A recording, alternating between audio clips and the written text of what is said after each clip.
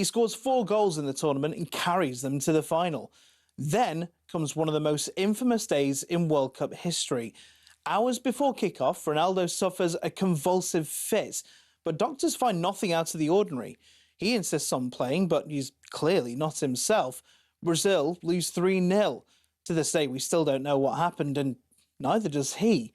Had the football gods begun to turn against him? Just look at the effect 2 major knee injuries had on his career. 53 appearances in 4 years. But then came 2002, and one of the greatest comebacks in football. By the time Brazil had reached the semis, he'd scored 5 in 5, but he was fed up with injuries being the main talking point. So while ritualistically shaving his head before the semi with Turkey, he left the front to create a talking point, and maybe the most iconic World Cup trim was born. He scored against Turkey and then got 2 in the final to help Brazil to win a 5th World Cup, secure the Golden Boot, and later on another Ballon d'Or. Now, by Germany in 2006, a 29-year-old Ronaldo was no longer the explosive phenomenon of his youth, the scars of his past there for all to see.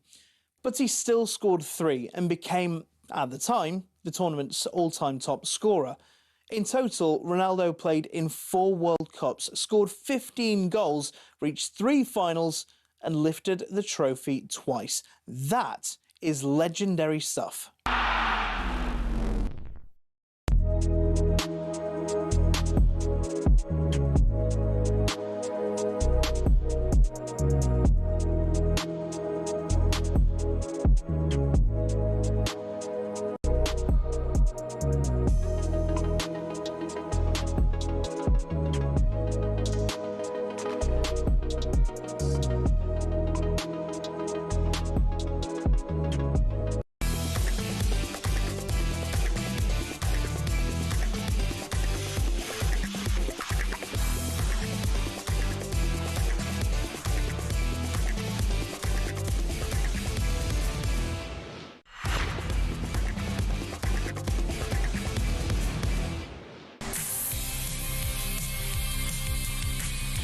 Good morning. You are listening to the World Cup Weekend Breakfast Show here on talkSPORT on your radio. You're watching on Smart TV and YouTube. I'm Max Scott, and with me is former Chelsea and Republic of Ireland striker Tony Cascarino. Good morning. So Arsenal midfielder Mikel Merino was Spain's hero yet again, as his late winner booked the European champions a place in the semi-final is to beat Belgium 2-1 in LA.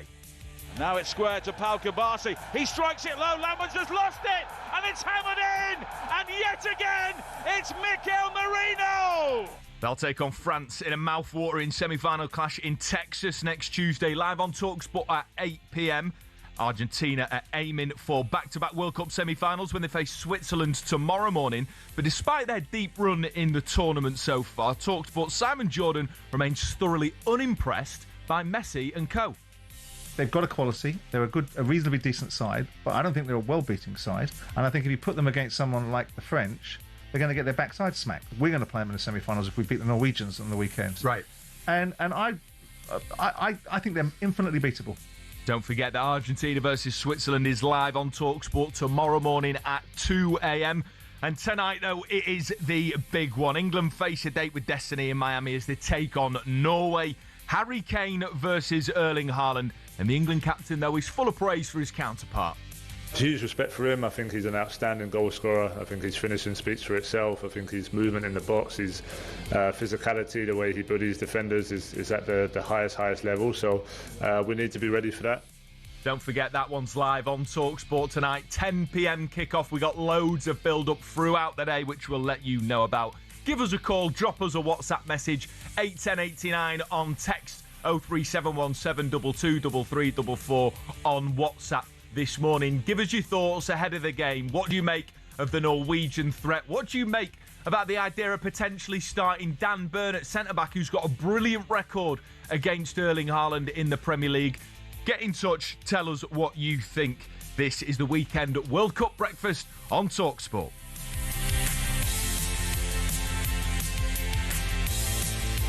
So look, of course, we're going to be looking back at all the World Cup action that we've seen over the last couple of days, particularly last night, because we are knee-deep in quarter-final action. But it's a massive day for Thomas Tuchel and the Three Lions tonight against Norway live on talkSPORT.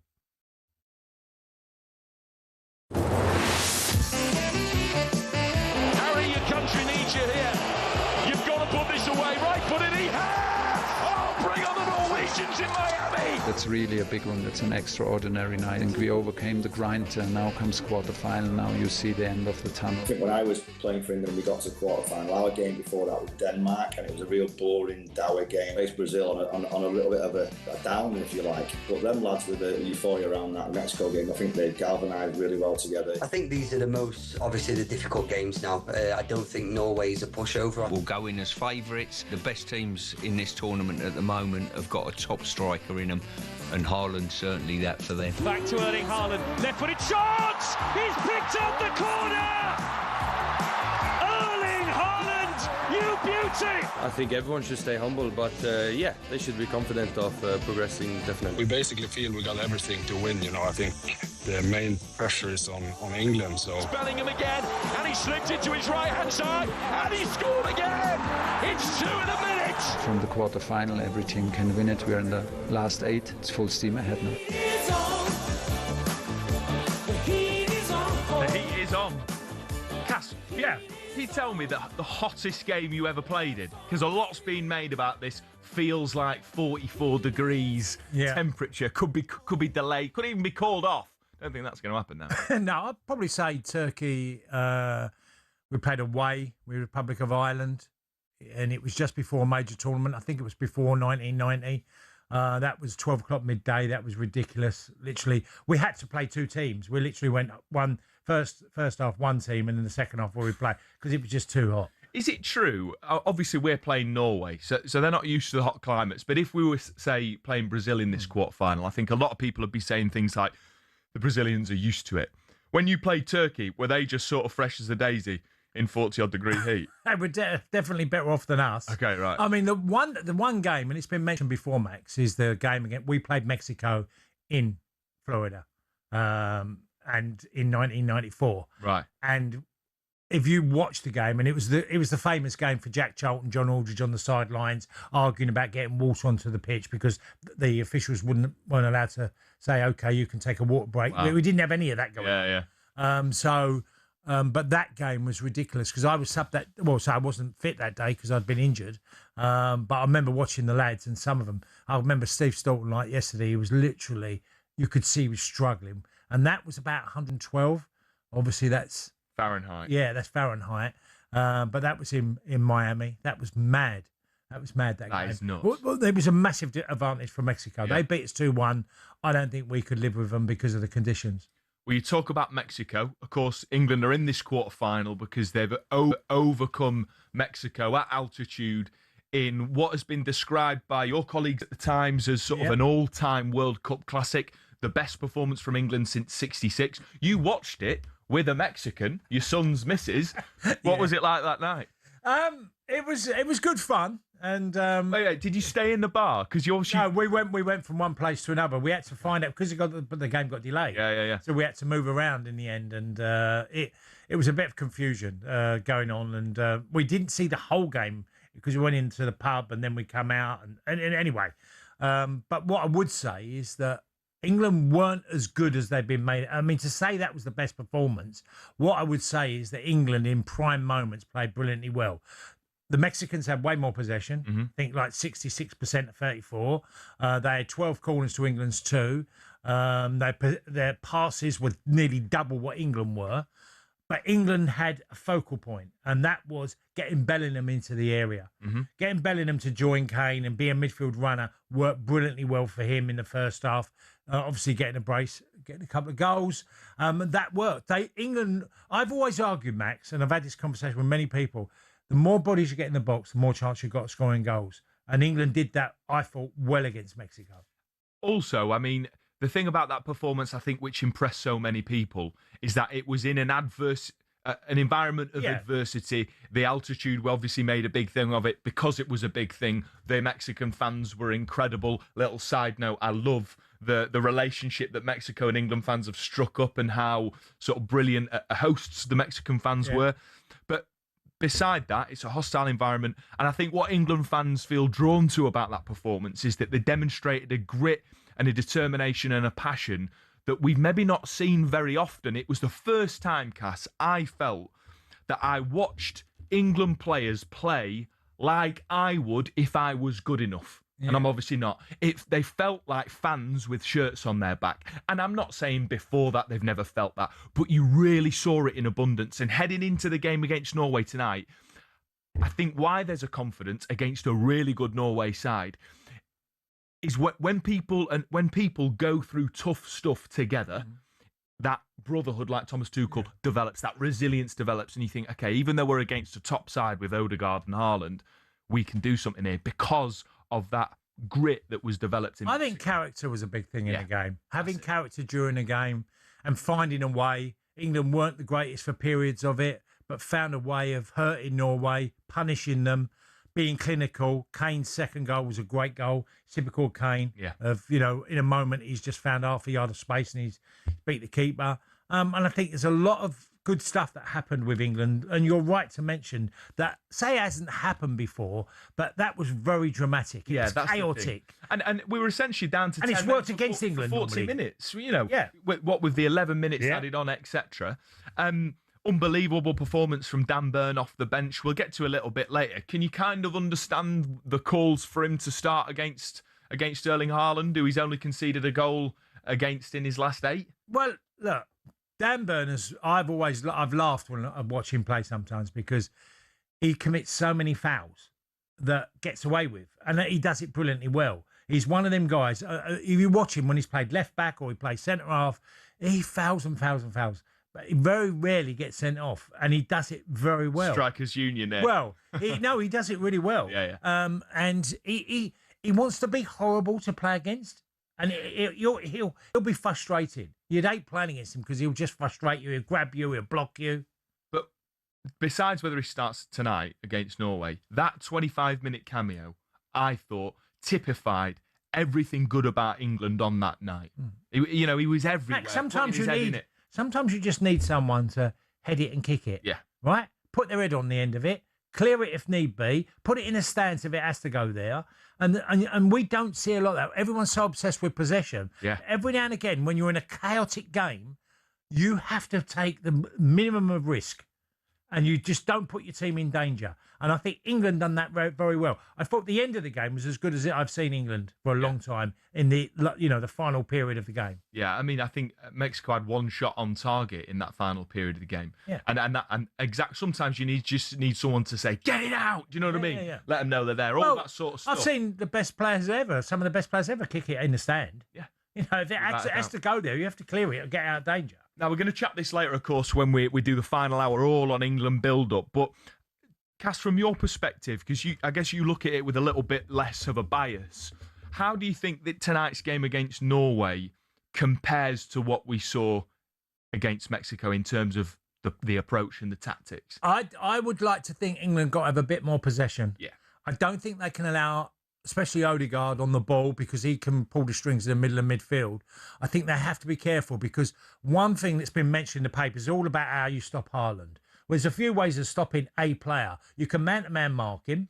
You can starve his service, which I think is a big thing for England. If you can do that, you've got way more of a chance because Haaland is a player, as we know, comes alive around the 18-yard box. And when he does, the goal he got against Brazil, the first goal, the header, it's great movement. Yeah. And it's a perfect ball in. Haaland's lost Gabriel, and he's got half a yard, and he's put it in the back of the net. Now, Haaland can do that. So if you can start the service is obviously a big thing. But I do think, because I've said to you the possession stats against Mexico, I think England have got to have a higher rate of possession to starve Haaland more than... Because he won't be a player that will do what Harry Kane will. Exactly. Drop into deep and be part of the play. Just a heads up, there's a brilliant piece in the Times. If you want a little bit of an idea of how Thomas Tuchel might approach this based on what he said, Hamza Khalik Lunat, who's a bit of a tactical expert our colleagues at the time, has got a great piece in there. You can read that online or, of course, in the back pages.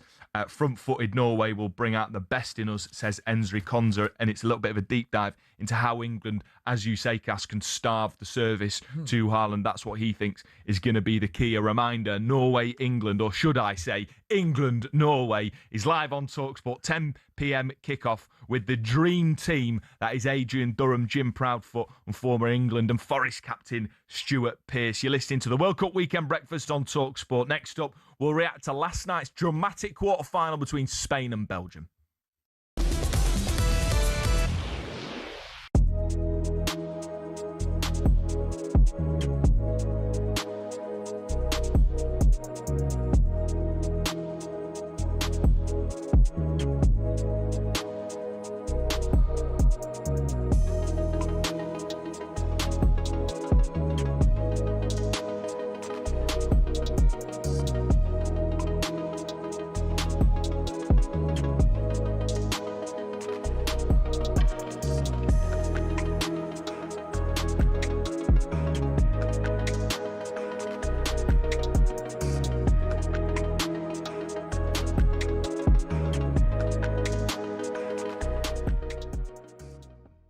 Newcastle's summer exodus is set to reach a crisis point. Sean, you'll have heard this news. Sandro Tonali, Anthony Gordon, of course, already out the door. Club captain and fan favourite Bruno Guimarães has reportedly informed the hierarchy that he wants to join champions Arsenal. With another star player forcing his way out, Darren Bent raised serious concerns about what this loss could mean for Eddie Howe next season. Yeah, I do feel for Eddie Howe. I really do, because again, if Bruno leaves tonight, he's obviously gone to Tottenham as well. Isaac, they just haven't been able to kind of recruit the players in certainly the quality that they've lost. And you look at what they've bought some of these players for.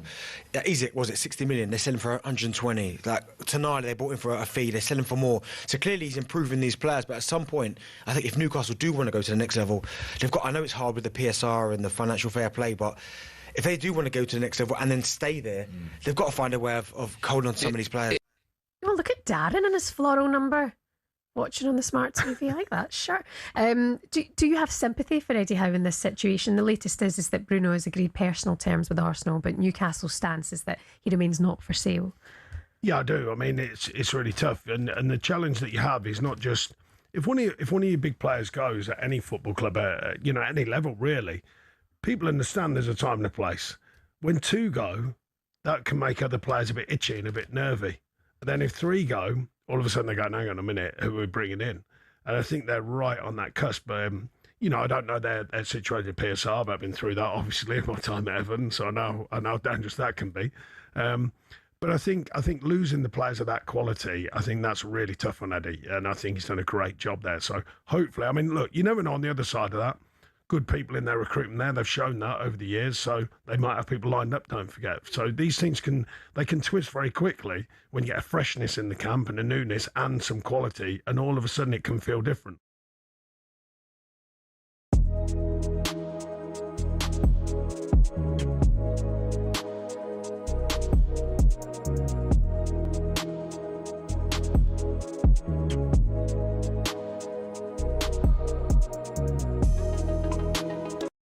Ready to get that winning feeling with talkSPORT Win. This summer, talkSPORT is bringing you live and official coverage of every game of the FIFA World Cup 2026. And to celebrate, we're giving away £26,000 guaranteed. Go to win.talksport.com to enter now, and you could win 26 grand in your hand, tax-free. Enter now, and you could be the next to get that winning feeling, courtesy of talkSPORT Win. Find out how to enter now at win.talksport.com.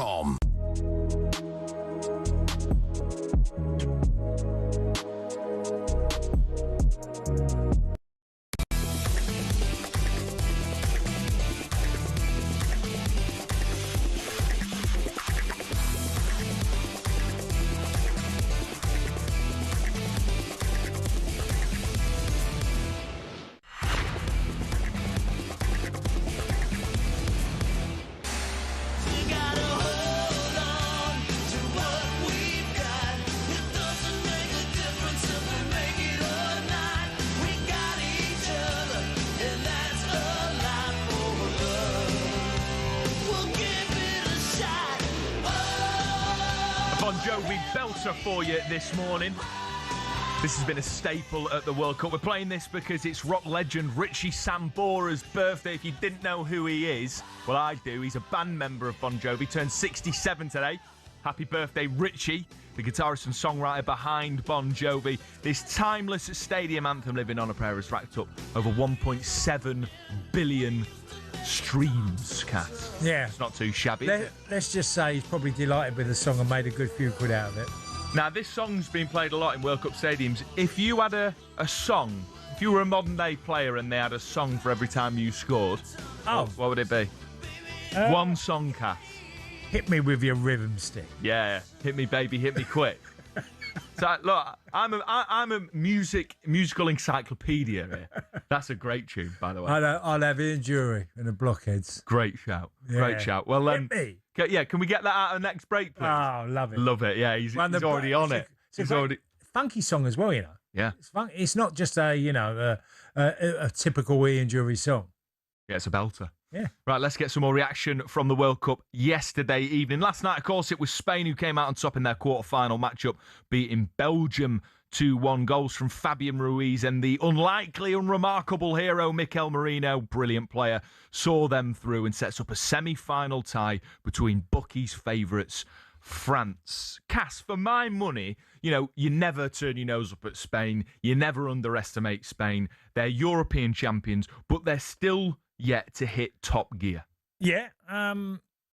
Look, they had a really easy group. If you take their group of Cape Verde, Uruguay, Saudi Arabia, it was easy for them. Didn't even concede a goal. I mean, they had the indifferent... Well, everyone's making a big deal of that. Well, you didn't concede a goal against Cape Verde, a dreadful, generationally poor Uruguay and Saudi Arabia. That's no big leagues. And Bielsa's Uruguay were really poor. Really poor. And also they went out, they played Austria and beat them 3-0 quite comfortably. Spain haven't got going yet. They'll need more. They play France, okay? The French team will beat this team at the moment. Spain are going to have to upgrade their game a hell of a lot because if you said to me 10 times they play, France are winning 8 of them, definitely. And I think that's a big... Because they've had an easy ride, really, for all their games. This isn't a legendary Belgium team. They've got players that are, in their twilight of their career. People like De Bruyne, Lukaku comes on, and there's a side that Tielemans was injured. It's not a great Belgium team. No. So Spain so far, we can all say you can only beat what's in front of you. Well, yeah, they've managed that quite comfortable, but they won't beat who's in front of them when they play France. Lamine Yamal has scored 1 goal. He's got no assists. He's wearing a headband that says Ego Yamal, which I think is a take on some criticism that he's had in the press. But he's only got 1 goal. What do you make of his performances? And do you think Spain going in undercooked in this cast isn't good for them? No, look, he was injured. Like they lost to the lad Williams as well. He was injured before the start of the tournament. And you can tell Yamal is not up to speed. But he's one of them players that in a moment can do unbelievable things. He's such a gifted player. We all know that. Will he have to shine against France? Absolutely. If he's up against Digne will have he's an handful for Digne. Because he won't play against a player that wants to... Even if he loses against you 8 times, he's still going to try and take you on the 9th time. That's what Yamal is. And at his best, he's a fantastic player.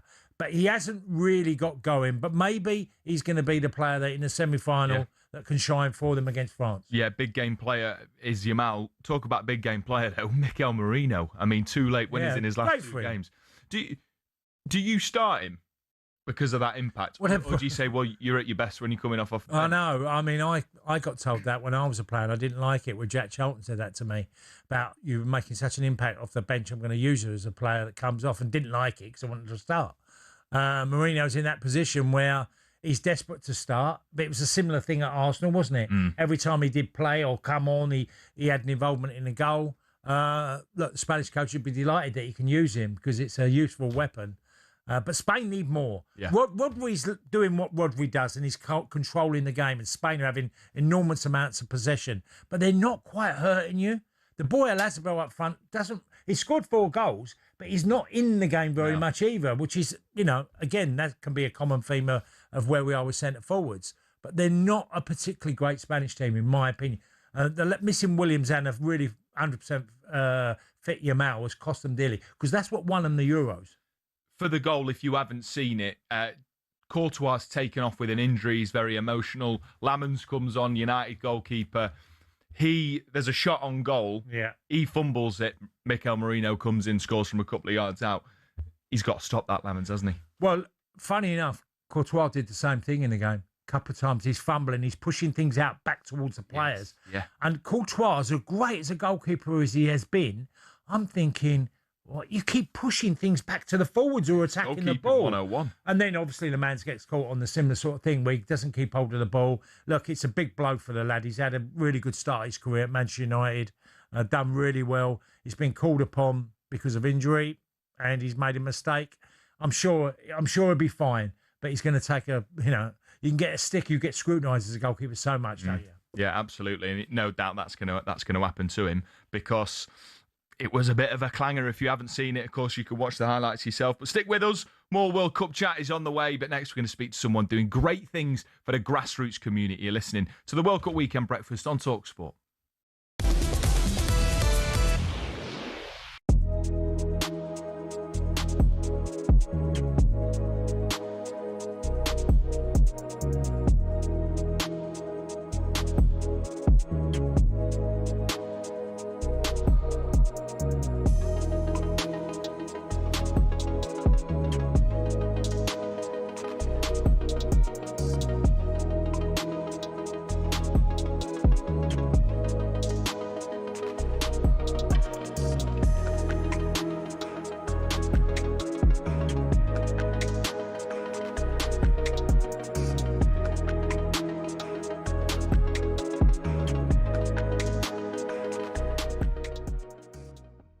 I mean, as recently as 2024, Bruno told us all. He told everybody who cared to listen what he wanted to achieve at Newcastle. Never said that I would like to leave. Since I signed for the club, I always said I want to put my name in the club history, and nothing changed. Nothing changed from me. It is keeping going. I still want to win some trophy for me. When I signed for the club, I said I want to play Champions League, and everyone said that I was crazy. And we got it. Now I wanna be in Champions League again. I wanna win something for the club. I think the fans deserve. We are worked so hard to get it. So this is still my dream. And then a year later, Simon, they win the Carabao Cup. And Bruno says, "This is my second home. We're making history. Someday, when I leave this club, I want the fans to sing my name the way they do Alan Shearer." I'm not sure that's going to happen. Well, look, first and foremost, ask yourself the question, why are these players suddenly all deserting the sinking ship? It's not a sinking ship, but it doesn't appear to be a particularly ambitious one. It doesn't appear to have an ownership model that everyone thought was going to change the whole direction of football. Oh my God, we've just sold to a nation state, one of the richest nation states, and look what they're going to do to football. But they haven't done anything. They're going to buy everybody. They're going to buy Ronaldo. They're going to buy Messi. They're going to have this player here, that player, this player, and they haven't. Yeah. They bought a bunch of players that to some extent, they've gone and made better. And these players are now doing what every player does, which is go, Liverpool. Yeah. Oh, Arsenal. Yeah. Oh, Real Madrid. And that's what Newcastle have found themselves in a position of doing. So ask yourself the question, despite the vilification of a player that 2 years ago said he wanted to stay, nothing lasts forever. He's done his 2 years. He is entitled to leave. How he leaves is the key component part of this. But also, why? Why are Newcastle now a place where people want to leave from? Yeah. And that's the...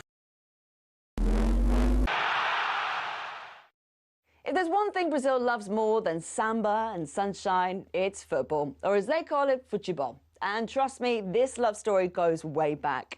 It all started in 1884, when a young Brazilian named Charles Miller returned from England, aged 21, carrying a pair of footballs and a Hampshire FA rulebook.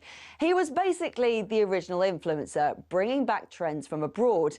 And just like that one mate who insists you have to try their new obsession, Miller convinced everyone to give this little English sport a go. Spoiler alert, it caught on. The entire nation fell head over boots for the game. And fast forward a few decades, it was time for Brazil to start playing in the World Cup. Then came 1958, the year a 17-year-old kid named Pelé showed up and Brazil won its first World Cup.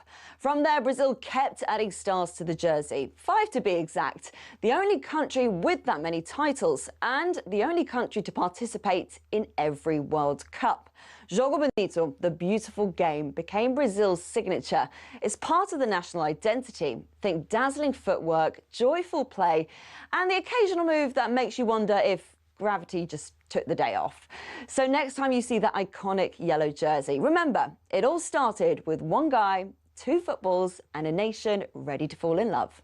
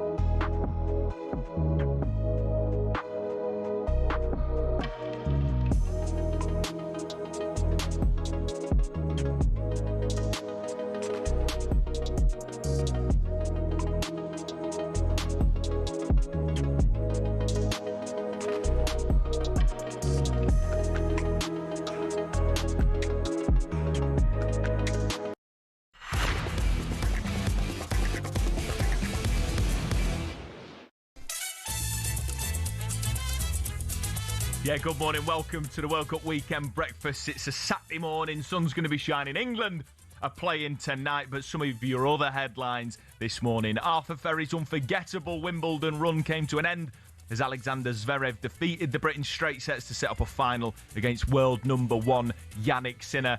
Can't lie, I've not paid that much attention to Wimbledon because of the World Cup, but I hope Sinner loses. I'm just bored of him at the minute because he keeps on winning. Elsewhere, talkSPORT understands that MLS side Sporting Kansas City are interested in a shock move to sign Mohamed Salah this summer. Get that on the website talksport.com. That's he ain't got a club yet, has he? No. I just assumed he'd go to Saudi, but fair play Kansas City for the ambition. And former Manchester United captain Steve Bruce joined Hawksby and Jacobs yesterday. He gave his say on recent criticism of the stuttering-style run-ups when taking penalty kicks. Get it in the bin. Just cannot, for the life of me, see why you don't take a normal run-up and just put your foot through it. I mean, and if you miss, you miss. But if you do this stuttering, absolutely, it looks dreadful, doesn't it? I have to say, going back to when how the hell I started taking them, I do not know. Big bloody hairy or centre half. Oh, sorry, I forgot I'm on the rookie here. And I ended up taking penalties, but I was repetitive in what I did. I took it like if a golfer was driving a golf ball. I was quite tried to be a little bit meticulous in it. All this stopping and starting, not for me. So let's hope it doesn't go to penalties. That's great stuff there by Steve. I was with Steve at Gillingham. Well, when I first became pro, Steve was one of the senior pros at the club, and in saying, I don't know why he was on penalties, he was a good finisher. Yeah. We did training sessions, and on finishing, Steve was a really good finisher. He could have played centre forward. I think he did as a kid. He played up front. It's like Kenny Burns at Forest, who absolutely, came as a striker. Kenny he played Burns, him at centre back. Good, yeah. I'm just going to give a mention to the stuttering because.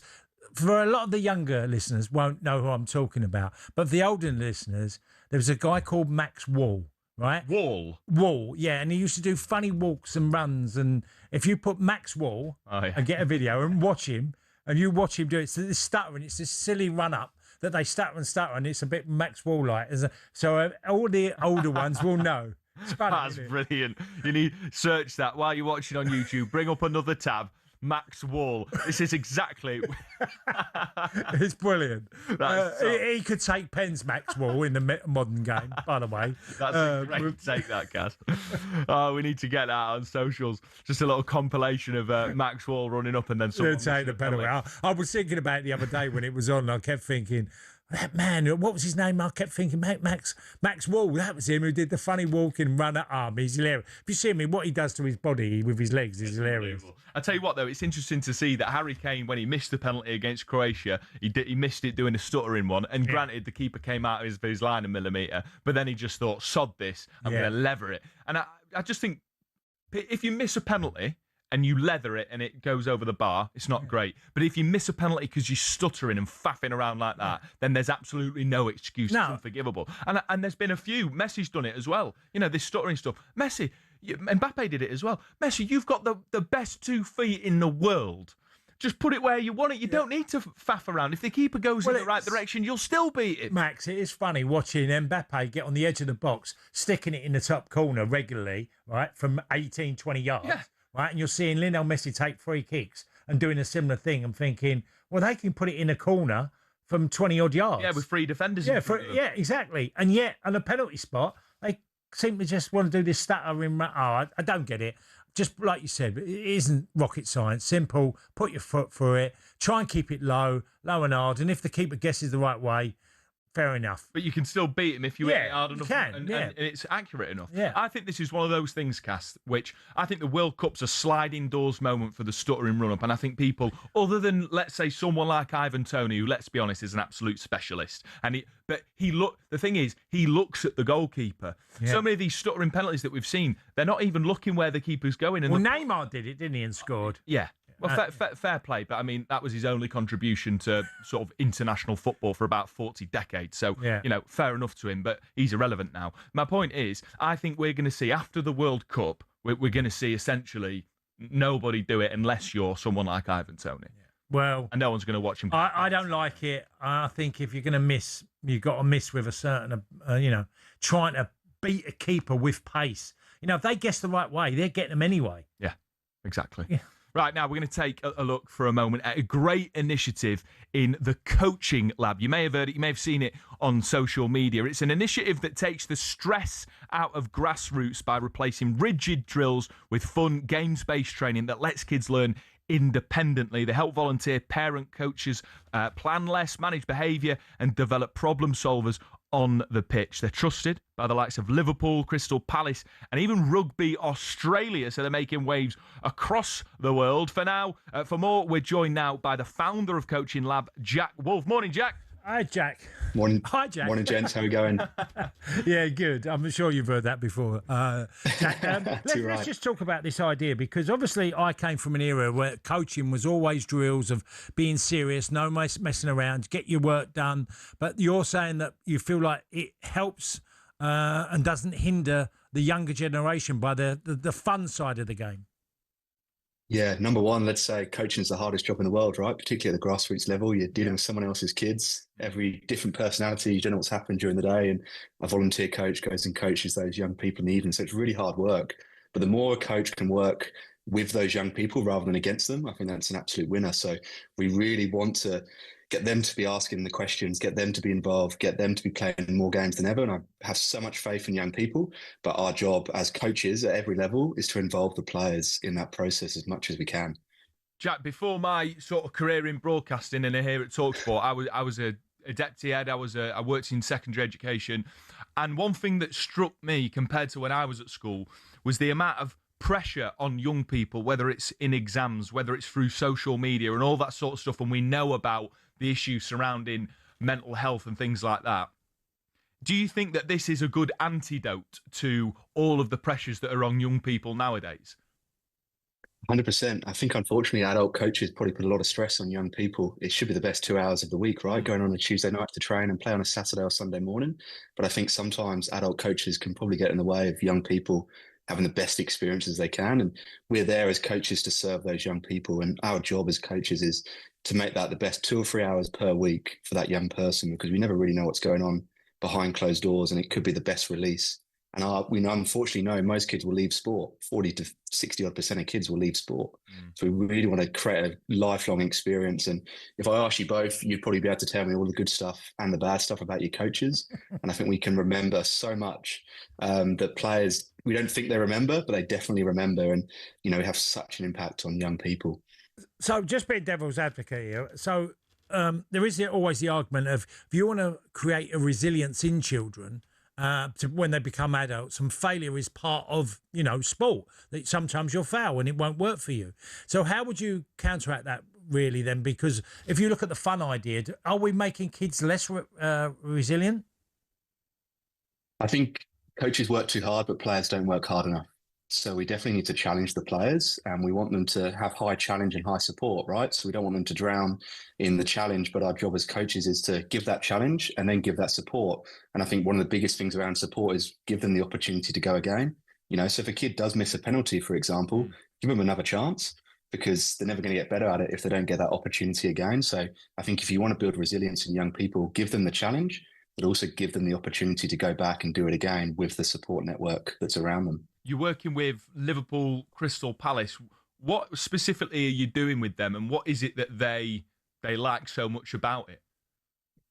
Particularly in the young people, particularly in that foundation phase, so that under 10 to under 14 mark around, we'd call it skills to pay the bills, whether that young person goes on to play Premiership football or they go and work as a teacher or an accountant or whatever that might be. The ability for a coach to develop communication skills, problem solving, and that ability to be really self-aware as an individual. There's no other places you can learn that apart from sport, and sport has such a power to do that. And the football clubs that we work with absolutely love the ability to create young learners and really high achieving individuals that are super reflective in what they do. They understand what challenge looks like. They can hold conversations with both adults and their own peers, which I think is massive. It's really interesting. If I ask a young person what they're good at, they often struggle to tell me.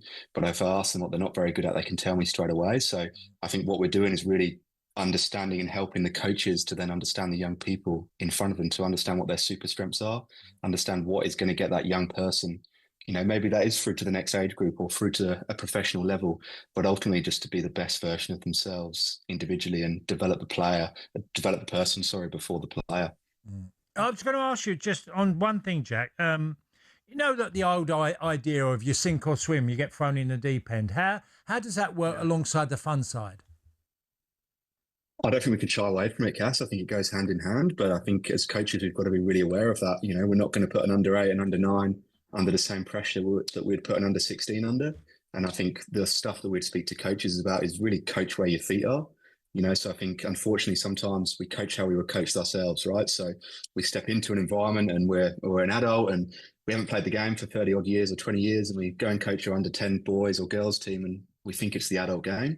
But actually, it's just understanding who those young people are and in front of us, people being the key word. And I think fun comes in different forms for those young people. And the best thing a coach can do is probably ask the young people what fun looks like for them, because what fun looks like for an adult might be very different for that young person in front of us. So we're not saying challenge and that sort of stuff's not important, but it's how can we bring those two things together? And hopefully what we're doing is trying to make common sense a little bit more common for coaches and make life as easy as possible, around that stuff. Jack, we're obviously in the UK here heading into summer holidays where parents are obviously going to be looking for things for their kids to do. How can people get sort of involved in this sort of stuff, going into the summer? Absolutely. If you head to thecoachinglab.org, across social media as well, you can see the resources that we have available to help coaches, particularly the parent volunteers that are doing an awesome job. And we all know the most asked question from a young person is, can we play a game? That's the most asked question at every single training session for a volunteer coach. So if we can go a small step in changing that question and helping more coaches play more games and helping young people have the best sporting experience possible and not be a postcode lottery, it's a small step to do so. Jack, brilliant stuff, mate. Thanks so much for joining us. Great work. Cheers, Jack. Thank you. Keep up the good stuff. Well Cheers, done. guys. That is the founder of Coaching Lab, Jack Wolf. Great stuff. I do think that's... Can I ask you, Yes. how did you find managing children when you were teaching, Max? Obviously different ages, but how much you could introduce fun without getting disruptive? Yeah, look, I think it's really difficult in a modern education system where there's so much emphasis on exam results, and those are really important, by the way. Exam results are massive for sort of next steps for a child. But I do think that it comes from, first of all, a base sort of level of respect and boundaries, and children knowing that, okay, these are the expectations for me. And once there's that sort of mutual respect, then you can have loads of fun. because it's based on respect. And we know, there's a massive issue in this country with behaviour in schools, and that's not the children's fault. That's all down to the environment that the adults create. And so Jack's idea of focusing on developing coaches is huge, because I think you're only as good as you coach. You're only as good as your teacher. And obviously there are outliers where students excel despite circumstances. I know stories are amazing, but you can only really have that fun and that creativity and that sort of that banter and sense of humour in a classroom. And I'd imagine on a training field, if you've got that respect. So that has to come first without a shadow of a doubt. I thought it'd be interesting, because I love what he was saying there. Jack was talking about, because some of the best teachers I've had, some of the best coaches I've had, they also did try and make it fun. But there's that line when it goes too far. Yeah. If you go into teaching thinking I'm going to be the fun teacher, you'll get walked all over, and you won't find it fun, and neither will the kids, because it's absolute chaos. Do you know what I mean? So if that's your attitude, I think it's not going to work well, and you see that with the amount of teachers that leave the profession. Yeah. Anyway, enough of that. Great chat about having a bit of fun. Get involved. coachinglab.org. You're listening to the World Cup Weekend Breakfast on talkSPORT. Next up, we're going to get into the back pages.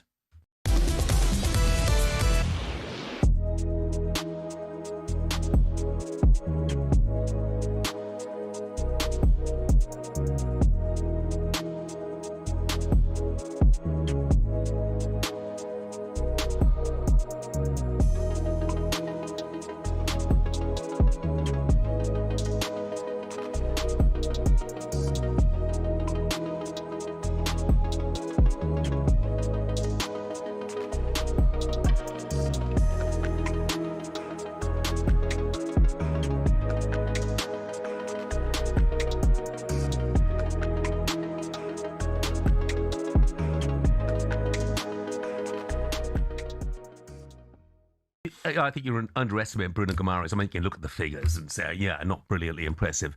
But every Newcastle fan will tell you he's the heartbeat of their team. That's Newcastle, though, Jeff. Jeff, we're not Newcastle United. Oh, right? Joe, don't be arrogant. Do not be arrogant, pal. What do you mean not be arrogant? We're Premier League champions. I'm not saying I don't want him at the club. You're Premier League champions now. You're Premier League champions now. Let's come on in 12 months' time and find out if you're going to say the same thing if you're not Premier League champions then. Jeff, of course we're Premier League champions. We just won it a few months ago. Come on, So you got to give us a bit of time. What I'm saying is, good player, but I don't want him to be the marquee signing. If he is the marquee signing, I'm going to be upset. Well, I tell you what, Joe, shouldn't you be worried? You're talking about marquee signings. Aren't you concerned about financial fair play, or the equivalent of as it is now? And you busting the rules. Get rid of everyone you need to get rid of to make it happen. Because if you're spending 60 mil on a player, then that means people need to go as well, right? Get rid of... We've just spoken about Norgard. If you don't like him, get rid of Trossard, him. Gabriel Jesus. We're hearing Trossard. Get rid of all of them. To be fair, I do like Trossard. And if it was up to me, I'd get rid of Martinelli instead. But get rid of who you need to get rid of. Then we can start talking business. But this better not be the marquee signing. I do the marquee signing, but I agree that Arsenal need a left winger. Do you know what I mean? Don't spend 80 million on Guimarães and then you can't afford to go and buy, like, if Barcola's available, for instance, Joel, and he's worth 100. You need a top left winger, don't you, on that side? 100%. And that's what I want to see. I want to see someone... Look, the reality is if Marcus Rashford was available at a good price, I would probably go for him. As long as, it doesn't unbalance the team, because he's a great player. And the reason why I say unbalance the team is because, you heard of the stuff at United before, how he was over there when things weren't going his way or things were a bit down. So I think it would be a good move for us to go in there and get him.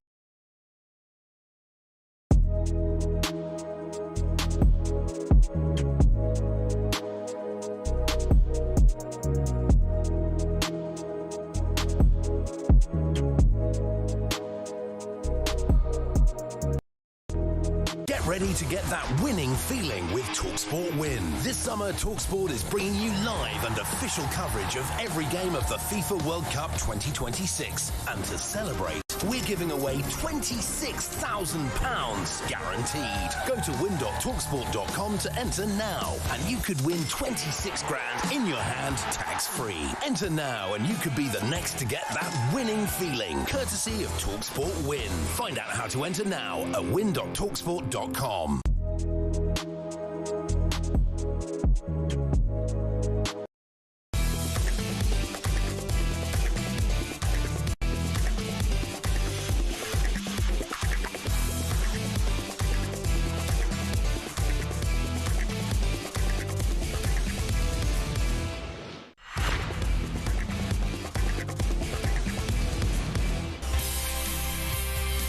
Yeah, good morning. You're listening to the World Cup Weekend Breakfast on talkSPORT. You're watching on Smart TV, on YouTube. Good morning. Thank you for joining us. It's me, Max Scott, alongside Bromley's finest son, Tony Cascarino. Just before the break, we were talking about penalties and the stuttering run-ups, and we absolutely hate them. Mark's got in touch saying, take a penalty like Alan Shearer. Couldn't agree more, Mark. Absolute belter. Get in touch, 81089 on text 0371722. 33. Any Max Wall? 44. Anyone? No Max Wall. Yeah. No one mentioned Max Wall. No. If you have searched Max Wall, get in touch and tell Cass what you think. It's an unbelievable comparison to some of these ridiculous stuttering penalties that we've seen. But of course, we're building up and reacting to a huge summer of sport, a huge set of quarterfinals as well to come. And here's what's coming up on talkSPORT today. From 10 a.m, it's the warm-up with Max Rushton and Charlie Baker. Then we got the World Cup weekend with Jamie O'Hara and Jermaine Pennant from 1 p.m. Drive time from the USA, Andy Goldstein and Darren Bent with you from 5 p.m. And then the big one, coverage from 8, kick-off at 10, England, Norway, Adrian Durham, Jim Proudfoot and Stuart Pearce. As always, every single game of this World Cup, the rest of the World Cup's live on the talkSPORT network, so make sure you tune in to not miss a thing. Right, let's delve in to the back pages. Here comes producer Oscar.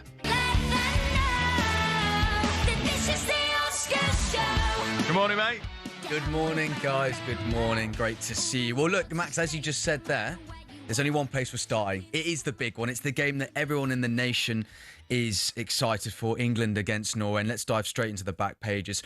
Brilliant piece by Hamza Khalik Lunat about Erling Haaland. Titled, Best Way to Stop Haaland? Easy. Just keep the ball away from him. But is it going to be as simple as that? It's Thomas Tuchel's biggest headache going into tonight's game. The Man City man on 7 World Cup goals already. Really interesting piece from Hamza. Just talking a little bit about how the ways that we're going to try and cope with Erling Haaland. He talked a lot about denying the wingers the ability to sort of get down into the byline and do the delivery. Like when we look back at some of Haaland's goals, let's take that Brazil goal. That was from Sheldrake whipping in a fantastic ball. His movement to beat Gabriel and leave him on his backside was brilliant. But Norway got dangerous wingers. Antonio Nusa, obviously Oscar Bob, he looks Sheldrake. Brilliant, by the way. You mentioned him to me, Cass, earlier on in the tournament, Nusa. Yeah. And ever since then I've had an eye on him. He looks fantastic. He's a really tricky winger, and I think he'll get a big move in the summer. You know, I think there's been talk of that already.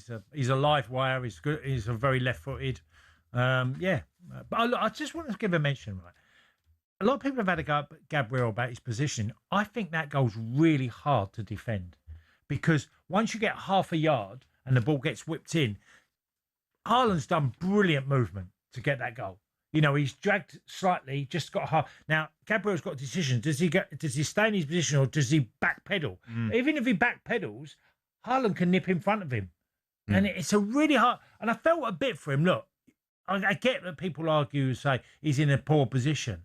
Gabriel's defended that like that all season. And there's very few people who have got that header across him. So I'd give a lot of credit to Haaland there. Absolutely, and we know just how good his movement has been, especially in the 6-yard area. Well, one thing as well that Hamza mentioned as well is Martin Odegaard and the influence that he has dropping deep from the midfield. He's like the linchpin of this Norwegian side because he's making them tick, and by him dropping deeper, it allows a few of the wingers, especially in Norway's build-up play, to get to that byline, and it gives Haaland a little bit more breathing space when Norway are in transition. So the biggest question I just want to ask you boys, obviously Haaland is in red-hot form. He will be raring tonight. He was born in Leeds. You know, he's got such a strong connection to this country. He will be out to get at England. He's going to be so fired up. Obviously, most of the Norway team will be, but how on earth are we going to keep him quiet? I'm not sure that Haaland gets that fired up. He always seems quite laid back to me, a bit of a smile on his... I tell you who does do a great job for Norway, Sandra Bird, your boy at Fulham. He sits in front of the 2 centre-halves when they split, and he does that really, really well. In fact, Hamza actually mentioned that is going to be an issue because Norway love Berg dropping in deep, and England, with their pressing style, there's been they're going to have a bit of an issue with the 3 and Kane and Bellingham having to go and press those 3. So if Norway just beat that press, they're going to be at them. And then that's when the problems are going to start. That's when the wingers are going to have the freedom, the likes of the Oscar Bobs, which England cannot afford to do. Another brilliant piece that we've seen this morning is Tall Order in the Sun by Tom Barkley. Now, Norway, surprise, surprise, are physically the biggest team left in this tournament. 6'1" on average. But of course, lads, we've got big Dan Burn, 6'7", and this is the question: to burn or not to burn? To burn or I mean, very good, Max, very good. Haaland, he's only got 1 goal against Dan Burn in 8 games, but this is the real question. Obviously, we now know the news. Faye's confirmed that she's been at the training at Inter Miami. Mark Gahey was back training. Reece James was back training. Declan Rice, obviously, separately. Great news. Bit of a huge injury boost. But it is the question of which starting centre-backs are we going to pick. Now, Ezri Konsa, I think, is probably first name on the team sheet. He's actually shut out Haaland in his last 3 games when City have come up against Villa. Obviously, Gahey and John Stones know him very well from his time at Man City. But it's that case of, well, Haaland will know their game as well. So they're going to be cancelling out each other's weaknesses. But is it the case now? Jeff Stelling called for Dan Burn to be brought in. Do we get Dan Burn in? He was heroic against Mexico. In his 26-minute cameo, joint high 6 clearances. And he's become, I mean, have you seen all the videos on social media, holding out for a hero, rest in peace to the great Bonnie Tyler, in all of these montages. Do you think Dan Burn has to get the nod tonight? Cass? No, not necessarily, no. Dan done an amazing job. But it's a bit like a forward coming on as a sub and suddenly changes the game. If you need Dan Burn, if you think he's really... I think England, if Konsa's done well, Mark Gahey or John Stones, is that your back line? I just think you go with that. I'm kind of with you, Cass. I know it was a heroic cameo from Dan Burn and nothing can be taken away from him. And he might still yet have a really important role to play off the bench.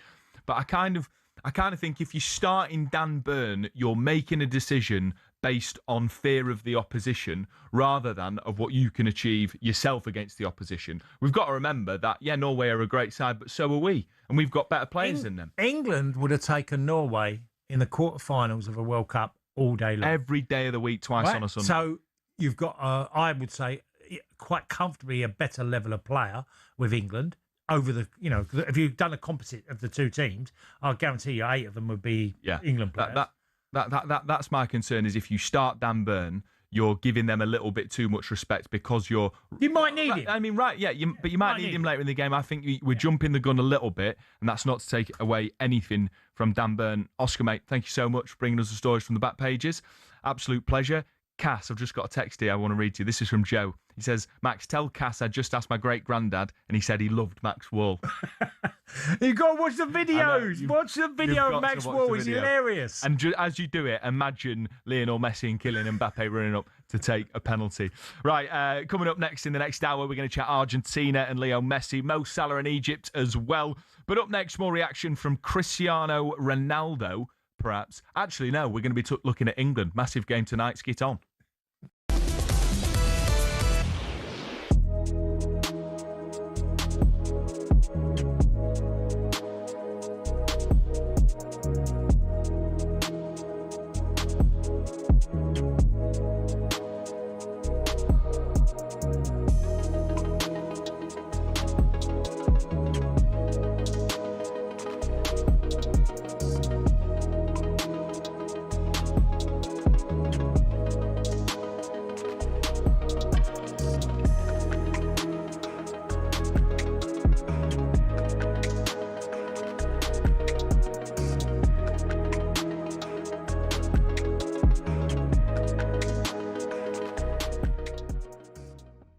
Because Infantino, though, Simon, has said, yes, I got a call from Trump on Balogun. Yeah. They have allowed themselves to be boxed into a ridiculous corner, haven't they?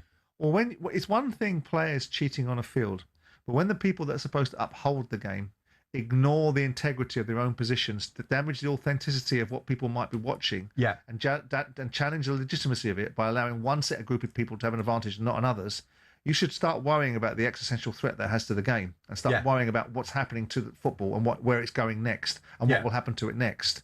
Because if the Balogun situation did exist, and we never heard of a call going in from Trump to Infantino, the Kwanzaa 2-match ban would be less controversial. Would be much less controversial. It would almost come and go. But again, we've got to distill it backwards, I think. Mm-hmm. If you sit there and you say, why is there no process available to rescind a red card? Why would there not be one? What is the logical thinking? Maybe FIFA can explain to us why it was necessary for the Trump regime to instigate some thinking into FIFA that should have been there in the first place.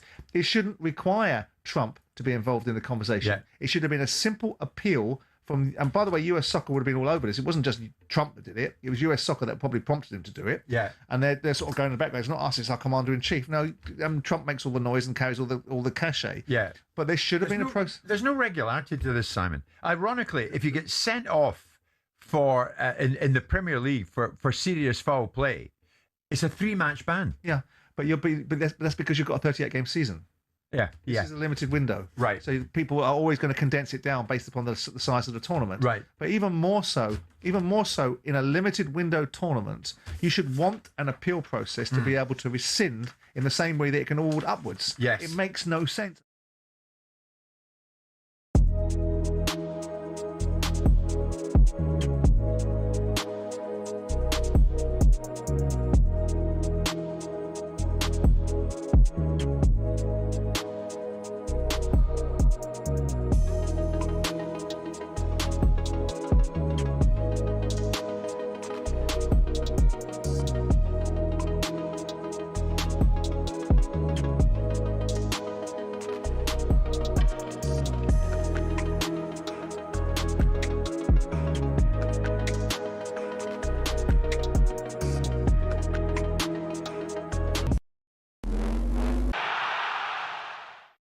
It's 2010, and the Goalkeepers Union is up in arms. Why?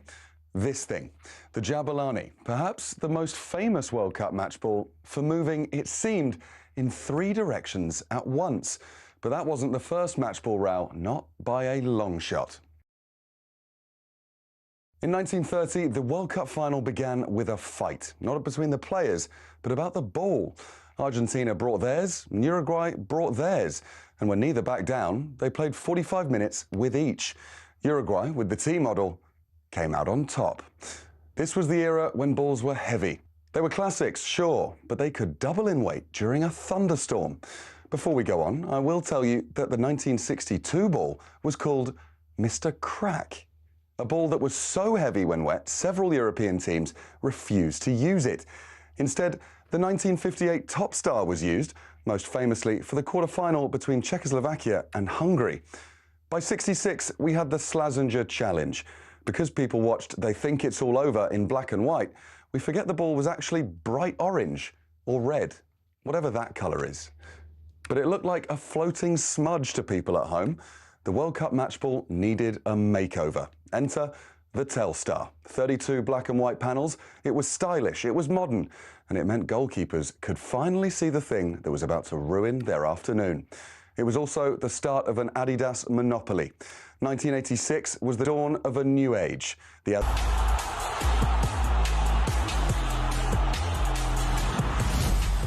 It's just a ball.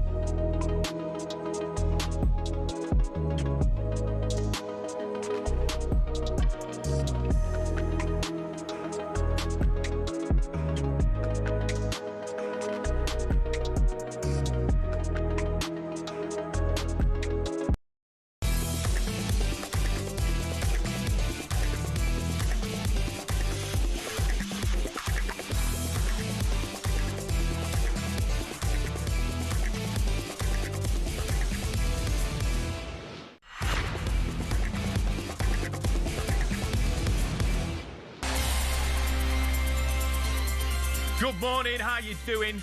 Saturday morning, you're listening to the World Cup Weekend Breakfast Show here on talkSPORT with me, Max Scott, alongside Millwall Hall of Famer Tony Cascarino. Good morning. Arsenal midfielder Mikel Merino was Spain's hero yet again. He got the winner in the last minute against Belgium. Spain beat Belgium 2-1 to reach the semi-final against France. And now it's squared to Pau Kabasi. He strikes it low. Lammers has lost it. And it's it's hammered in, and yet again, it's Mikel Merino. Yeah, Spain-France is live on talkSPORT from Texas on Tuesday night, 8 p.m. Elsewhere, Argentina are aiming for back-to-back World Cup semi-finals when they face Switzerland tomorrow morning. But despite their run in the tournament, Simon Jordan remains thoroughly unimpressed with Lionel Messi and his mates.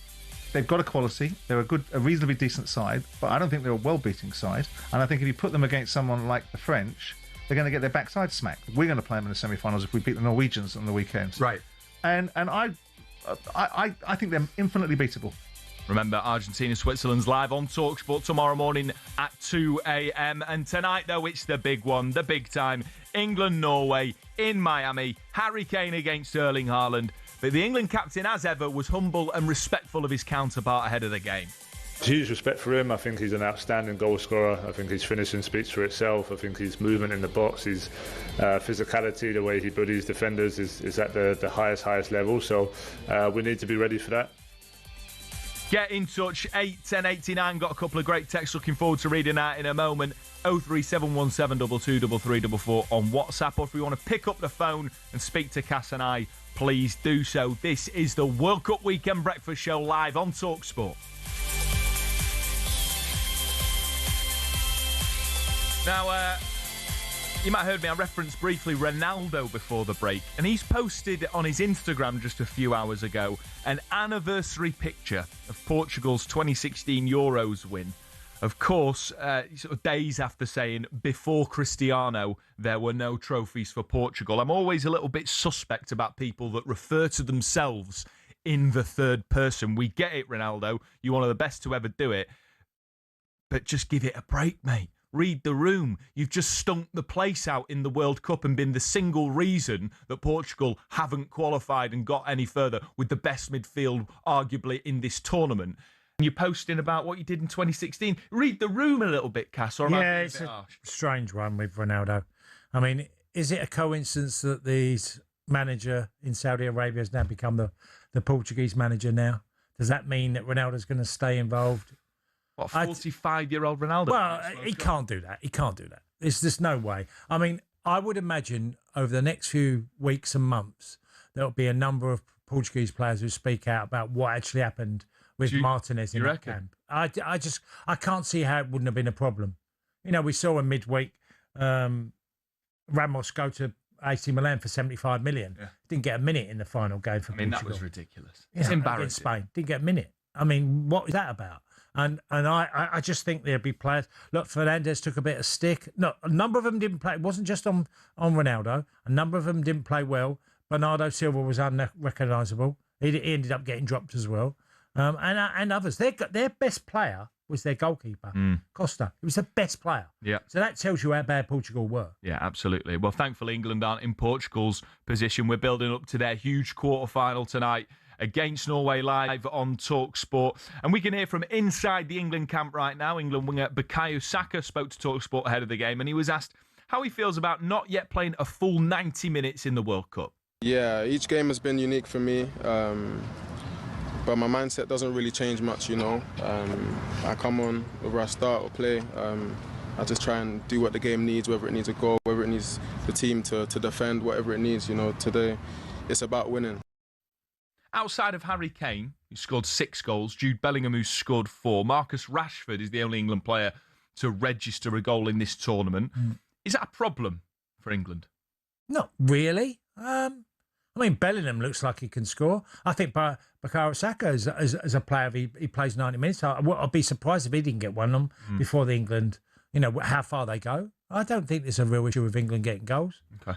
Well, I'm hoping that, I mean, look, he got an assist. He played well, Bukayo Saka. It'd be good to see, I think, a little bit more from him. Hopefully, he's feeling a little bit more of himself as he overcomes the injury issues that he's had, but expecting and hoping for a big night from Bukayo Saka. But now, with a fresh title fight on our hands, MotoGP is set for the highly anticipated German Grand Prix.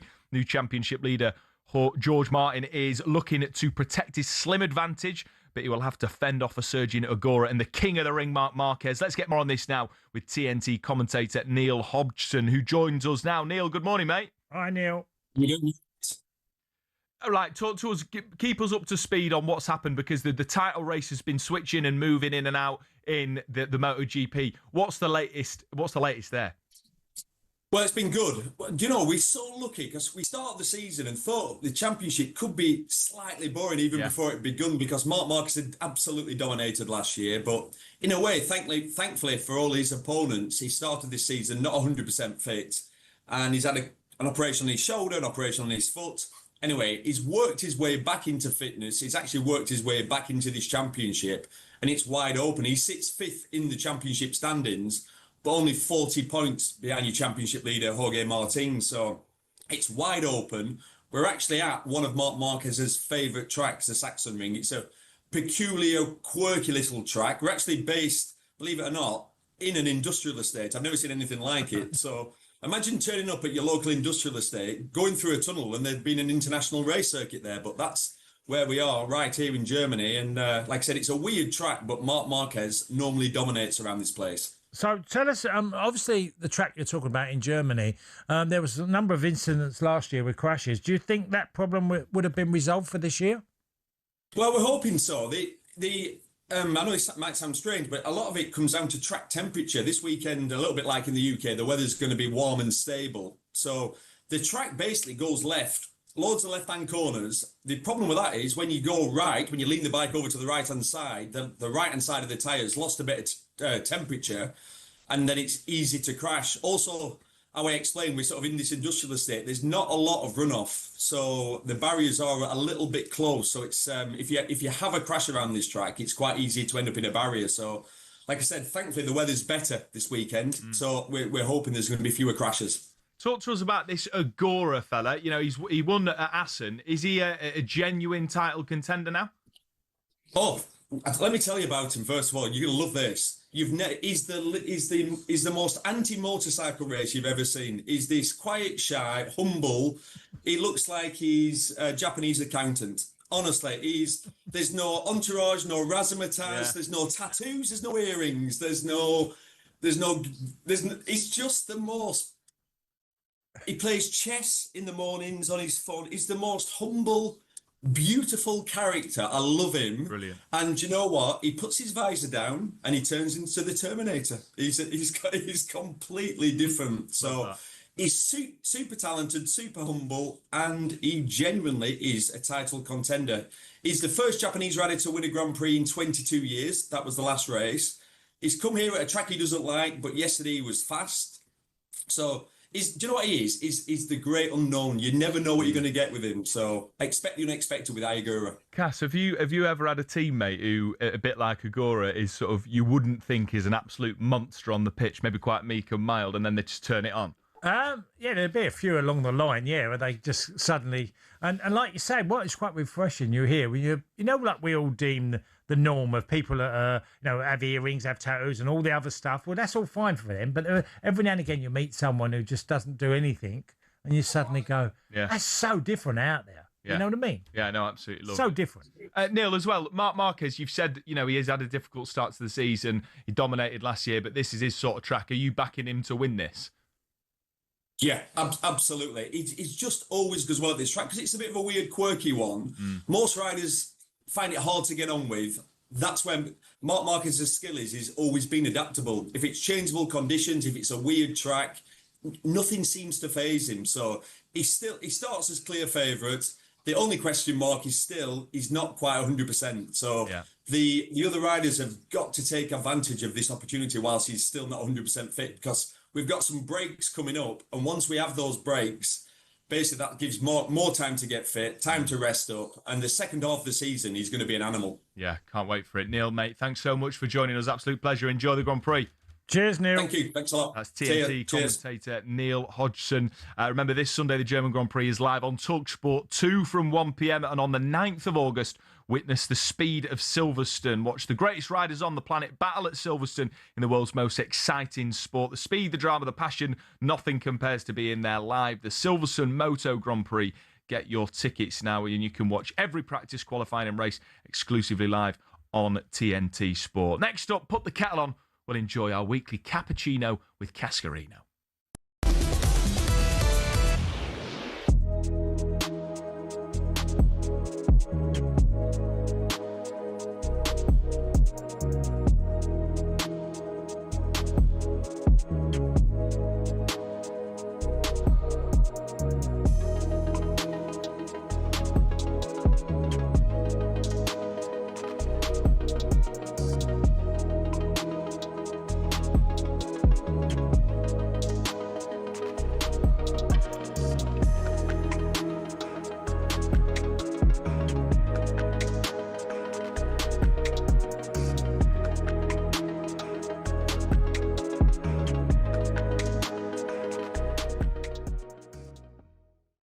expected, okay, we need to beat Croatia by 3 goals. We need to go and beat Ghana by 3, and then we should beat Panama by 5. We should beat Congo by 5.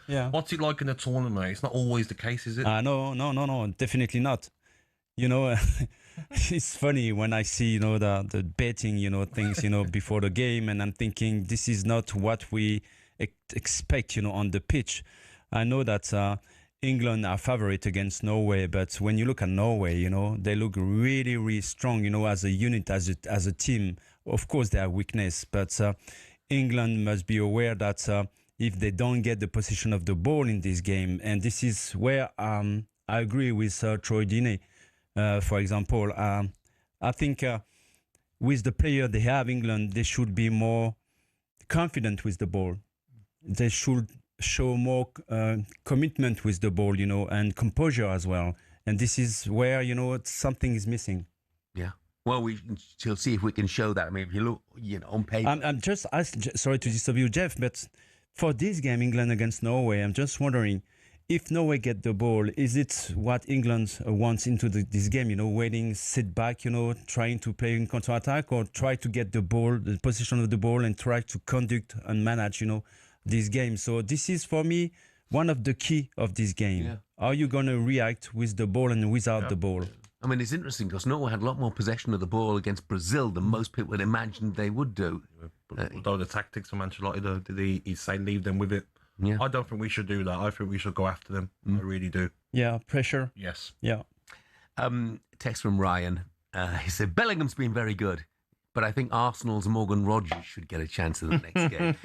Ryan, dream on. 130 million, please. Yeah, Bruno Guimarães is going there. I just don't see Rogers going there as well.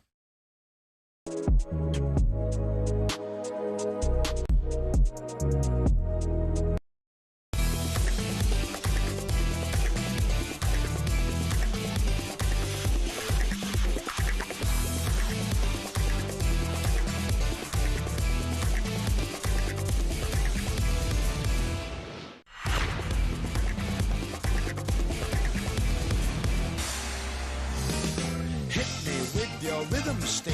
Hit me. Je t'adore. Ich liebe dich. Hit me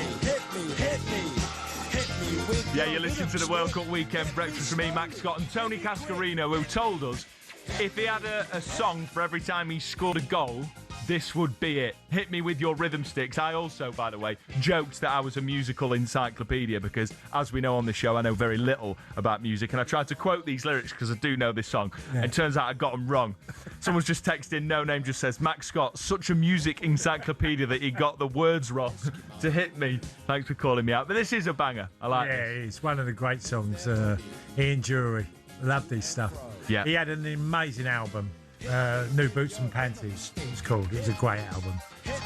It takes me back to my younger days. Yeah, absolutely. Well, it's always good to do that. Right, we're building up to England's massive quarter-final, and talkSPORT had £26,000 up for grabs. Yeah, £26,000 cash, completely tax-free. Here's how. For your chance to win, visit talksportwin.com or text WIN 83338 by 6 p.m. on the 20th of July 2026. Text costs £2.50 plus your standard network rate, or send your name and number by post to Comp1 PO Box 3190 Colchester CO2 8GP to arrive by midnight on the 23rd of July 2026. 18 plus UK residents only. For your chance to win, text WIN to 83338. Now, this is a network promotion. Full T's and C's at talksportwin.com. But right, it's time for some of this. A cappuccino with Cascarino on the weekend sports breakfast. I say. What you got for us, mate? I'm gonna go with a story, but first of all, I just wanted to mention that yesterday was 6 years of the anniversary of Jack Charlton dying. So Jack died in 2020, and I talk about Jack a lot, and he. Obviously, his funeral was during the pandemic, so it wasn't the reception that you would have got for such a legend in the game that Jack was. But it's a story about the quarterfinals of the World Cup in Italy. Okay, so it's the day of the final, the quarterfinal. Yeah. And so the routine was we get up in the morning, we have our breakfast, we go for a walk, then we'd sort of have a bit of a team talk, and then it would be a chat, and then it would be go to our rooms and have a sleep during the afternoon. That's the routine, because the game was 9 o'clock at night. So all that sort of build-up was in place. No phone calls are allowed from reception to any of the players' rooms, because obviously waking them up. And so we matched up. I was matched up with Andy Townsend, he's my roommate. Everyone had their roommate. Packy Bonner, the goalkeeper, had Jerry Payton, who played for Fulham and Ireland. He was the goalkeeper. So they roomed up. So we all go to our beds, and of course, something happens in the room with Packy Bonner and Jerry Payton. And what happened was they're asleep, and about 2:30 in the afternoon, a phone call comes in, which is not meant to happen. So Jerry picks it up. Jerry Payton picks up the phone. Hello? And it's we've got a call in from your wife. And Jerry's like, well, my wife can't talk now. She says it's urgent. You've got to take the call. So Jerry says, okay, put her through. And Packy Bonner's asleep at this time. And Jerry says, hello. Sorry? Your rollers are missing. Your hair rollers. No. Right? His wife has phoned Jerry to say, I've lost my hair rollers. Where are they? And she's had have you got them, basically? And Jerry's saying, you can't. Packy's asleep. He's playing in the quarterfinals of World Cup tonight. You can't call about your hair rollers. They're having an argument and all that. And eventually it's woken up Packy Bonner. That is nuts. So this is all happened in the afternoon, right? Of course, we all find out what had happened, because when we get to the dinner time or our pre-match meal, it's a bit of a laughing joke. And of course, gets to the game, we play the game, Packy Bonner makes a mistake, Scalacci scores, and the first look after the game is looking at Jerry. Jerry, your missus waking up Packy. He was a bit asleep for that goal. Wow. And it was a bit of a joke, do you know what I mean, within the camp. And you sort of think, how could that happen in a quarterfinal World Cup, where a phone call's come in, it shouldn't have been put through. Jerry's missus has said it's urgent. And she can't find a hair rollers. Hair rollers, yeah, to put in for the game, to do her hair in the night. And please tell me you knew where they were. Well, obviously they were found afterwards or whatever. I don't know. We didn't know the exact details, because we don't see the wife. So you don't only see the wives afterwards when we got knocked out. We got beat that night, didn't we, by Italy 1-0. So, but it was just one of them funny scenarios that just you can't imagine would happen. If you'd done the film and you put that in the film, that a wife had phoned up about a hair rollers while two players are preparing for the World Cup quarter-final. That is madness. That's just nuts. What's the most unexpected phone call you've ever received? 03717223344 on WhatsApp. 81089 on text. Did the marriage? They're not together anymore. I was going to say they're not together. Jerry and his missus. And Jerry's wife was taller than him. Jerry was 6'2". His daughter ended up doing modelling in LA. She's done modelling, but Jerry, no, he's but very funny man, Jerry. Very funny man. But I remember that like yesterday. I've got a story for you that's just broken, Cass. Can I tell you? England captain Harry Kane has confirmed he played a round of golf with President Donald Trump. Trump, of course, told reporters on Monday that he played golf with Kane, complimenting him on his golf, saying he's a good, fun person. Speaking at the pre-match press conference in Miami ahead of Saturday's World Cup quarter-final, he said that Kane said he was invited about 18 months ago when he was in Palm Beach. I played all right, to be honest, Kane said, when asked about Trump's claim. We played about 18 months ago. He invited me to play when I was down in Palm Beach. So when the president invites you somewhere, you do it. Pretty surreal experience. Yeah. Imagine that. Yeah, it would be. I mean, apparently Donald's not the most honest on the golf courses. A lot of people have accused him of... Oh, yeah. I mean, the evidence is clear that he's always got balls in his pockets, and he'll lose one, he'll drop it. He'll take it out of the rough. I wonder if Kane had a bit of an eye on him, watching him. Have a look at what's he doing? What's he up to over there? Yeah, I know. Imagine that. But get in touch. 81089. What's the most unexpected phone call you've ever Have you ever had one of them really weird ones? I mean, not obviously we don't want any of the sad, bad stuff. It's, no. Sometimes it can be funny. Oh no, without a doubt. Yeah. We want the funny stuff. Unexpected phone call. I tell you what. Yes, and this is this last night. No word of a lie, I got a phone call from a man from New York who had seen a video of me when I was watching the game for talkSPORT last week, weekend, Monday morning, the Mexico game. Is it an earner? And I said, I criticised Gianni Infantino very passionately, right, about his interference with allowing the interference from Donald Trump in that Balogun red card stuff. He's found my number somehow, I don't know how. And he said, I just want to give you a chant that I want the England fans to sing because he's not a fan of Gianni Infantino. Right. And he said the chant is, ring the bell, Infectino, go to hell. Like,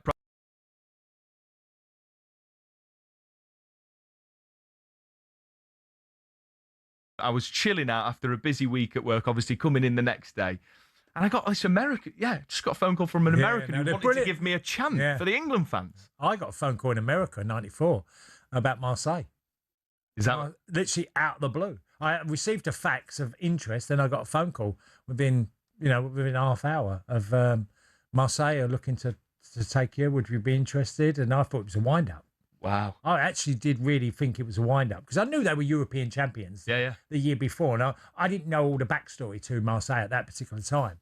And that was really surreal because I found myself not having a club, then having the club like Marseille to brilliant. Go to. It was crazy. Get in touch with your fun phone calls that you've had, 81089, totally unexpected. We've got a lovely message here from a Sunderland fan, Sam. He says, morning, lads. Just listening to Cass's story about Jack Charlton. I'm from Ashington, where he was born, and the streets were lined for him. Oh, good. So I didn't know that, but because it was the pandemic, I knew that his funeral had to go ahead with I think it was only limited to about 20, I think. That was a terrible time, wasn't it? Right, don't forget, it's Saturday Fight Night as well on DAZN tonight. Megan Redstall and Maisie Rose Courtney fight for the vacant WBO International Flyweight title live from Brentwood in Essex. Join DAZN Ultimate and get 185 plus fight nights and access to 12 plus pay-per-view events every year, including Anthony Joshua versus Prenger on July the 25th at no extra cost.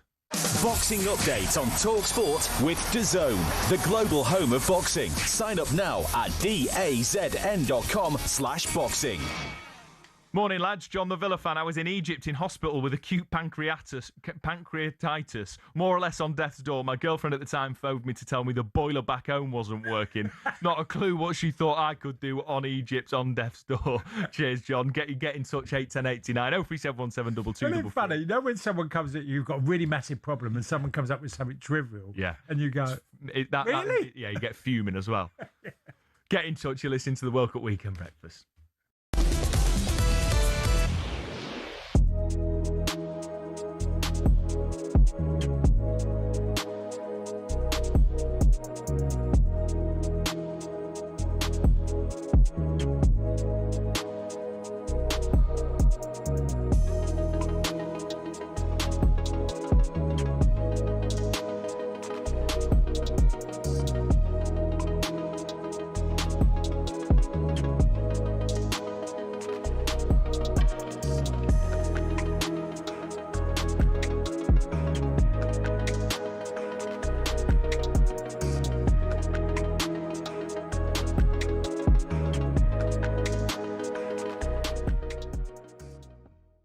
Are France that good, or have they been tested yet?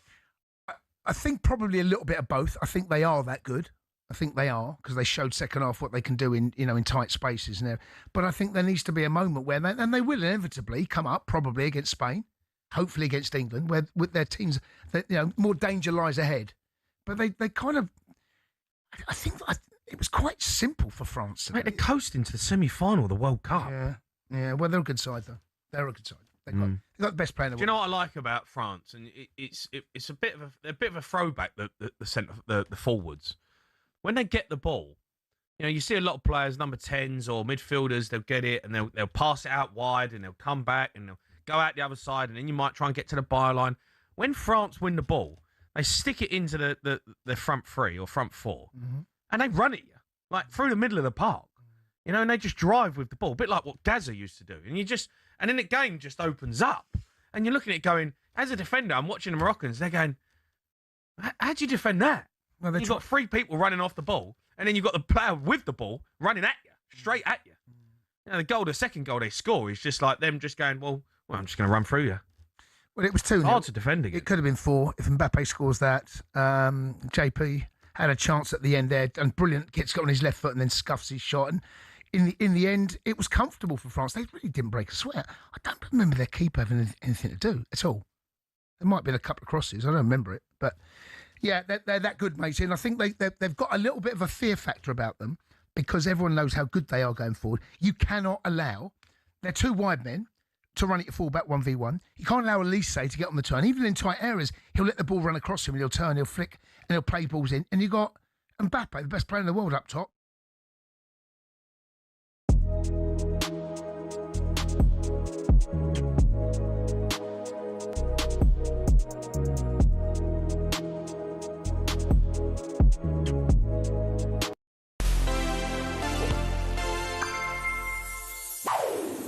Ronaldo Nazario. Need I say more? He's won it twice, played in 3 finals, was once its all-time leading goal scorer. But let me tell you about a day that lives in infamy in World Cup and Brazilian history. The year is 1998 and Brazil are cruising through the tournament in France. They've scored 14 goals in 6 games, 4 of them courtesy of R9. Brazil are favourites for the final, where they'll face the hosts at the Stade de France. But just hours before kickoff, while at their training base, Ronaldo suffers what's described as a convulsive fit. He's rushed to hospital, where doctors don't find anything wrong with him, so he insists he'll play. Back at the stadium, France are warming up, but Brazil, they're still in there. It's chaos. The Brazilian FA have just been given a team sheet without Ronaldo's name on it. But less than an hour before kickoff, a taxi arrives at the stadium, Ronaldo gets out and is shoved back into the 11. Brazil lose 3-0. It's a worldwide scandal. Ronaldo even ends up in front of Brazil's National Congress. He thinks he was suffering under the mental and emotional pressure and he just collapsed. It was truly incredible and made his redemption story 4 years later so much sweeter.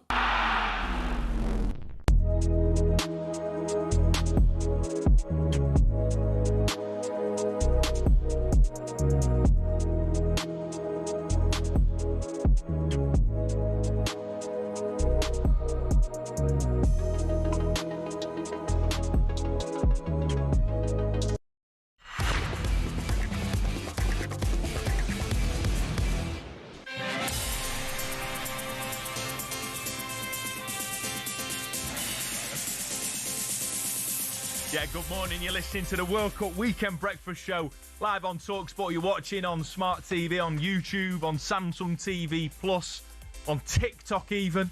Thanks for joining us. Good morning. It's England Day. They're playing tonight. We cannot wait for it. But some of your other headlines this morning. Gianni Infantino's been told his position as FIFA president is untenable. Good, amid backlash over red card bans at the World Cup. Get in the bin. talkSPORT understands Jamie Vardy will not be making an emotional return to Leicester City despite undergoing fitness tests at their training ground, and reports suggest Marcus Rashford could be reintegrated into the Manchester United squad after the World Cup as part of Michael Carrick's plans for next season. Former Premier League striker Troy Deeney says next season is a massive one for the England forward. This should be the biggest wake-up call and slap in the face to him as well. You went to Barcelona. You did relatively okay. They went, nah. In the current market, was he 35 million? I think? 26. 26 million. They went, no, not for us. Send you back.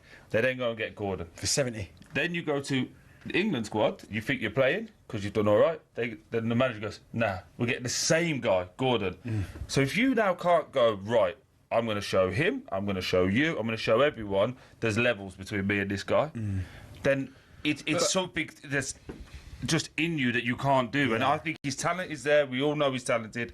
But if you can't now be motivated to show everybody that you're the man, unfortunately, you're going to find out where you end up. And he'll end up at somewhere like Everton or somewhere like that. Troy Deeney not pulling any punches as per usual, Cass. So you got any problems with Rashford going back to United? No, he's got a lot to prove now, hasn't he? He's got to prove that he wants to play for the club again. And I think Troy called it absolutely perfectly there, that Marcus has got to really think about where he heads in his career next, because no one's going to pay the wages he's on. Yeah. No, I mean, it is ridiculous wages. I can't help but feel a bit bad for him, though, because it was going well at Barca. But they've got a better deal with Anthony Gordon. For more on those stories, as ever, you can head to talksport.com, our transfer notebook, etc., bringing you all the latest breaking news this summer. But right now, looking forward to this. It's time for a bit of this. Too many years of Gaza's tears. Yeah, we're welcoming in our band of the month now. This is Gaza's Tears, a unique anthem capturing the emotional highs and lows of being an England fan. Don't we just know about that here on talkSPORT? This track was made by our next guests live in the studio, Joseph J. Jones and Bruce Achy Breaky Heart from the Good Health, Good Wealth band. Good morning, fellas. Thanks for joining us. Hi, Joe, Bruce. How you doing? You all right? Yeah, we're doing well, mate. Thanks so much for coming in. Now, just sort of tell us a little bit about the background of this song. Well, we wanted to write an England song, didn't we? I'd written a song about West Ham a little while ago, and I got the bug. Yeah, mate, you're in the blues here. I know. Do you know what? I rung up and had an argument with you once, I think. Yeah, I actually did. Yeah, it was going, who's going down and all that. But I got the bug for writing sort of football songs, and I was always a fan of Good Health, Good Wealth. And I just chanced it, really. Like, heard them on XFM like a while ago, and I really liked what they did. Radio X rather, and then I said, do you want to do an England song? And then, yeah, I contacted you. Go on then. Yeah. Is that how tricky is it? Because obviously over the years, there's all different types of England songs. You've got to come up with something that's a little bit unique. Was that your biggest challenge? Yeah, that was my whole thing with doing one. I was like, I don't know if it's the right idea. It's like writing a Christmas song, isn't it? Yeah. There's so many, and so many good ones.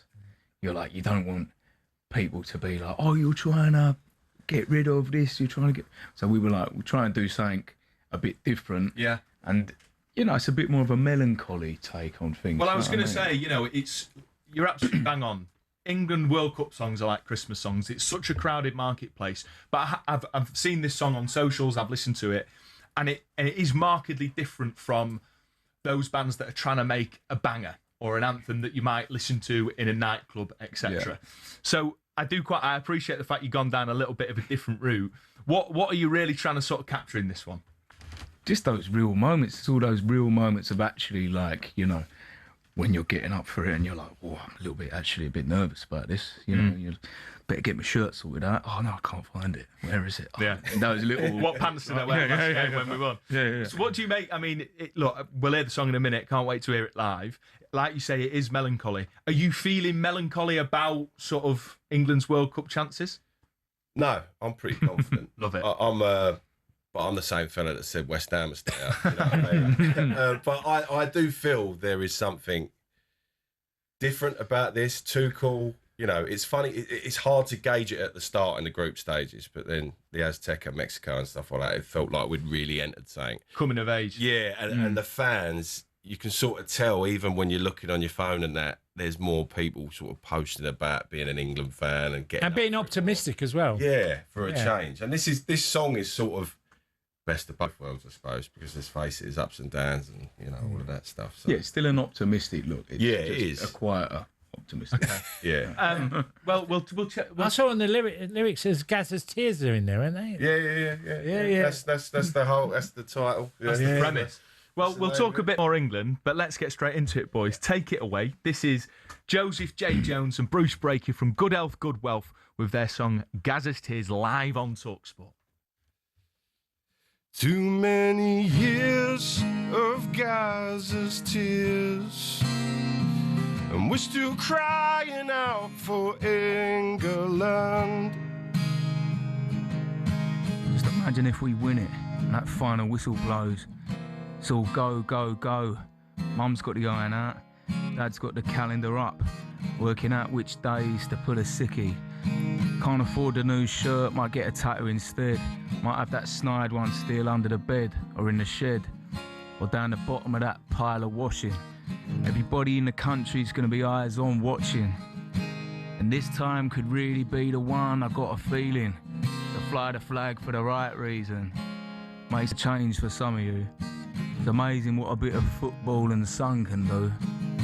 And we might not own our homes, but we still want the boys to bring it back. So bring it back. Too many years of Gaza's tears, and we're still crying out for England. They think it's all over, but the dream lives on. God save our gracious England. Whoa, England. Whoa, England. Beckham with the cornrows and bald head Rooney. It's Mexico-Colombia on Wednesday afternoon. It's a bad day at the office, better evening down the bookies. Spending all those hard-earned wages like we should be. Looking through the fixtures, trying to pick all the winners. Spending ages down the boozer, talking tactics for beginners. Match attack stickers, it's the hand of God. Ronaldo when he winked, but this year's for us. It's not just a game of two halves, it's a way of life, it's religion, it's a job, it's a family, it's a wife. 1 lion, 2 lions, 3 lions, Gary Neville, Phil Neville, Neville, the good and the bad, the happy and the sad, the pints in the air, the moments with your pals. I never want to miss a thing or forget any memories, but this year don't let it go to penalties. Too many years of Gaza's tears, and we're still crying out for England.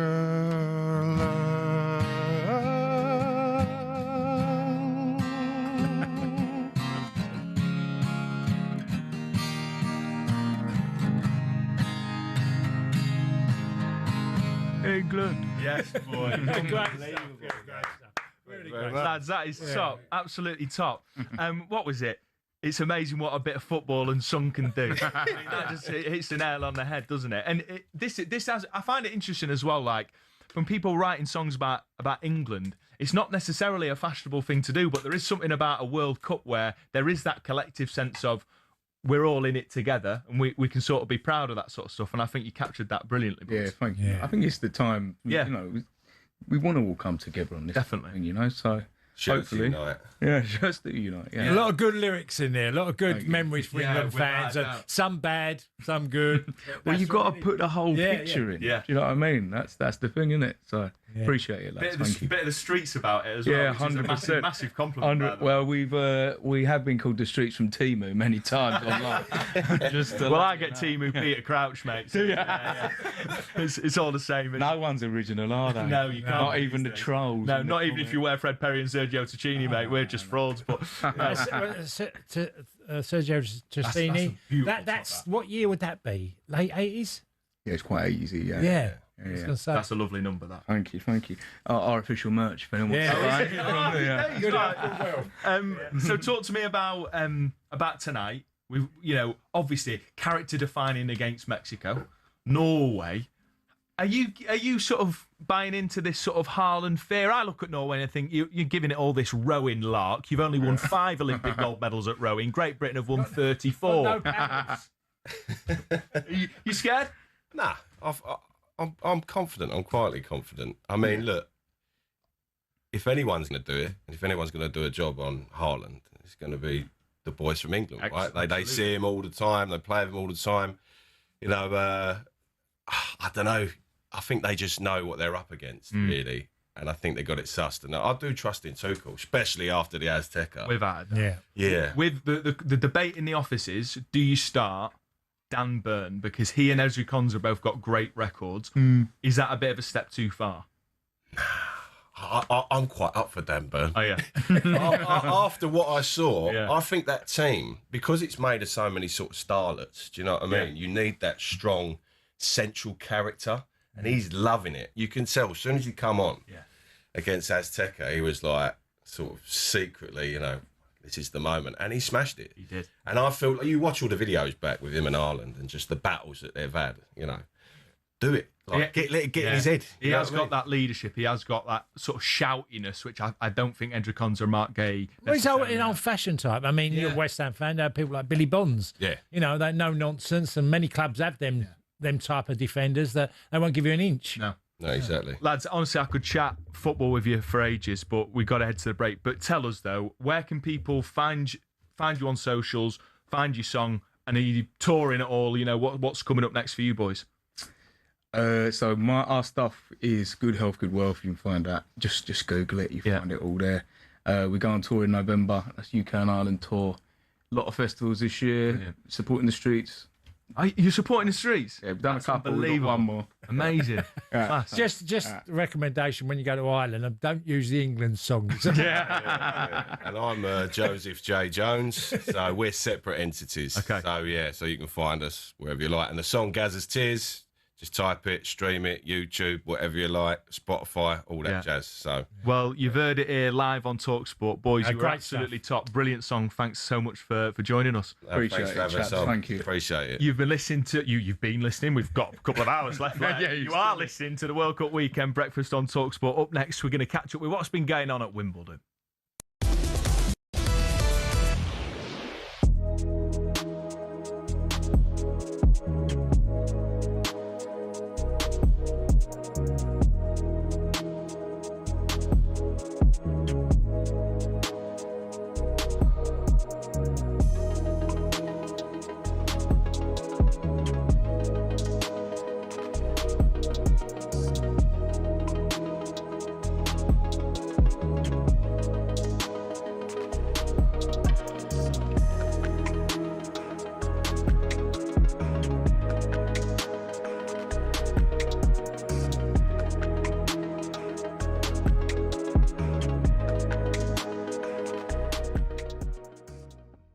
They get into this weird situation where they forget what happened before. So all the big games, they played Havertz, right? Mm-hmm. Gyökeres, who you bought in at the start of the season, was going to be, for all the big games, in all the big games, he was on the bench. Yeah. Facts, that's what happened. Mm-hmm. So the manager doesn't trust him. That's not our opinion, that's just objectively looking at it. Havertz gets injured quite a lot, unfortunately. Gary Jesus is not the same since he's come back from his injury. So if you're now telling me that you can get through this season again and everybody else is going to be as poor as they were last year, I think you're just forgetting the fact that you lot were all losing your marbles around the Man City loss. And it was, we need a proper striker. Arteta don't know what he's doing again. You win the league, it's great, we're going to win it. But what I've always said to I've always said to you, I always said to him, though, Gyökeres wasn't bought in for the big games, didn't I? I said that to you. We bought Gyökeres in. What? For the game. No, I get listen, explain. I want to hear the year before, Arsenal, it weren't the record against Man City's, the Liverpool, it weren't that cost us the league. It was we couldn't beat Fulham, couldn't beat West Ham, couldn't beat them lesser clubs. Gyökeres I mean, he said it. Right, it's one of them. Gyökeres this season, though, Gyökeres this season scored against the Fulhams, the West Ham, so we didn't have a problem getting past those teams, which is why then we went on to win the league. Okay, I think you won the league because you played very pragmatic football. I'm not actually allowed to say the type of football that people are calling it on air, but you played a certain type of football. Would you play that type of football to win the league? No. What? What are you talking? Of course you would. Honestly. If I was a footballer. No, it's just like... my team? Yeah. No, I'll be happy like you lot. I'll be exactly... You get me? I'll be happy. Of course I will. But would you like to see Spurs play that way to win? Brendan Johnson scored with like his knee or something and we won the trophy. I'm happy. I don't care, bro. However it gets done, I'm happy. I don't really care. But what I'm saying is, you can't like gloat about it and say, we don't need a 9. That's crazy. You do need a 9, respectfully. What are you talking about, bro? If you sold Osimhen and Havertz right now, you could... Osimhen. If you bought Osimhen and sold Gyökeres and Havertz right now, you'd be great. You'd be fine. You could buy Barcola. Barcola and Osimhen changes their team, bro. Surely. Do you know what? I'm happy with what we got. You're a liar. That's a lie. You're a liar. That is a lie. I'm happy with that.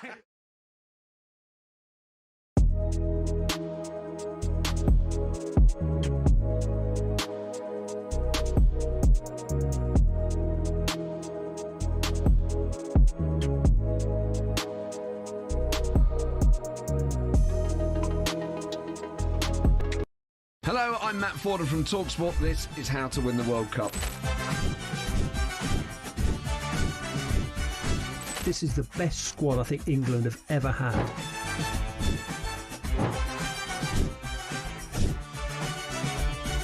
He used to love America, now he doesn't. It's very sad. It was so important to succeed because of all the pressure we received. Don't jump for this one, I'm going to knock his head off. Warning, this podcast does not guarantee England will actually win anything.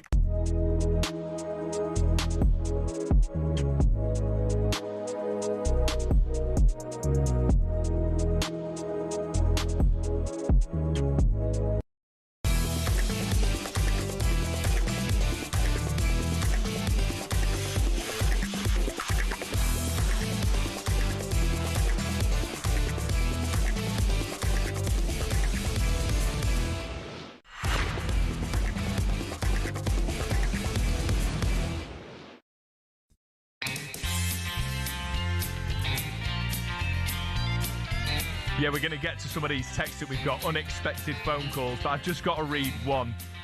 No name, but it says, my dad in 1972 was working as a driver for Tom Jones. Went to Tom's to pick him up and he waved for my dad to come in the house. Tom passed him over the phone and on the other end of the line was Elvis Presley.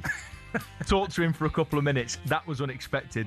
Absolutely, yeah. So get in touch. Keep those coming in. 03717 223344 on WhatsApp, 81089 on text. We've got some belters, Cass. We'll find some time for those in a moment. But special reminder, if you're in the Midlands, God's country, there's no better place to watch tonight's England match than the talkSPORT fan zone at the SI Warehouse, Villa Park, hosted by talkSPORT and Villa legend Gabby Agbonlahor. Tickets now on sale, which includes a free pint. Do not miss out. Head to talksport.com/fanzone now to secure your ticket. That's talksport.com/fanzone. Right, let's get into some of this.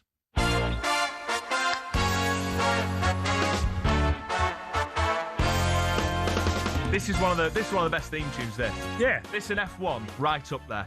But Wimbledon is coming to a head now as the women's finals take place today and then the men's tomorrow. It's an all-Czech women's final as Karolina Muchova takes on Linda Noskova and then Alexander Zverev will take on Yannick Sinner after both players beat their semi-final opponents in straight sets. That includes, of course, Britain's wildcard Arthur Ferry. Joining us now to look ahead is tennis correspondent for The Independent, Eleanor Crooks. Good morning, Eleanor. Morning. Can we start talking about Arthur Ferry, bless him? I mean, what a story. We're heading into Wimbledon thinking there's so little British representation. Are fans going to be a little bit tuned out because there's a World Cup as well? And, you know, for him to reach the semi-final is just an unbelievable feat, right? Oh, absolutely incredible. I know. I think, sort of nearly 2 weeks ago now on that first day of Wimbledon when all 10 British players lost and Jack Draper pulled out and it all looked like complete doom and gloom. And I don't think anybody in the press centre or the broadcast centre or anyone at Wimbledon would have said that, you know, the Friday after we'd somehow still have a player left in Wimbledon singles. So, yeah, Arthur Ferry, absolutely amazing. He's always been a player with talent. I think somebody that we thought at some point could do something, but no way did we think that he was going to get to the semi-finals of Wimbledon. I don't think he thought he was going to get to the semi-finals of Wimbledon, but crucially, he also didn't think it was impossible. He's got this belief about him, this confidence. He absolutely believes in his game. He believes he's somebody that can beat big players, that can perform on the big stage, and boy, did he show it in, you know, a succession of matches. Eleanor, just on Ferry, can we expect him to continue at this level? I guess we've seen with Emma Raducanu, she's been sort of plagued by injuries. She's been flitting between different coaches constantly after that US Open title. Do you think Arthur Ferry's got it in him to continue at a level and potentially challenge for majors?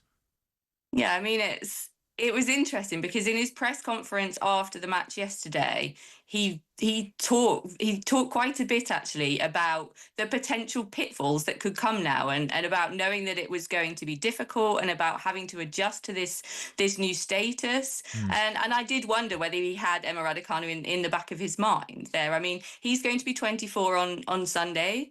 Or tomorrow, whereas obviously she was 18 when she won the US Open. So I think it is very different. He's got a lot more experience already. He's that bit older. And also, you know, she went out and won a Grand Slam and he's reached the semi-finals. So it is different.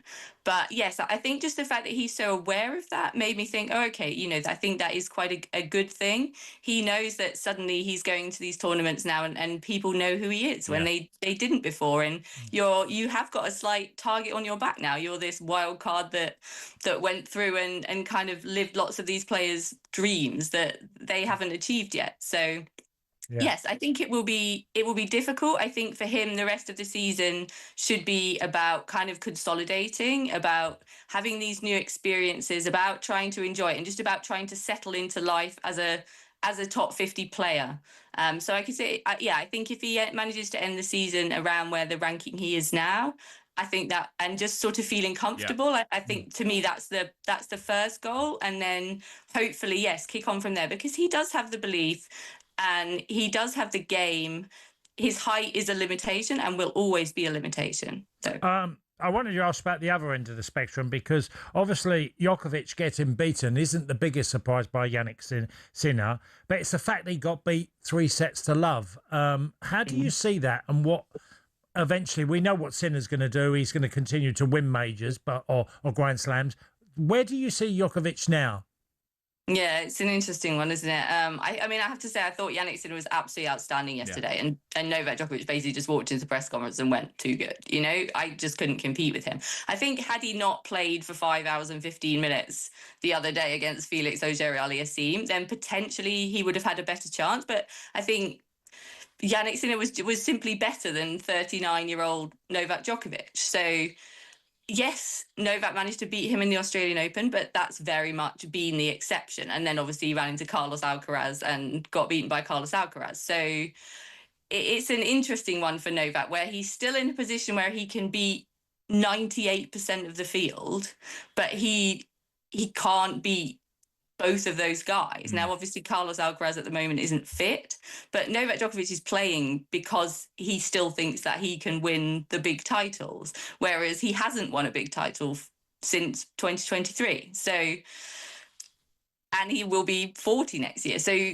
logic dictates that he's probably not going to win another Grand Slam title unless something extraordinary happens. Yeah. So it's a really interesting dilemma, I think, for him. The key thing for him, I think, he was quite upbeat yesterday, was that he has managed to come through this tournament fit, which is something he struggled to do at Grand Slam. So I think he would take confidence from that he can actually play a lot of tennis, a lot of best of 5-set tennis, and stay fit. Elena, talk to us about the all-Czech women's final this afternoon, and I want a prediction from you. Can the 21-year-old Linda Machova do it?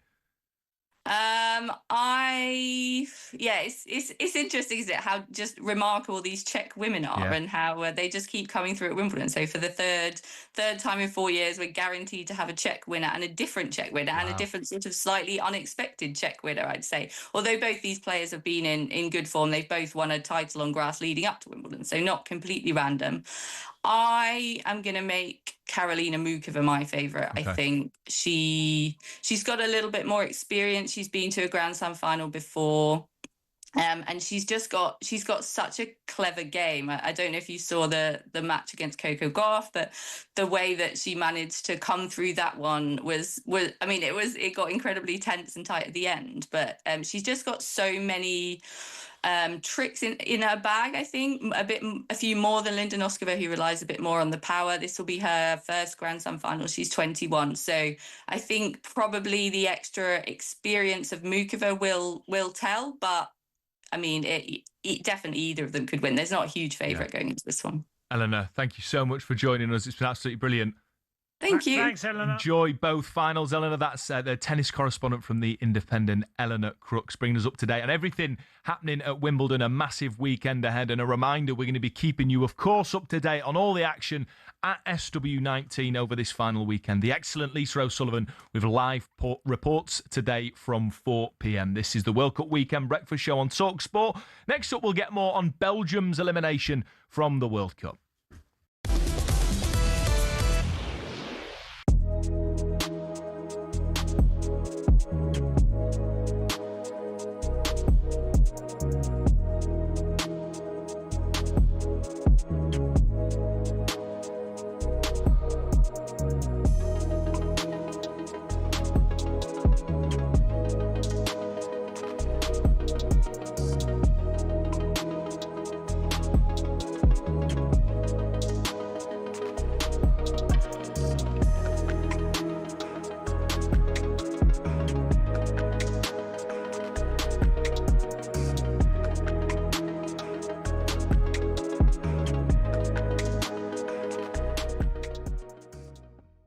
Go to Ben. He's Arsenal fan. All right, Ben? Benny boy.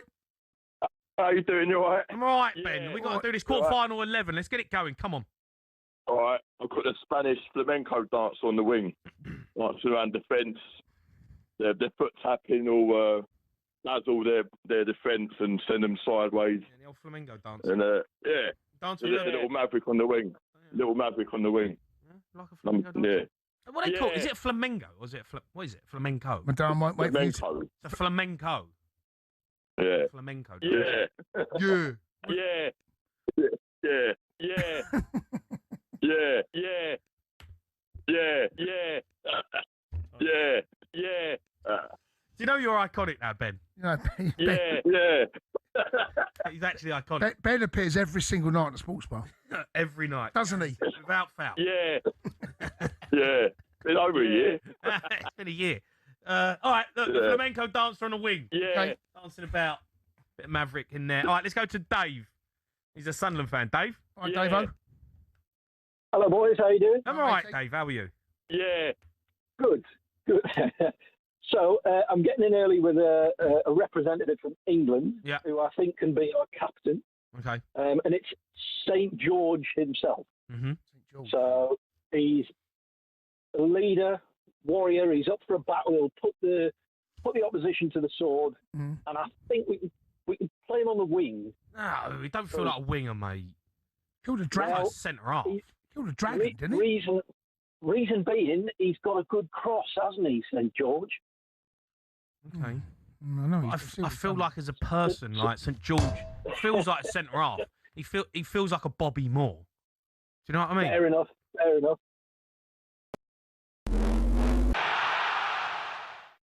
It's 2010, and the Goalkeepers Union is up in arms. Why? This thing, the Jabulani, perhaps the most famous World Cup match ball for moving, it seemed, in 3 directions at once. But that wasn't the first match ball row, not by a long shot. In 1930, the World Cup final began with a fight, not between the players, but about the ball.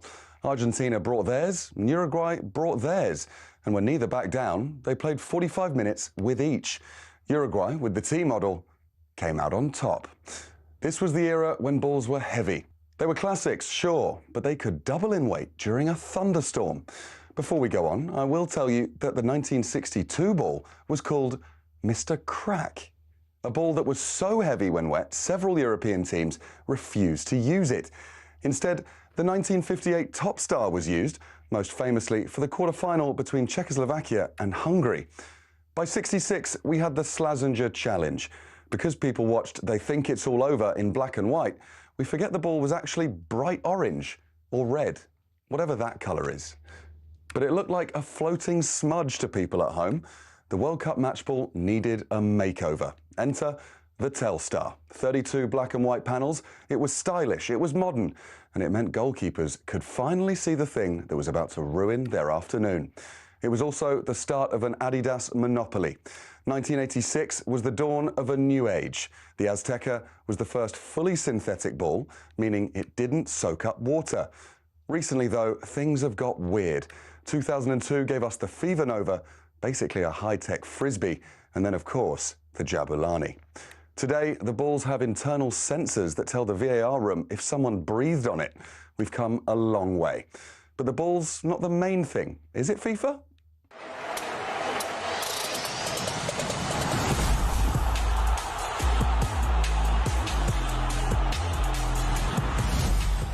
It's just a ball.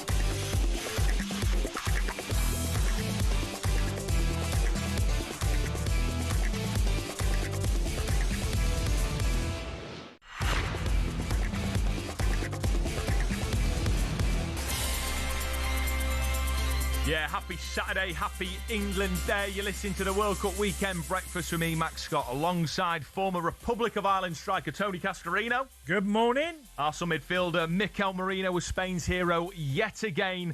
Another late winner books the European champions a place in the semi-final as they beat Belgium 2-1. And now it's square to Pau Kabasi. He strikes it low. Lamans has lost it, and it's hammered in. And yet again, it's Mikel Merino. They take on France next Tuesday, which of course is live on talkSPORT. A mouth-watering semi-final there. Elsewhere, Argentina are aiming for back-to-back World Cup semis when they face Switzerland tomorrow morning. But despite a decent run in the tournament, Simon Jordan's not been impressed by Messi and co. They've got a quality. They're a reasonably decent side, but I don't think they're a well-beating side. And I think if you put them against someone like the French, they're going to get their backside smacked. We're going to play them in the semi-finals if we beat the Norwegians on the weekend. Right. And I think they're infinitely beatable. That one's live in the early hours on talkSPORT. After England's date with destiny in Miami, they take on Norway, led by the red-hot Erling Haaland. And Thomas Tuchel warned his side not to underestimate their opponents. They can play very straight up front, very directly. They can also dominate the ball and play very calmly, which they did against Brazil. They will ask some questions and we will have some answers. Give us a call, drop us a WhatsApp this morning, 03717223344, or text us on 81089. If you want to get involved in the show with me and Cass, you're listening to the World Cup Weekend Breakfast on talkSPORT.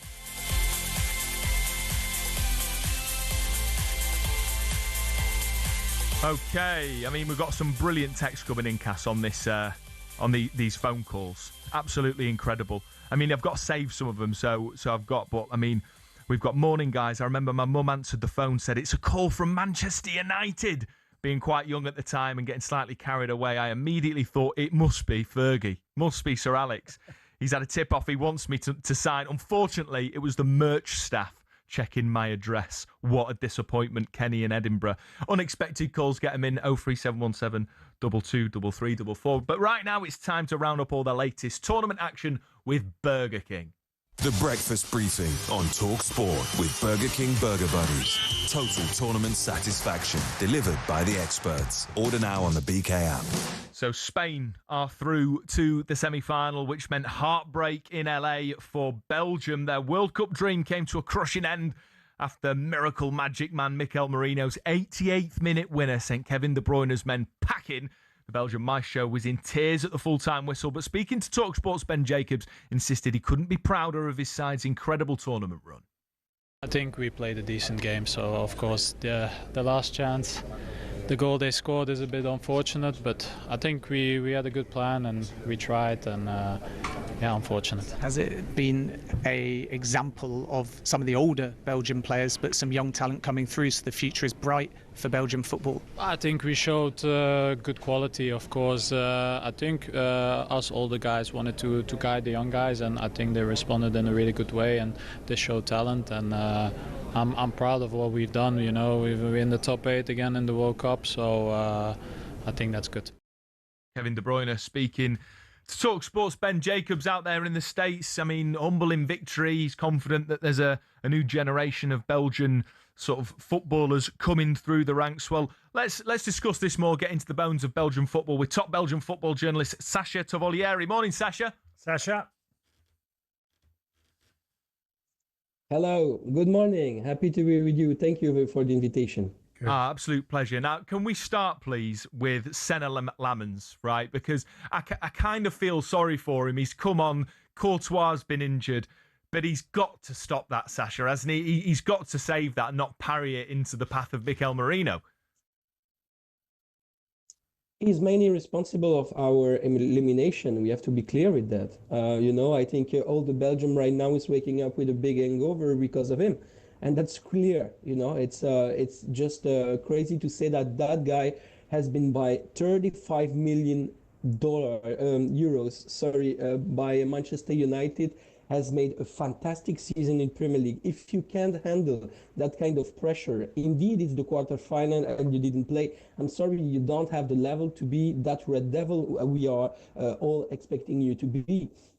It's very surprising, and to be very honest, I was not expecting that such error would be made by Senna Lamans, because it's a goalkeeper I really love.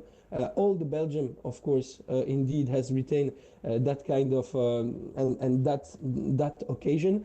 But yeah, mainly what's very surrounded about the feeling here, it's that we could do that fantastic game and just win over Spain. It was very possible. We were all expecting it. And I think that the game also shows that Spain, we couldn't take over that team. It was very possible. And yes, that's more frustrating. If we had just a game, or you say just tiki-taka, they won 4-0, okay, the game is up at the 60th minute, okay, then it's great. But what we saw, it was just a team that was facing eyes on the ice, that Spanish team. I wanted to ask you because I'm not so optimistic as maybe you would be about Belgium, because I looked at the group stages where Egypt, Iran, New Zealand were in your group, so I always felt you would qualify quite comfortably. Then you played Senegal, you were 2-0 down with minutes to go, and somehow you won the game, and that's fantastic for character and how you did it. Then obviously you beat the United States. I feel like it's quite a mixed bag for the way that Belgium have performed this tournament. No, to be honest, we have been pragmatic. We have done all what we could with our qualities, but fact is that we have a lot of weakness, and it's true. Just we are not that golden generation everybody was expecting us to be, and it's finished, and we just have to take that over and think about another team, another kind of spirit. Right now, we have to get that 1986 DNA World Cup that we had, and that helped us to reach the semi-final at that moment of the history in football. I think it's more linked to what we have in terms of capacity and players than the 2018, where we had so many fantastic players that would help us to control the game, to be better with the ball, and so on. Now we see that the players that will make the structure of our team in the future, it will be something fantastic, but it will not be a kind of player that just help us to dominate. Nicolas Raskin is a top player from Rangers, but was one of our most consistent midfielder. And I'm sorry, but it shows a lot of what is the quality of Belgium. When you face to 2018, we had Moussa Dembele, we had Fellaini. It's another team, and it's another way also of approaching the game. So with the players we have, and also all the old golden generation that was, I think, mainly on the bench during this World Cup, we did something very good, because also regarding the quality we have, we couldn't expect more, to be very honest. We all said in the press, and also as observator of the Belgian football, if we go to quarterfinal, it's exceptional. It's not good. It's exceptional. It's fantastic, because we would never think about okay, we are going to do this, because we were expecting to be scratched after the second round, to be honest. Yeah, Sasha, thank you so much for joining us, mate. I mean, it's disappointing, but interesting to hear, saying that this has been good, considering that where Belgian football is at the minute. That was Sasha Tavolieri, Belgian football journalist, and that was a roundup of all the latest action, thanks to Burger King. The Breakfast Briefing on talkSPORT with Burger King Burger Buddies. Iconic winners delivered in the box every time. Order now on the BK app. Sean in Belfast has got in touch saying, morning gents, great show as always, though to correct you, it's not just England Day. For us Celts in Scotland, Wales and Ireland, it's Norway Day. Come on the Vikings. Cheers, Sean. But then we've got another one, no name on this. Can you get the English crowd to sing tonight? Row, row, row your boat gently down the stream. Merrily, merrily, merrily, merrily, we'll end your World Cup dream. I like that. No name on it, but that's good. I can't imagine England's sort of most boisterous fans singing row, row, row your boat, but I get the sentiment. We like it. You're listening to the World Cup Weekend Breakfast on talkSPORT. Coming up next, we'll get all the very latest with our mates at Coral.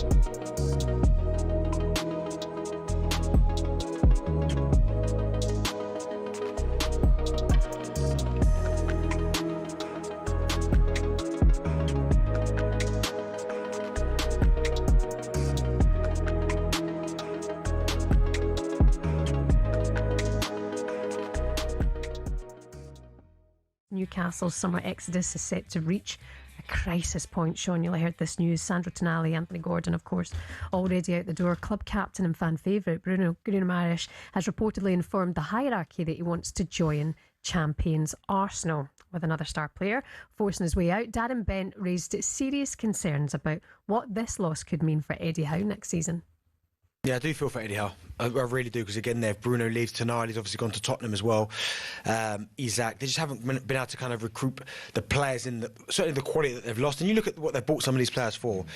Isaac, was it 60 million? They're selling for 120. Like tonight, they bought him for a fee. They're selling for more. So clearly, he's improving these players. But at some point, I think if Newcastle do want to go to the next level, they've got. I know it's hard with the PSR and the financial fair play, but if they do want to go to the next level and then stay there, they've got to find a way of holding on to some of these players. Oh, look at Darren and his floral number. Watching on the smart TV, I like that. Sure. Do you have sympathy for Eddie Howe in this situation? The latest is that Bruno has agreed personal terms with Arsenal, but Newcastle's stance is that he remains not for sale. Yeah, I do. I mean, it's really tough, and the challenge that you have is not just if one of your big players goes at any football club, at any level really. People understand there's a time and a place. When two go, that can make other players a bit itchy and a bit nervy. And then if three go, all of a sudden they're going, hang on a minute, who are we bringing in? And I think they're right on that cusp. I don't know their situation at PSR, but I've been through that, obviously, in my time at Everton, so I know how dangerous that can be. But I think losing the players of that quality, I think that's really tough on Eddie, and I think he's done a great job there. So hopefully, I mean, look, you never know on the other side of that. Good people in their recruitment there. They've shown that over the years, so they might have people lined up, don't forget. So these things can twist very quickly when you get a freshness in the camp and a newness and some quality, and all of a sudden it can feel different.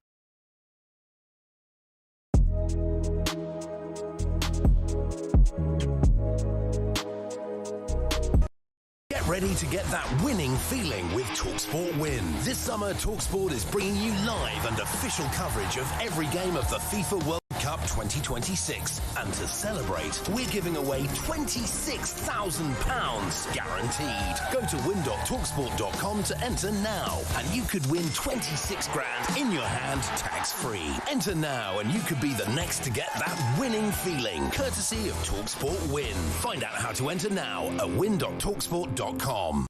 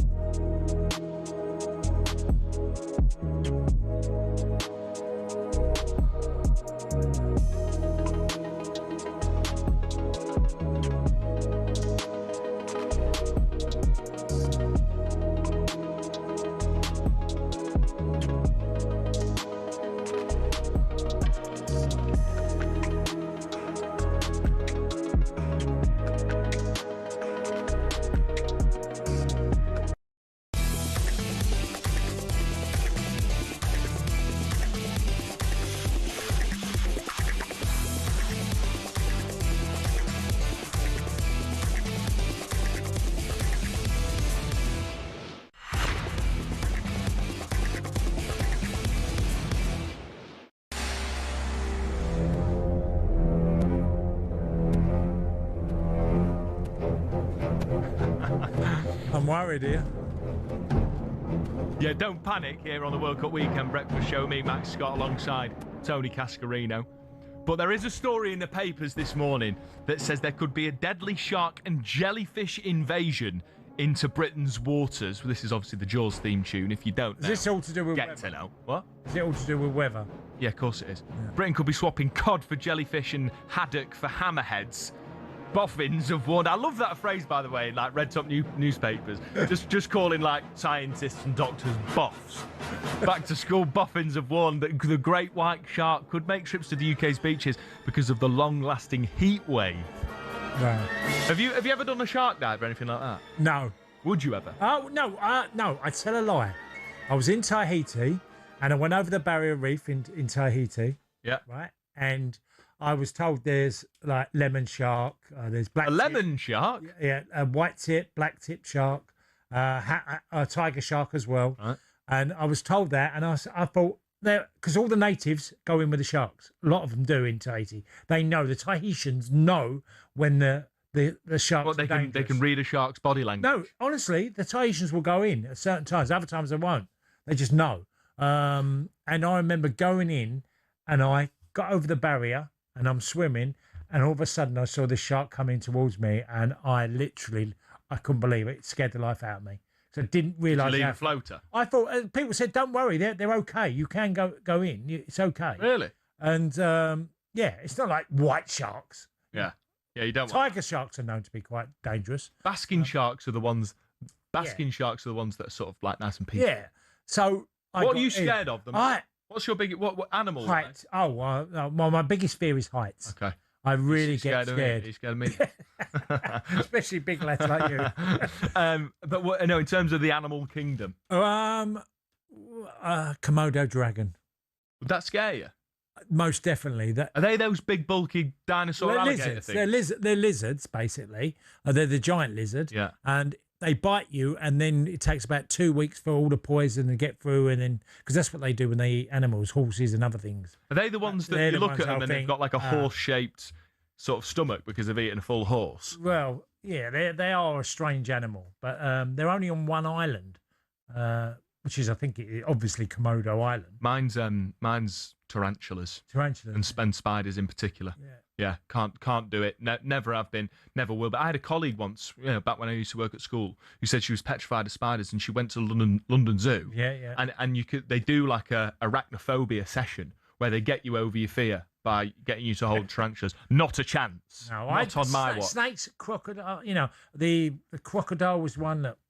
My missus is petrified of snakes to the point where if one comes up on the TV screen in like a show, she'll like jump. She's petrified. We did that walk, the Camino. Drembo did 125k from France into Spain. I saw in one day there were only little grass snakes, but 2 grass snakes, and I was walking ahead of her, and I didn't tell her because I just thought this would ruin her trip if she knew that there were grass snakes. I did tell her afterwards. Yeah. But she's petrified. I don't mind snakes, to be honest. Yeah. No. Yeah, look, animals. Although, if I lived in Australia, I wouldn't want to sit on a toilet and, a snake could just pop up. Do you know what I mean? Nasty surprise. Anyway, let's check in now with our mates at Coral. The Coral Daily Download on talkSPORT with Coral. We're here to reward the fans this summer. 18+, gambleaware.org. Good morning, Simon. What price of me and Max getting bitten by a snake or bitten by a shark in Britain's new waters? Because the boffins are warning us, Simon. Beware of the boffins.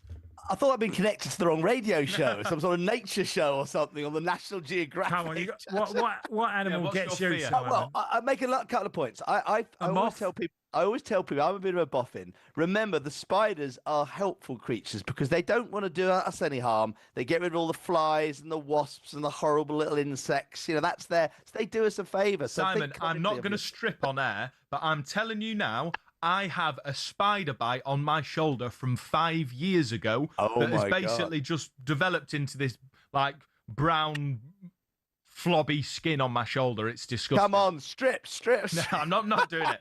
But I tell you what, it's because I had a spider infestation in my previous flat. Which sounds a bit rank. It was a nice little place, to be fair. But yeah, and I got bitten by a spider in my sleep. I've still got it now. So I'm sorry, I'm not having it. You absolutely undermined my positive spin on the spider's role in our ecosystem.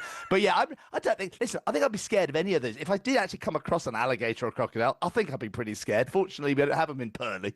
But well, let's get to the World Cup odds. And look, we're looking at the game. We're looking at the game England, obviously Norway, and there's Ireland and there's Kane. So there's a lot going on in the betting market. Yeah, look, I mean, England are favourites. I mean, I think, obviously we know, I think it was such a huge build up to the Mexico game and the altitude and the home, the atmosphere and the nature of that game. There's that huge outpouring, almost like they won a final, the celebrations. And now it's back to business again. And, England are favourites to beat Norway in 90 minutes at 10-11, 1-2 to qualify somehow if that involves extra time and penalties. A big respect, obviously, for Haaland, who scored 62 goals in 51 international matches, which is mental when you think they're not exactly a powerhouse nation over the last few years. So can they stop Haaland? He's 11-10 to score, 7-1 to score 2 or more goals against England. But on our side, Kane is actually a shorter price to score at 10-11, and he's 5-1 to score 2 or more. So it's the battle of the strikers. Guys, call it. What are you expecting? An England win in 90, or do you think it could go all the way? 2-0 in 90. I think we'll score in the first half. Norway will push, and then we'll get a late goal, Marcus Rashford late goal, when he comes on off the bench when on the counter-attack. That's my bet. I love that. Straight England win, 90 minutes. Yeah? Yeah, no score, I think they'll win. Yeah, I should be able to find these odds. 2-0 should be about sort of 8-1. I'll just chuck a couple of other prices. England to win and both teams to score is a 3-1 chance. Yeah. I could see that. Yeah, well, same. You've actually, and then England on penalties we've enhanced that to 13-1. No one wants to see that, but it's very rare England go through a tournament without having a penalty shootout, so maybe today's the day, but I hope not. Yeah. But 11-10 Haaland to score any time just popped up. He's the guy they've got to stop, but it may be that he'll be able to break through the defence at some stage. So England obviously favourites against Norway, notwithstanding, not being complacent of the threat that Norway have. France are the favourites for the tournament, but they have got Spain, who've just found a way. We've been saying this morning, Simon, I don't know what you think, they've not been vintage, but they still look efficient. They're still getting by. What do you make of that? What are the odds saying for that semi?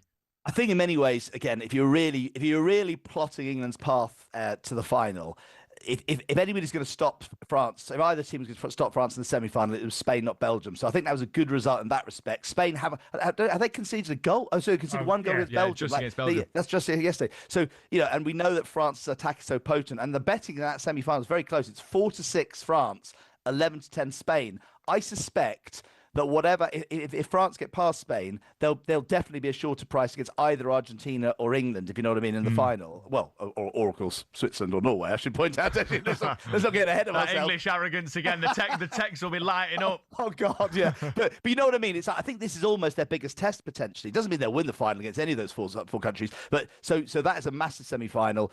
France are 6-4 favourites to win the tournament. Spain are 3-1 second favourites to win the tournament. So there you go. They're both in the same half of the draw, yet they're the first and second favourites in the betting. So it's then 4-1 Argentina. England actually pushed out to 5-1 now that Spain have got through. We know one of them, France, going to be in the final. So look, it's one step at a time. England have to somehow get into the semi-finals against either Argentina or Switzerland, which would be interesting. Argentina favourites, obviously, to get to the semi, and then we take it from there. But it's It's boiling up nicely. Simon, just briefly, we've got the women's final at Wimbledon today, and also you've got the July Cup at Newmarket. Yeah, listen, I don't know. I did a quick bit of research. The two Czech ladies, Muchova versus Noskova. Muchova is 29 years old. They did Noskova, much younger, 21-year-old, 9th seed. And they played once in the US Open where Muchova won a 3-set thriller. And so this could be a good final, a good game between the two of them. I think it's 5-2 Muchova to win over 23.5 games. So maybe it'll go the distance, 3 sets, and we'll have a cracker. And then over in Newmarket, very hot day. It's all about the sprinters today, the July Cup Group 1. And it's actually a Japanese horse. They didn't get so far in the World Cup, but there's a Japanese horse favourite to win that July Cup. Satono Rev, 11-4. The Japanese are a great racing nation. They come over and try and raid these big races, and maybe another one for them today. Brilliant stuff, Simon. Thanks so much, mate. Where are you watching tonight? I'm going to be at home. I've got a few pals coming around. I'm going to settle in, obviously, and just cross fingers and hope it'd be really nice. I say this every time, to have a nice, comfortable 2-0 win. I thought your prediction was lovely, Matt. It just never seems to happen like that. So I think it's just buckle up and enjoy the next ride. Yeah, well, I'm going to stick that on, actually, Simon. You give me some confidence. I'm going to do it. Well, enjoy your night with your mates. It's going to be a top one. You know his mates are it's Dave Stevens and John Neal. Yeah. Exactly. They're the only guys I know. Brilliant stuff. That's Simon Clare from our mates at Coral. That was a look at the latest odds with Coral. 18+. BeGambleAware.org. Please gamble responsibly. The Coral Daily Download on talkSPORT with Coral. We're here to reward the fans this summer. 18+. BeGambleAware.org.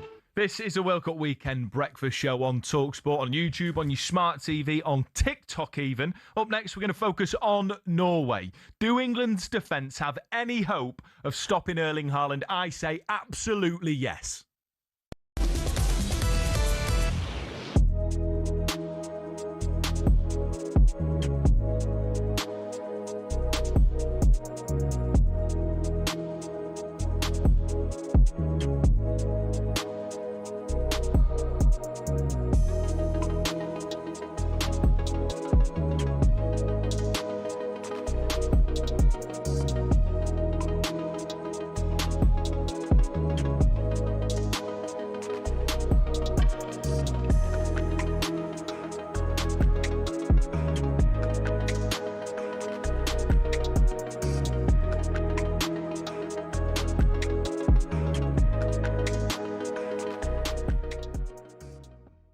I mean, as recently as 2024, Bruno told us all. He told everybody who cared to listen what he wanted to achieve at Newcastle.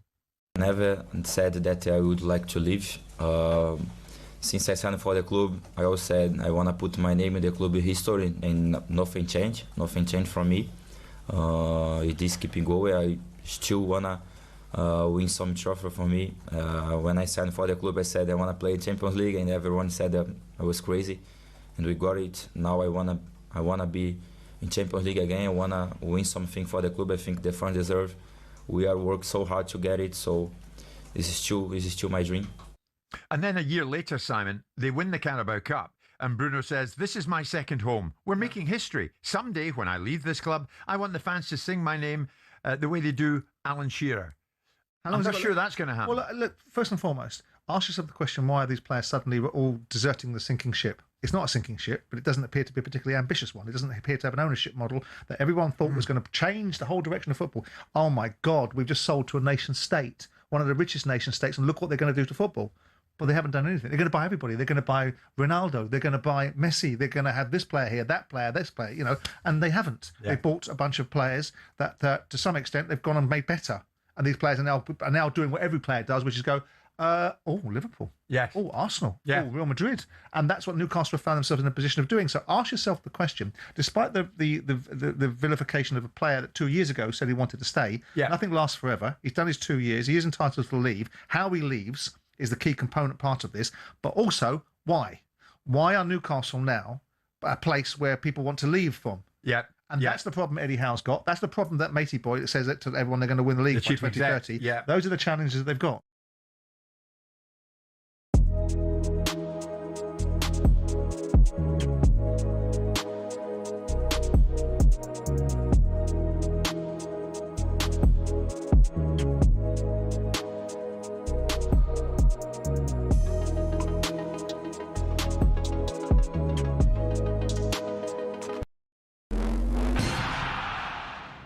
The German leading England. It all sounds a little bit odd, but as Thomas Tuchel tries to bring football home, here's how he ended up in one of the most scrutinised jobs in sport. Well, Tuchel started his footballing journey in the sleepy town of Krimbach. His leadership skills were obvious from an early age, with Tuchel even making subs during PE volleyball sessions. After a knee injury ended his playing career at the age of 25, Tuchel accepted his first coaching role in the Stuttgart U setup in 2000. He led the club's under-19s to their league title 5 years later, but his perceived abrasive personality meant Stuttgart chose not to renew his contract. He went on to spend 5 years at the helm at Mainz before leaving the club for Dortmund. And there, Tuchel secured his first major trophy, the German Cup, in 2017. 8 more pieces of silverware came next for Tuchel in just 5 seasons at PSG, Chelsea and Bayern Munich. And that CV impressed the top brass at the FA. We found so many similarities and so many things that suited my approach and my hunger to achieve special things. I always wanted to come back to England. Well, he says all the right things, but is destiny on Tuchel's side?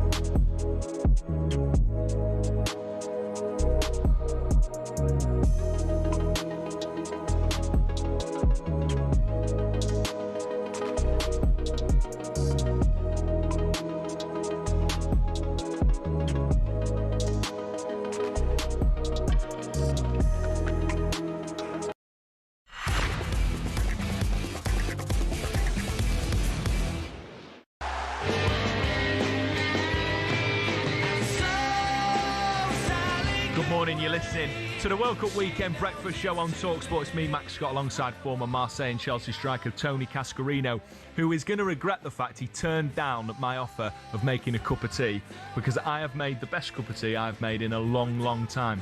Oh, I'm not drinking tea so much these days. All right, well, you had your chance. I think you'll regret it. That's all I'm saying. Look, England are playing tonight. We're having a big hour from 9 o'clock building up to a huge game against Norway, and it's all about England. So get your calls ready, 03717 223344. But some of your headlines this morning away from that.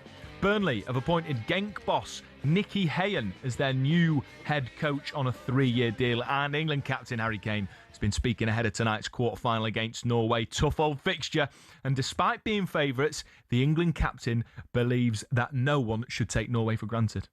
I don't think so. I think it's obviously easy for them to say that because maybe not everyone expected them to be where they are, but I think probably amongst themselves they know what type of team they have. They know they can be dangerous. They've shown that, especially in the last 2-3 years, beating top nations in Europe especially. So yeah, look, it's a quarter-final. I think both teams are going to feel pressure for sure. We have a bit more experience in these situations with the 2 finals in the last 3 years, the quarterfinals, the semi-finals in major tournaments. So, but ultimately that means nothing unless you go out and show that tomorrow. So, from our point of view, we need to feel that freedom as well. We need to go out and play our game, and I think that's when you see the very best version of ourselves, and that's kind of the message to the team. Do you know what I think's really funny? What, Max, is listening to Harry talk there. You know when he lost his voice against Mexico? That was brilliant, that, wasn't it? I've never laughed so much. Because he's like Kermit the Frog. No, but we've all been there, haven't we? The voice has gone, and we sound really daft and silly.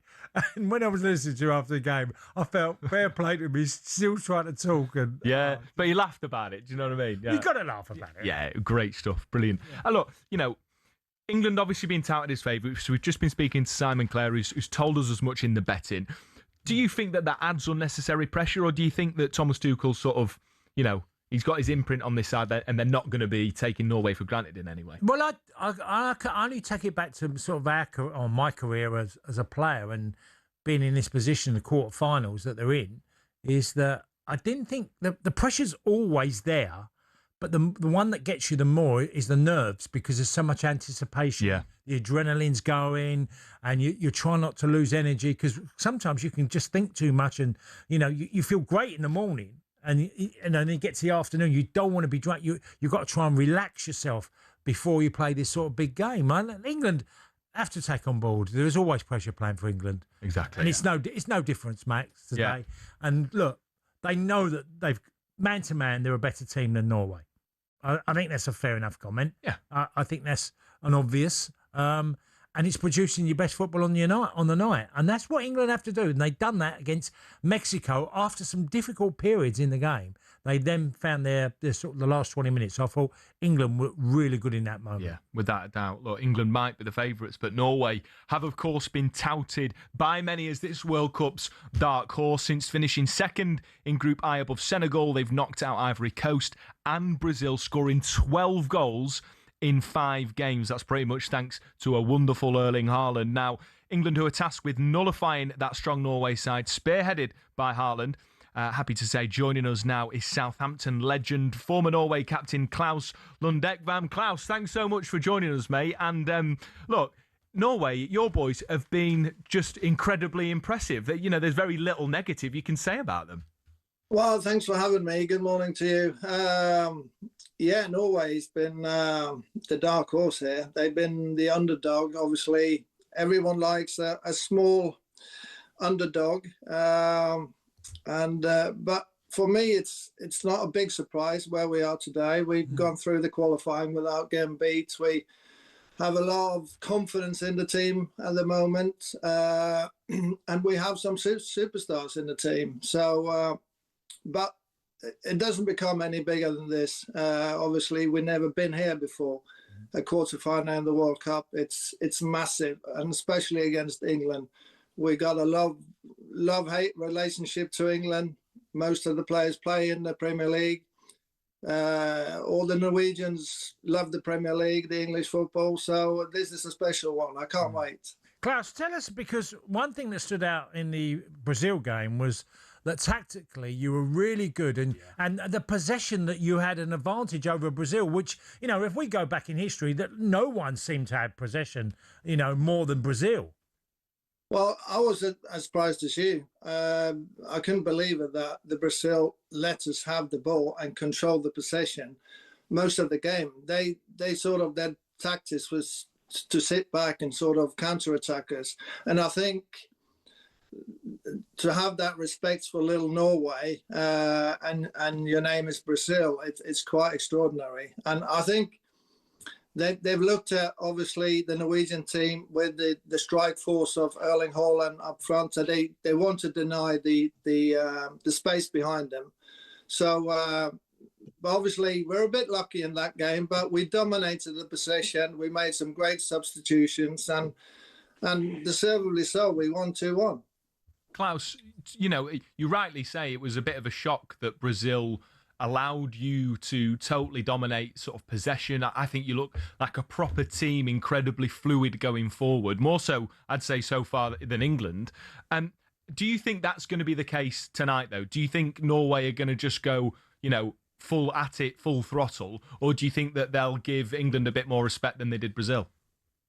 I think it'd be a completely different game. I think England won't allow Norway to play confidence, to have possession. I think England would be in our faces straight away. Like I said, the players know each other really well. So I see a completely different game. I can see a very physical game. There's two very physical, strong teams. A very close game, and set pieces will be crucial. So, a very close game. I'm looking forward to. It could either way. Obviously, the big pressure is on England, but even so, there will be a lot of pressure in the Norwegian dressing room to perform when you play against England in the World Cup quarterfinals. Klaus, I wanted to ask you, because there's a real obsession in the papers in England today how to stop Haaland, which I think is a bit, there's a lot more to Norway than just Haaland, as great as he is.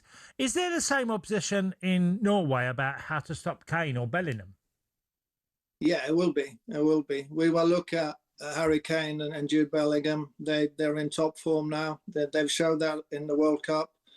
And they will have a lot of respect for those two. But England as a unit, they've been in two finals now. They're such a strong side.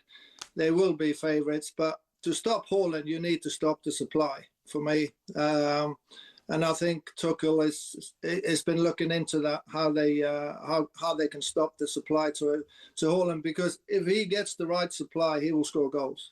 As well as, being obsessed with Haaland in the English media, we're also obsessed with the question about who should start at centre-back in order to stop him, right? And Dan Burn has got quite a good record against Erling Haaland. And we've got a text from from a listener, Dylan, who says, if Dan Burn starts, he will stop Erling Haaland 100%. Odegaard is the one to worry about. What do you make of this one? Yeah, I certainly disagree a little bit.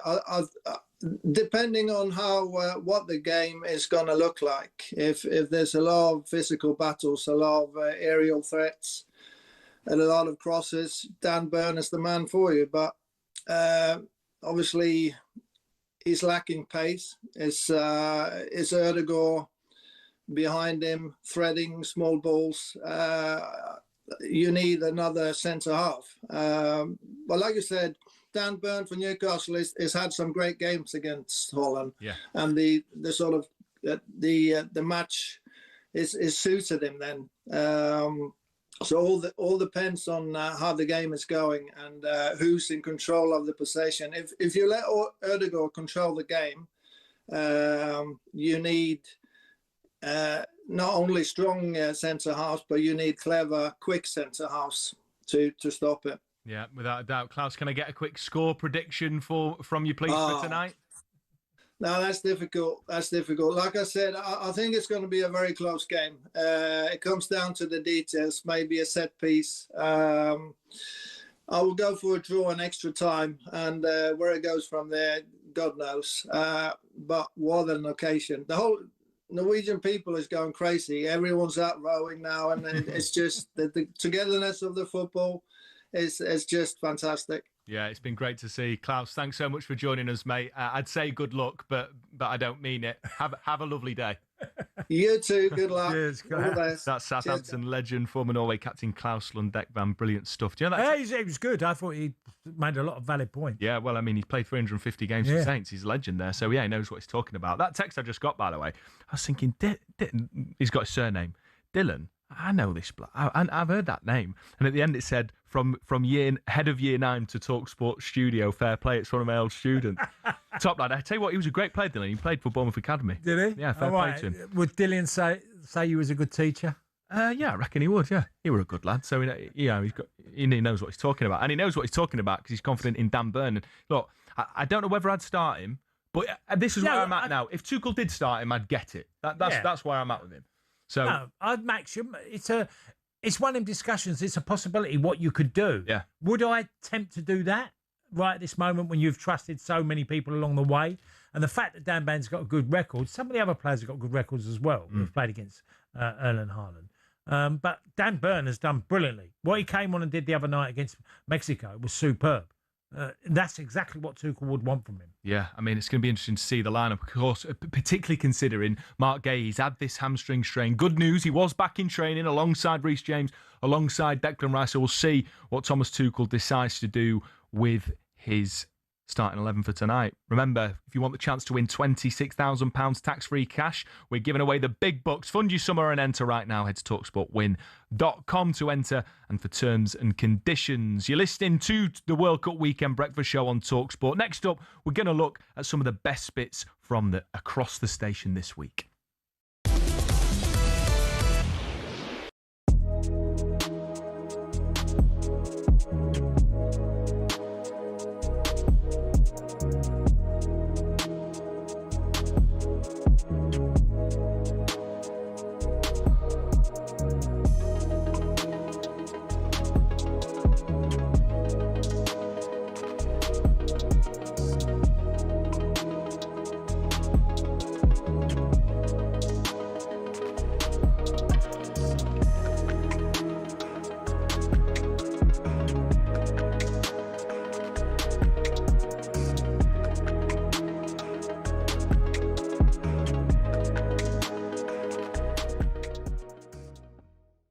I think you're underestimating Bruno Guimarães. I mean, you can look at the figures and say, yeah, not brilliantly impressive. But every Newcastle fan will tell you he's the heartbeat of their team. Yeah, that's Newcastle, though, Jeff. Jeff, we're not Newcastle United. Oh, right? Joe, don't be arrogant. Do not be arrogant, pal. What do you mean not be arrogant? We're Premier League champions. Yeah, I'm not saying I don't want him at the club. Yeah, you're Premier League champions now. You're Premier League champions now. Let's come on in 12 months' time and find out if you're going to say the same thing if you're not Premier League champions then. Jeff, of course we're Premier League champions. We just won it a few months ago. Come on, Yeah. So you got to give us a bit of time. What I'm saying is, good player, but I don't want him to be the marquee signing. If he is the marquee signing, I'm going to be upset. Well, I tell you what, Joe, shouldn't you be worried? You're talking about marquee signings. Aren't you concerned about financial fair play, or the equivalent of as it is now? And you busting the rules. Get rid of everyone you need to get rid of to make it happen. Because if you're spending 60 mil on a player, then that means people need to go as well, right? Get rid of... We've just spoken about Norgard. If you don't like him, get rid of Trossard, him. Gabriel Jesus. We're hearing Trossard. Get rid of all of them. To be fair, I do like Trossard. And if it was up to me, I'd get rid of Martinelli instead. But get rid of who you need to get rid of. Then we can start talking business. But this better not be the marquee signing. I do the marquee signing, but I agree that Arsenal need a left winger. Do you know what I mean? Don't spend 80 million on Guimarães and then you can't afford to go and buy, like, if Barcola's available, for instance, Joel, and he's worth 100. You need a top left winger, don't you, on that side? 100%. And that... Hello, I'm Matt Forden from talkSPORT. This is How to Win the World Cup. This is the best squad I think England have ever had.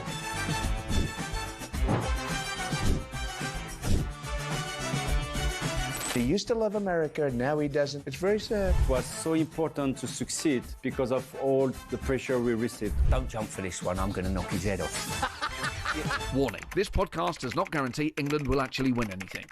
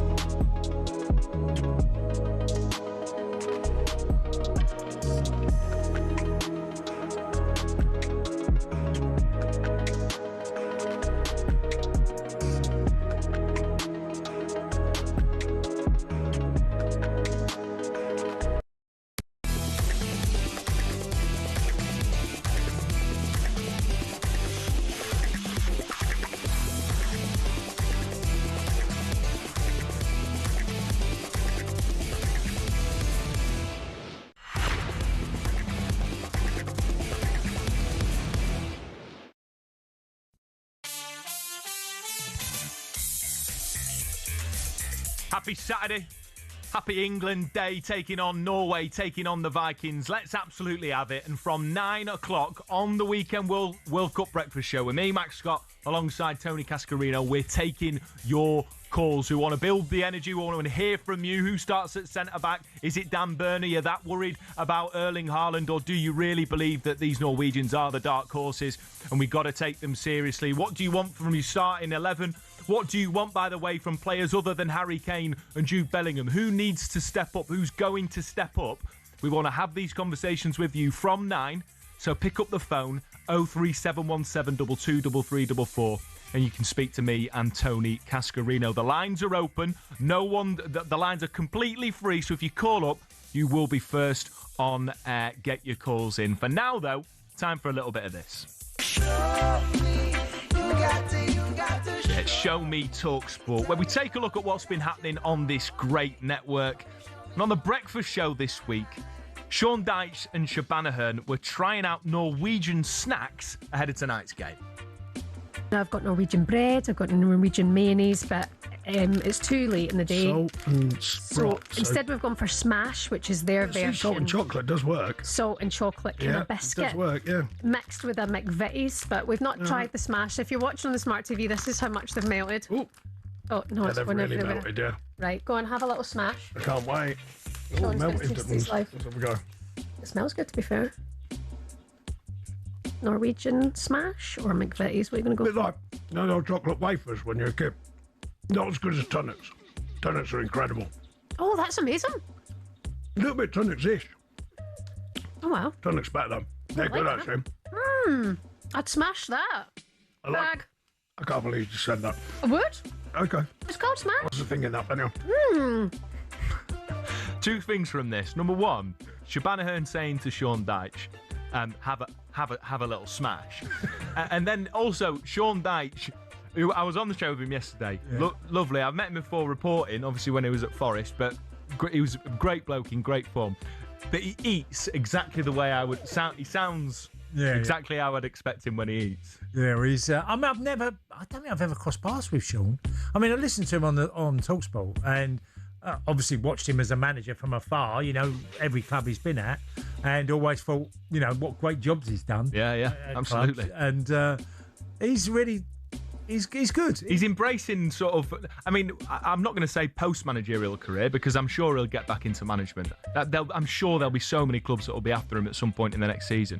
But he's really sort of, he's thriving in his, broadcasting and social media career. You wouldn't know, Cass, because you're not on social media. But Sean Dyche has joined social media.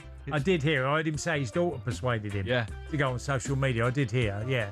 But he's also comes across as really quite humble, and also he gives you a bit of a feel about what life as a manager was. Yeah. He gives a lot more, Sean, than I thought he would have done. Yeah. Because sometimes managers can come on, ex-managers or former managers, they come on and they're a little bit reserved about their understandably. Understandably. But he's properly, he throws himself into it. Obviously, he's part of the family here at TalkSport, but he's been top. He was brilliant yesterday, him and Shaban. They were a great pairing. On Monday, though, it's going to be Jeff and Gabby back in the studio for breakfast, obviously bringing you the fallout of whatever happens tonight live on TalkSport England against Norway. Meanwhile, Andy Goldstein and AJ Tracy, the British rapper, have been locking heads again, but AJ is confident Spurs are going to be amongst it this season. Where did you finish the season before? We're not talking about me, no. I'm talking about you. Where did you finish the season? What's that got to do with it? Where did you finish the season before? Above you. Where? What place? 16th. Okay, what did you win? Nothing, because we snatched that trophy off you. Right. So you can't talk. Next, you wanted. Who did you want? That's Tonali. What did you say? Tonali. And what's the other one? Fernandez. Oh, when they're your targets that we snatched off you again. There's food chain. You get me? There's food chain. Can I ask? There's food chain. Is that food chain like when we got Carrick, when we got Berbatov? Yeah. I think you got Fraser Campbell. Yeah. I tell you what, Spurs fans have got short-term memory loss if they're willing to go that big. But how do you see them getting on next season? Oh, it has to be a lot better. Well, it will be better. No, yeah, but I don't mean it in the sense of just where they finish in the league. I think what you're seeing a building of a team that's being reconstructed from the midfield area and other spots in the team. They've signed a couple of defenders, they've signed a couple of midfielders. I just think that Spurs are going really hard for the first time that I can ever remember on what the manager wants and what the club needs. Yeah, and fair play to him for it. Spurs fans have been crying out for it, and you can't blame them. But the idea that Spurs are somehow higher than Manchester United in the food chain, I mean, I don't support either of those clubs, but that is absolute poppycock nonsense. Andy and Benty, though, will be back this afternoon, bringing you an exclusive World Cup game day show in the build-up to England versus Norway. And finally, if you haven't seen this, you need to, because things got heated at talkSPORT when a caller took issue with Gabby calling Ronaldo a disgrace for his World Cup performance. Well, listen, to be honest, take away the performances. I'm just on because I'm annoyed at Gabby for calling him a disgrace, to be honest. I think it's bang out of order. I think what he's done in his career, he's earned the right to be there. Really? Absolutely. Why? How's he not earned the right? How's he not earned the right? He scored 28 goals last season. He's 41, Gabby. So? What age did you retire? What age did you retire? What age did you start playing professional football yourself, mate? Yeah, pipe down. Me, mate. Pipe Don't down. worry about me, mate. Don't go there, mate, when you haven't kicked the football in your life, okay? Settle down. Brilliant, mate. Yeah, I know what it's about. down. Don't worry about that. Settle down. No, you're a disgrace for calling him a disgrace. What a response from Gabs, by the way. Brilliant. Oh, no. Gab's got that look about him. And his daughter does athletics, the same club as my daughter. My son does athletics.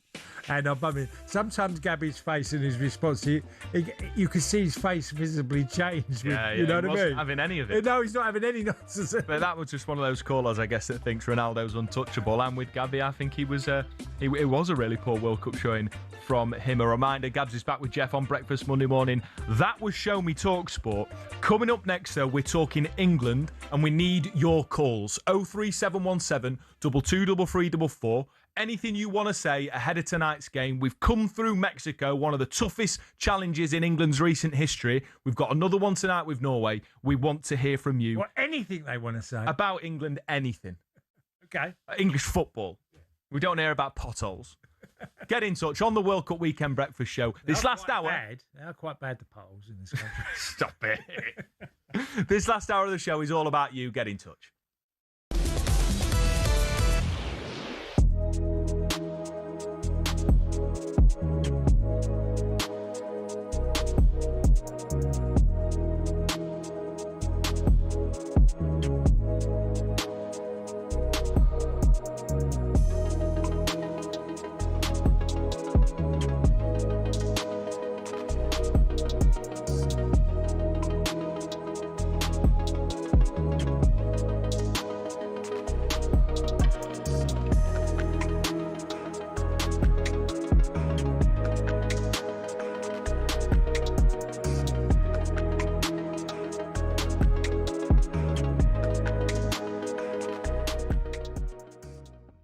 Because Infantino, though, Simon, has said, yes, I got a call from Trump on Balogun. Yeah. They have allowed themselves to be boxed into a ridiculous corner, haven't they?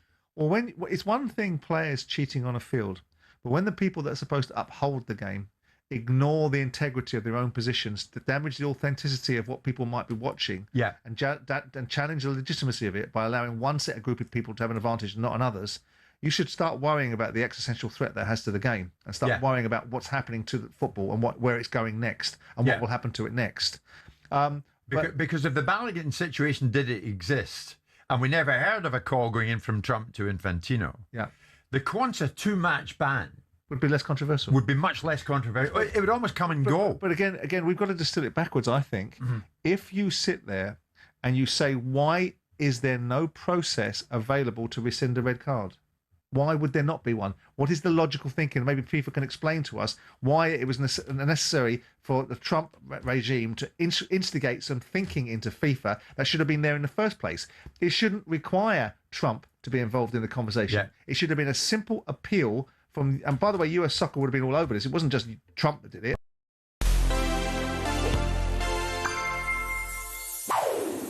We've seen some incredible goalkeepers grace the world stage. Banks, Zoff, Buffon, Neuer. So why is Lev Yashin from the Soviet Union considered the greatest of them all? Say Yashin to a teenager these days and they'll probably look like this. After all, he played decades ago for a country that doesn't exist anymore. He never even played in a World Cup final, yet he still, more often than not, comes out on the top of ranking lists. In 1958, the Soviet Union lost 2-0 to Brazil in the group stage, but without a 28-year-old Yashin, who'd stopped a rampant Pelé from scoring, the scoreline would have been embarrassing. He was key again in a draw against England, which helped the Soviets into the knockouts.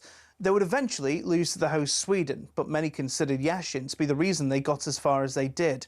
He was revered at home, and his club form was out of this world. In the 4 seasons between 58 and 62, he hit a 1-in-2 clean sheet ratio almost every season. That is insane. By comparison, in the 4 years to 1966, Gordon Banks was closer to 1-in-4. All of that made his dramatic flop in 62 that much more shocking. He conceded 4 in a group game to Colombia, including the only World Cup goal ever conceded directly from a corner. They were knocked out by Chile, and so shocked was Chile's winning goal scorer, Eladio Rojas, that he hugged Yashin in celebration. Back home, Yashin was blamed for everything. He was the scapegoat. After bricks through his window and messages left on his car, he considered packing it in. But he kept going. And in 66, the return to form of the man they called the Black Spider was lauded.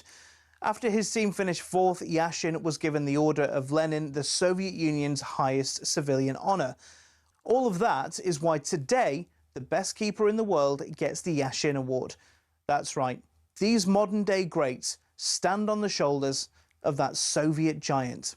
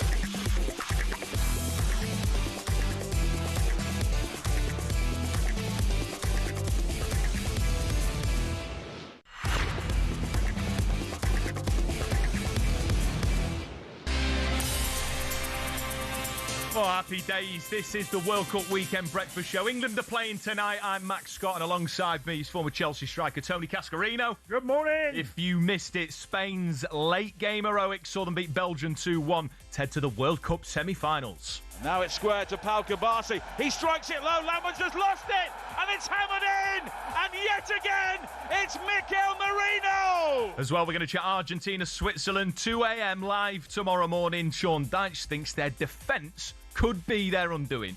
Yeah, I think they're certainly beatable. I mean, I think that we've been mentioning about England's back four, but Argentina's like that. I mean, their two centre-halves look at times, considering they're both very good players. I know, Mara gets question marks, but they're very good players. But at times, as a unit, they look all over the place.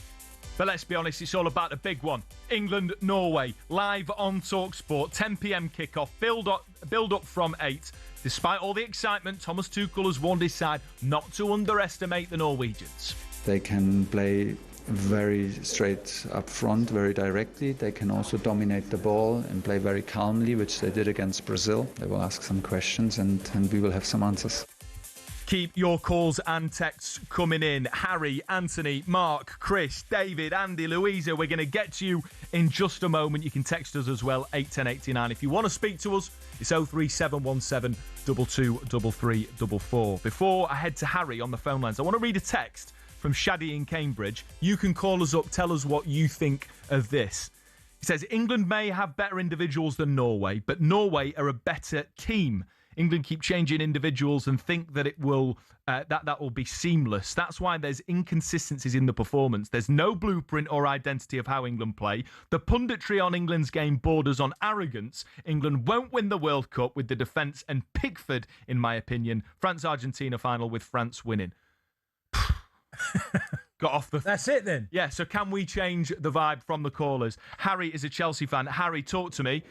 Are you as negative as Shaddy from Cambridge, or are you feeling confident ahead of tonight? No, mate. Morning, lads. How are you? Yeah, we're good, Harry. We're good. No, I'm the complete opposite, mate. Firstly, just to give a positive message out to anyone who doesn't believe, just quickly, if you want sausage rolls, Greg's are selling them. If you want rumours, the gossips are telling them. But if you want goals, mate, call Jude Bellingham. He's leading us. He's going to take us all the way. But what I wanted to say was I think Tuchel's got a question about Dan Burn now after he performed. I think the thing is about Dan Burn is he's Dan Burn, do you know what I mean? But let me just say this. I don't know if I'm talking crazy now, but if his name was... I know it's a cliche, but if his name was Danny Bernino, or just Danny, Brazilian Danny, mate, and he had blonde highlights and a neck tattoo of a clock or something, it'd be worth 100 mil, lads. It'd be worth 100 mil.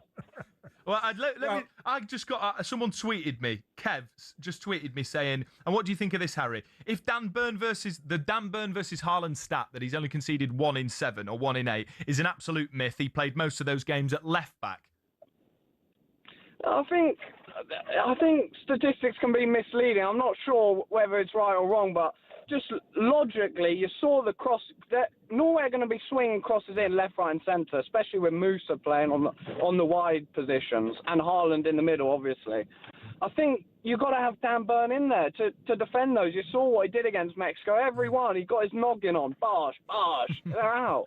Do you know he's a brute. Do you know what's so funny and so strange on this one, Max? Is it wasn't that long ago that Dan Burn was being questioned about being in the squad, and Harry Maguire should have been there. You make a great point, Cass, yeah. And yet, it's how it's changed during the course of what? How long did he come on? 25 minutes. 25 minutes? Yeah, fair play. Thomas Tuchel maybe being vindicated a little bit there. Harry, great call, mate. Love the positivity. Anthony's a Newcastle fan. Anthony, do you share Harry's positive vibes before the game tonight?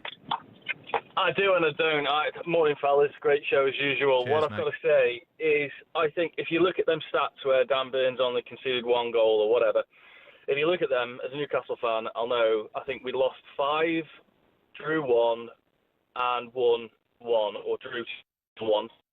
Yeah, it's a great stat that he's only conceded 1 to Erling Haaland, but we lost them games. Fair so enough. Where's the merit in it? And I think we need to stop focusing on what Haaland can do. Yeah. And start thinking about what the likes of Kane, Bellingham, yes, Rice, Anderson, all them, brilliant players that we got can, they change a game. Change a game. Totally agree. One of the conversations we've been having, Anthony, is, look, you're right to mention Bellingham and Kane. They've been absolute golden balls. If there's one player tonight that you believe is really going to join them in the ranks of England players that are scoring goals and changing games, who do you think it's going to be tonight? I would say you're looking at Anthony Gordon or Marcus Rashford. Yeah. No, I'd agree with you. I thought Anthony Gordon, for me, Cass, was the player of the match at Mexico. I thought he was just an unsung hero, did everything right. His energy was incredible. And you really saw why Barcelona would want to sign him. Yeah, I mean, look, it's been a mixed bag for some players. They haven't quite got to the tournament as quick as others. Bellingham and Kane have done it really from the start of the tournament. No, Kane, from the first game off, he was off and running. Yeah. There'll be someone else along the line will step in, whether it's Saka, whether it's Elliot Anderson, whether it's Declan Rice. There's always, because they're all capable of doing that. Yeah, no, I'm confident that that's going to happen tonight against Norway because we're going to need it because they're a top side. Chris is a Liverpool fan. Chris, what do you want to say, mate? Good morning. Morning, all in the studio, and morning to everybody listening. Anticipation. What am I going to say? Yes, reflecting the Chelsea lads, we definitely need to play Dan Burn from the start. He will be our Terry Butcher of this tournament. He will make Haaland feel his presence. He'll take out those long crosses that are going to come in. And I think, I think he's got to be in there and he's got to feel the pressure from the start. And on Andy Gordon, going back, I'm 70 now. I watched the World Cup as a little lad, 9 years old, black and white TV in Luton. Andy Gordon will be our Alan Ball. He never stopped running. He was everywhere. He covered the pitch. That boy, he will now come up. I reckon he'll get a goal. Yeah. Good shout, Chris. Yeah. Score prediction, Chris, before you go. Oh, mate, I've got 30 people around the house tonight. They're probably listening now. I'm going to say 2-1 to England. Yeah, I'll have that. It's going to be tough. It's going to be tough. Yeah, they're good. Look at their qualifying campaign. You know, Norway flew by, and obviously we're in the group with Italy. That's, you know, they had an unbelievable scoring record. Yeah. You know, so they're a dangerous team, Norway. I do think the biggest issue for England is just going to be play your own game and also just try and deny it with a possession, try and get a bit more of it. Yeah, without a shadow of a doubt. Great call from Chris. Enjoy your evening. 30 friends coming round. This is what the World Cup's about. Absolutely love it. Mark's a West Ham fan. Mark, talk to me. Are you continuing the positivity ahead of tonight? Definitely. Not unlike talkSPORT and the rest of the media, yeah. All we keep What are you on about, mate? I'm loving it. We're positive this all morning. We keep banging on about. You listen to talkSPORT over the last 4 days. All you got, Haaland this, Haaland that. And before Haaland in the previous game, oh, the atmosphere. Oh, we're playing at height. It's this is going to cripple us. That's going to cripple us. Where the hell is the positivity? We've got Kane up front. He's the biggest goal scorer in Europe this year, isn't he? 70-odd goals. Yeah. Come on, we should be looking at their knees shaking before kick-off. Absolutely. Not ours. Jack, can I just say to you, look, there's a lot of big countries still left in, and I guarantee you, and all the radio stations in them country, they'll be concerned about the opposition. It's just giving them a respect. I think England will win. I've never said anything different. I feel they've got enough. I feel we've got enough, but when you sit here and listen, I'm privileged enough to be able to listen to the radio for about 6-8 hours a day, and you hear Haaland's name mentioned for the last 4 days. Well, he's not a bad striker, though, is he, Mark? Come on, he's not too shabby. He's all right. Cut off his supply. Hey, coming from a West Ham fan, mate, saying Haaland's all right. He's world class. Come on. Look, he's not as good as McAvenny, is he, Cass? No, McAvenny was some striker. On and off the field. Mark, give us a score prediction, mate. I'm loving the positivity. Give us a score prediction and goal scorers. Put your money where your mouth is. We're not even going to drop a goal. 3-0. Who's scoring? I reckon Bellingham and Kane too. All right, fair play. Mark, love the positivity. Brilliant and stuff. And Kane's going to get that golden boot as well. Yeah, of course he is. He absolutely is. Brilliant stuff. Mark, the West Ham fan. Keep your calls coming in. The energy's high ahead of a big, big game for England against Norway. Build-up starts at 8. Kick-off at 10. Right now, though, you're listening to the World Cup Weekend Breakfast on talkSPORT.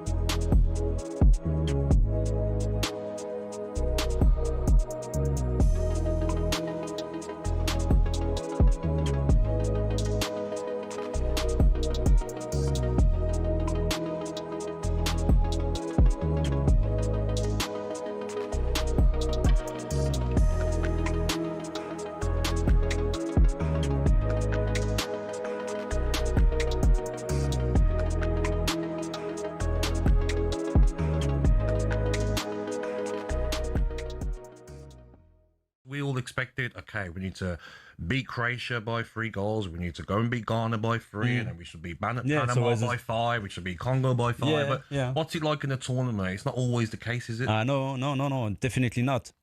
You know, it's funny when I see, the betting, things, before the game, and I'm thinking this is not what we expect, on the pitch. I know that England are favorite against Norway, but when you look at Norway, they look really, really strong, as a unit, as a team. Of course, they have weakness, but England must be aware that if they don't get the position of the ball in this game, and this is where I agree with Troy Deeney, for example. I think with the player they have, England, they should be more confident with the ball. They should show more commitment with the ball, and composure as well. And this is where, something is missing. Yeah. Well, we shall see if we can show that. I mean, if you look, on paper. I'm just sorry to disturb you, Jeff, but for this game, England against Norway, I'm just wondering if Norway get the ball, is it what England wants into this game? Waiting, sit back, trying to play in counter-attack, or try to get the ball, the position of the ball, and try to conduct and manage, this game. So this is, for me, one of the key of this game. Yeah. Are you going to react with the ball and without the ball? I mean, it's interesting because Norway had a lot more possession of the ball against Brazil than most people had imagined they would do. Although the tactics of Ancelotti, though, did he say leave them with it? Yeah. I don't think we should do that. I think we should go after them. I really do. Yeah, pressure. Yes. Yeah. Text from Ryan. He said, Bellingham's been very good, but I think Arsenal's Morgan Rogers should get a chance in the next game. Ryan, dream on. 130 million, please. Yeah. Get ready to get that winning feeling with talkSPORT Win. This summer, talkSPORT is bringing you live and official coverage of every game of the FIFA World Cup 2026. And to celebrate, we're giving away £26,000 guaranteed. Go to win.talksport.com to enter now, and you could win 26 grand in your hand, tax-free. Enter now, and you could be the next to get that winning feeling, courtesy of talkSPORT Win. Find out how to enter now at win.talksport.com.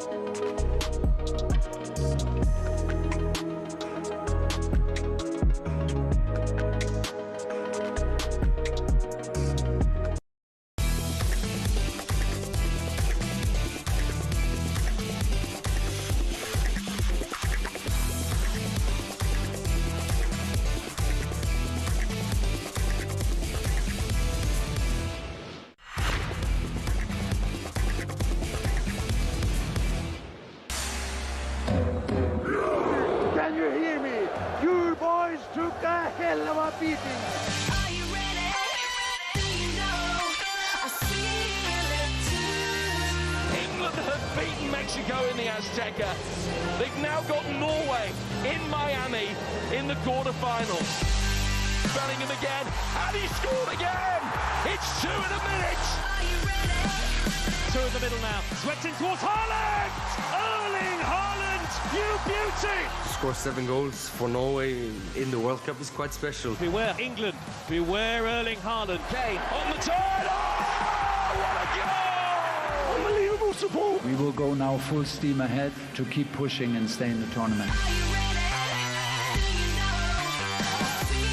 Poor old Harry Kane with his broken voice. That is an all-timer, that is. Well, look, England against Norway at the Hard Rock Stadium in a sweltering Miami, Florida. It's going to be on fire for this tasty quarter-final matchup. But just how high should fan expectations be? Well, England assistant Jimmy Floyd Hasselbank had his say speaking to the boys on Drive yesterday. Expectation of England at this moment of time, is too high because they are thinking straight away that they have to win. It didn't, where France is now, it didn't take them 2 years. It didn't take them. It was a process. I totally agree. Exactly. And it was a process from Spain.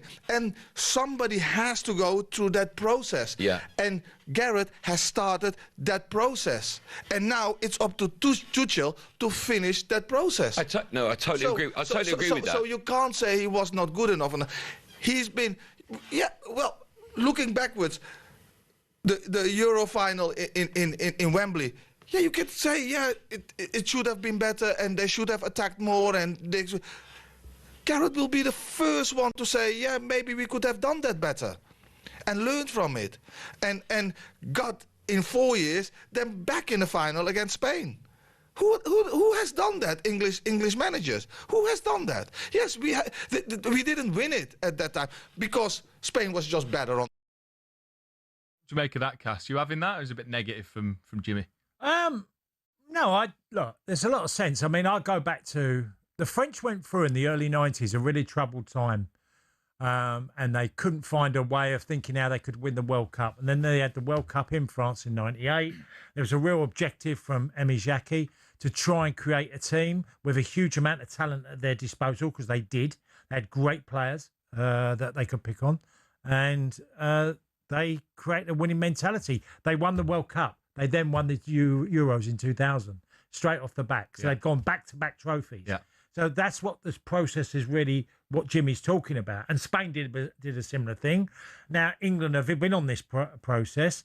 And is it now that, is Tuchel the guy to take them over the line? Well, I do think there's a lot of positives about the change, but Gareth done an amazing job. I can't agree with people who just go down the road, he's a nearly man and all this stuff. I felt like, come on, you were so close. When you lose a penalty shootout, you know, that's coin flip stuff, isn't it? Gareth's done well, but I kind of think Jimmy maybe contradicted himself a little bit there. We've been on a long old journey actually under Gareth Southgate, and the reason Thomas Tuchel has come in to finish the job. So I don't think that England have necessarily got too higher expectations. We've seen some of the negative reaction from their performances. England fans are honest about how good or bad England have been. Look at the reaction to the Ghana and Panama game. It was really negative because we know we can be better.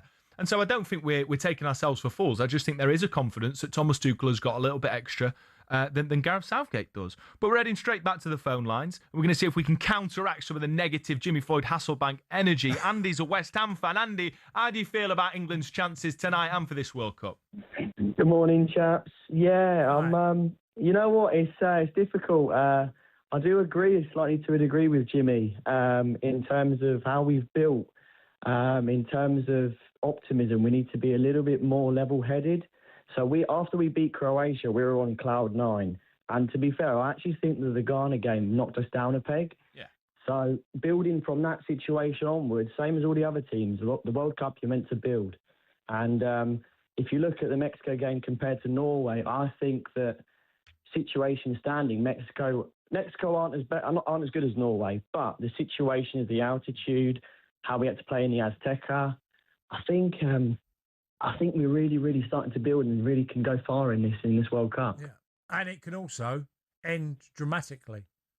And that's the unfortunate thing, is that as much as what we say Tuchel's done and things that have gone right against Mexico, all the excitement, you used to see the players, the characters that come out, that could all end tonight. Yeah. You know, and then everyone would reflect back on everything that went wrong. It's such a fine line, Max. It really is. It is. I mean, another thing about fine lines, I want to get your take on this, Andy. 4 England players on yellow cards: Declan Rice, Jude Bellingham, Mark Gahey, Nico O'Reilly. How concerned are you about that? The potential for losing some of our top players in the semi-final if we're to get through? Yeah, and I think we got to. They're obviously going to be considering that, but I'm not sure what Tuchel's going to be planning on that, but that will be in the back of their minds for sure. And I know earlier in the show this week, in the back of their minds, it can change the sort of player who's on the pitch, and that's what we don't want. But they need to stay true to who they are, play the tactics, play the game. And it gives a score prediction for Norway. 2-1 England. Oh, everyone's going we'll to take that. Do you know, that's a really valid point. You know, you can only play tonight's game, and what happens. And if you have 2 players that are already on bookings get suspended for the next game, you have to deal with that. Next Other nations have the same problem. Yeah, no, without a doubt. George is a Man City fan. George, how are you feeling ahead of tonight, mate? Good morning. Morning, yeah. I'm feeling really good, to be perfectly honest. I'm a massive England fan, as is everyone. And I just think that we're going to blow them away. The reason for the call, though, is I actually think that I want to go against the grain with all the Dan Burn love. Don't get me wrong, he was fantastic for his cameo. He was brought in for one of 2 reasons. One, do what he did against the Mexicans, and the other would be if we need a goal late on.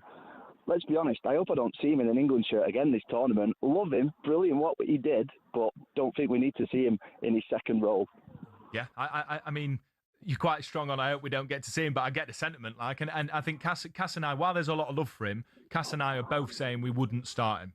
Yeah, I said exactly that, you know, what you've got a problem is that you've already got your preferred back 4, and obviously if you have dramatic changes or injuries to like the right back area or centre half, you have to make different options. But I wouldn't start Dan Burn because he went there for me, in my mind, was to come on and do a job if necessary. It's a bit like Ivan Toney. If Ivan Toney came into the team, it's because things were wrong. Exactly. Yeah, so that's what I mean by I don't want to see him again. Not that I don't love him, but just I hope it's nice, smooth sailing from here. And one last thing, just as a bit of a reference to the best movie of all time, Mike Bassett, England manager, at least we didn't have to give 3 cheers to Ramirez. George, top stuff, mate. Love it. Brilliant. That's George, the Man City fan. Ricky, he's a Liverpool fan. Ricky, talk to me. How confident are you ahead of tonight? Yeah, I mean, I think basically, we've got the best league around. So technically, we have the best players as well. I mean, I'm confident that we'll beat them, but I think what it is with England, what they should do, the first off, is just go at them. We've got the better players, and close them down, go at them, because you know it's a knockout game. Anything can happen. You can't underestimate. I mean, the way the Norwegians played the other day against Brazilians, they were fantastic. So they're not a team that you can write off. They can beat us on the day, especially with Haaland. But I think what Tuchel should do is, from the first whistle, just go at them. We've got the better players, we've got the faster players, and I think we'll win the game. But I also think the problem is with England, if they start backing off and give them too much respect, it's going to be a 50-50 game. Yeah, I agree. They've got to go at him, and rightly so. There's a lot of conversation in this country about Erling Haaland. He's a world-class striker. He scored 7 goals in this tournament. But I do share your sentiment, Ricky. We can't spend too much time trying to think about that. I think now in a quarter-final, Thomas Tuchel's been promising full-throttle football, and that's what we want to see in this sort of game. See, can I just say one word on that? We're talking about Southgate's England and Tuchel's England. Kane looks way more likely, and you could say, well, he had injuries in previous tournaments, but he's looked way more likely to score in the present England setup. Yeah.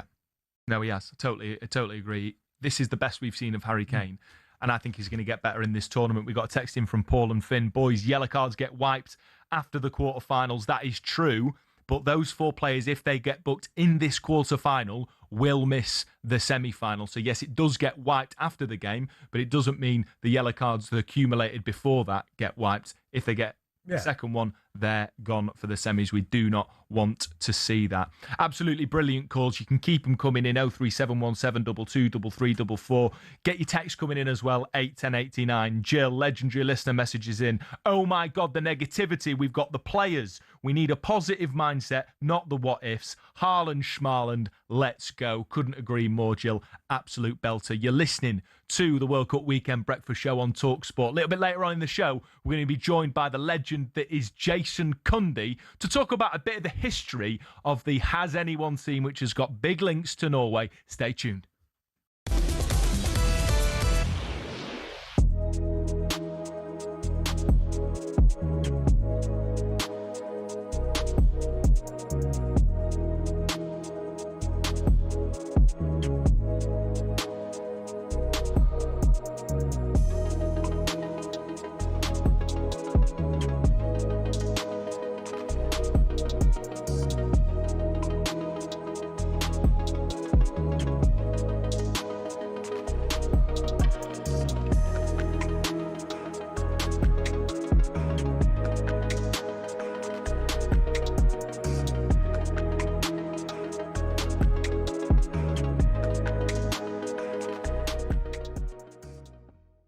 Are France that good, or have they been tested yet? I think probably a little bit of both. I think they are that good. I think they are, because they showed second half what they can do in tight spaces and there.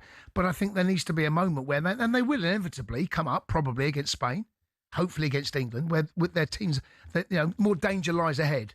But they kind of, I think it was quite simple for France. Mate, they're coasting to the semi-final of the World Cup. Yeah. Well, they're a good side though. They're a good side. They've got the best player in the world. Do you know what I like about France? And it's a bit of a throwback. The forwards, when they get the ball, you see a lot of players, number 10s or midfielders, they'll get it and they'll pass it out wide and they'll come back and they'll go out the other side and then you might try and get to the byline. When France win the ball, they stick it into the front 3 or front 4 and they run at you like through the middle of the park, and they just drive with the ball, a bit like what Gaza used to do. And then the game just opens up and you're looking at it going, as a defender, I'm watching the Moroccans, they're going, how do you defend that? Well, you've got 3 people running off the ball and then you've got the player with the ball running at you, straight at you. The second goal they score is just like them just going, well, I'm just going to run through you. Well, it was 2-0. Hard to defend again. It could have been 4 if Mbappe scores that. JP had a chance at the end there and brilliant, gets got on his left foot and then scuffs his shot. And, in the end, it was comfortable for France. They really didn't break a sweat. I don't remember their keeper having anything to do at all. There might have been a couple of crosses. I don't remember it. But, yeah, they're that good, mate. And I think they've got a little bit of a fear factor about them because everyone knows how good they are going forward. You cannot allow their two wide men to run at your fullback 1v1. You can't allow Elise to get on the turn. Even in tight areas, he'll let the ball run across him and he'll turn, he'll flick, and he'll play balls in. And you've got Mbappe, the best player in the world, up top.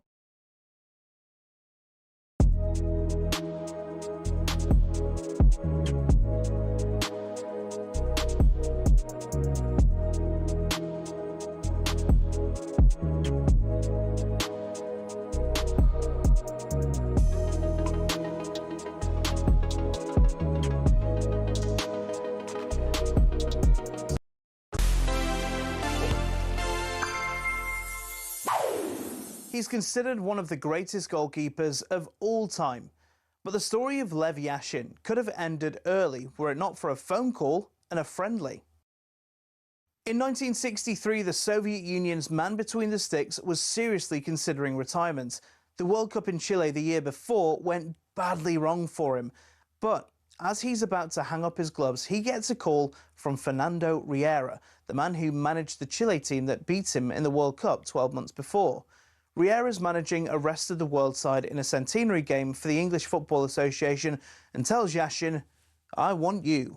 I mean, look at this team. There's Yashin, and there's Eusebio, Di Stefano, Law, and Puskás. England puts out pretty much their main international side, led by Blackpool's Jimmy Armfield, and also featuring Moore, Charlton, Greaves, the men who'd go on to claim glory in '66. Yashin plays the first 45 minutes and, as you can see, he was busy. At half-time, he goes off injured, but he's kept a clean sheet. The match, broadcast back home in the Soviet Union, proves to the people that Yashin is still the best of the best. Returning home a national hero again convinces him that he has one more World Cup in him. And at that tournament in '66, the Soviet Union came fourth, their best ever World Cup finish.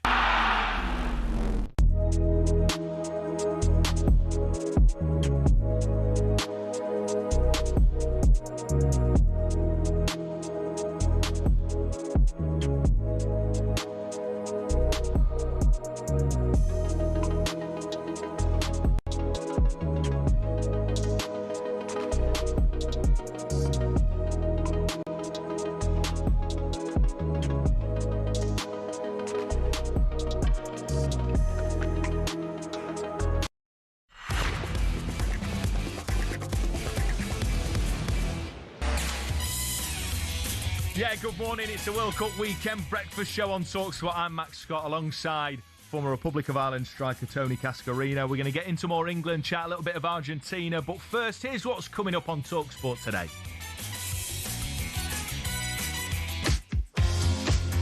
From 10 a.m, it's the warm-up with Max Rushton and Charlie Baker. They're waiting in the wings, ready to take over in 26 minutes. Then the World Cup weekender with Jamie O'Hara and Jermaine Pennant from 1. And drive time from the USA. Andy Goldstein and Darren Bent with you from 5 p.m, no doubt with a whole host of top guests. And then it's the big one, coverage from 8. England-Norway World Cup quarterfinals with the Dream Team. The GOAT Adrian Durham, Jim Proudfoot on comms, England and Nottingham Forest royalty Stuart Pearce on co-comms. Now, just before the news, in the break, me and Hugo were chatting. He's obviously doing the news, our golf expert as well.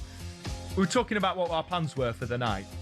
And he made a great point. Like, the pub's great, but you can't really fully watch the game because of the atmosphere, the pints are flying. And he said, 10 mates locked in a living room with the beers. That is the best way to watch the World Cup. I fully agree.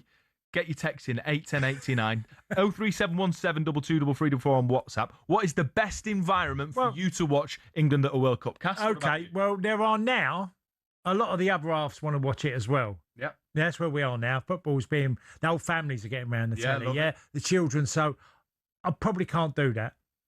Right. The 10 mates, them days are gone. Are they? What about if you invite 10 families, Cass?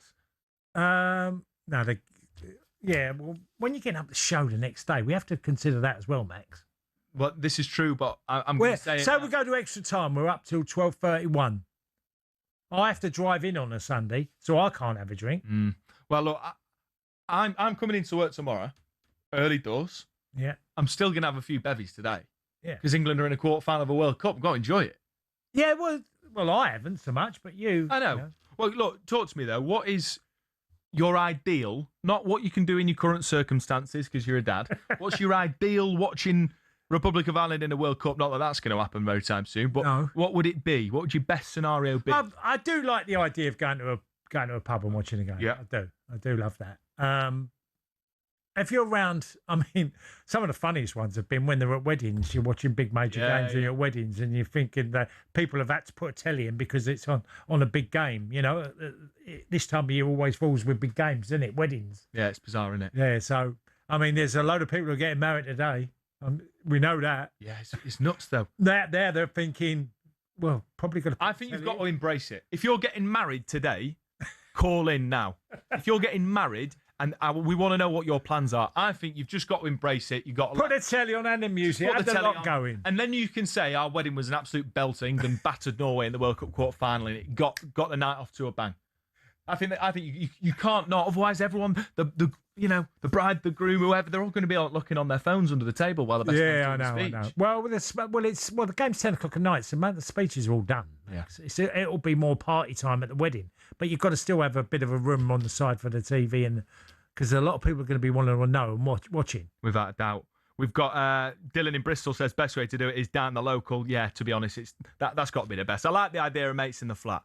But my best memories are watching it with Ben, Lucy, the gang down in Bournemouth when I was living there. World Cup, Euros, unbelievable scenes. Best way to watch England, my dad's garden bar, big screen TV, a Sarri on draft, other available. Get about 15 lads in there. Perfect. It's coming home. Graham, the Evertonian. Brilliant stuff. We're going to continue our England chat. We're going to get to your calls in a moment. Jason Cundy is on his way in. But first, it's time to look ahead on High Pressure Picks with Shaw.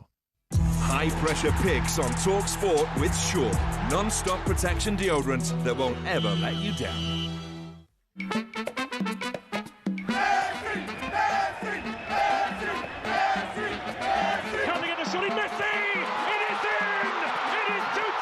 Basically, he's inspired. I mean, you cannot play against them. They are so good. He's in a different level, even at 39. And Enzo Fernandez!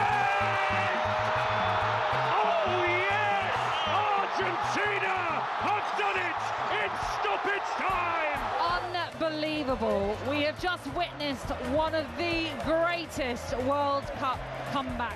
One of the greatest in the history of the greatest competition there is. And the greatest sport there is. Team who never really get talked about as, winning a competition, but they're always there. Switzerland. Couple of steps to his left. Forward he comes, into the bottom corner, and Vargas does it.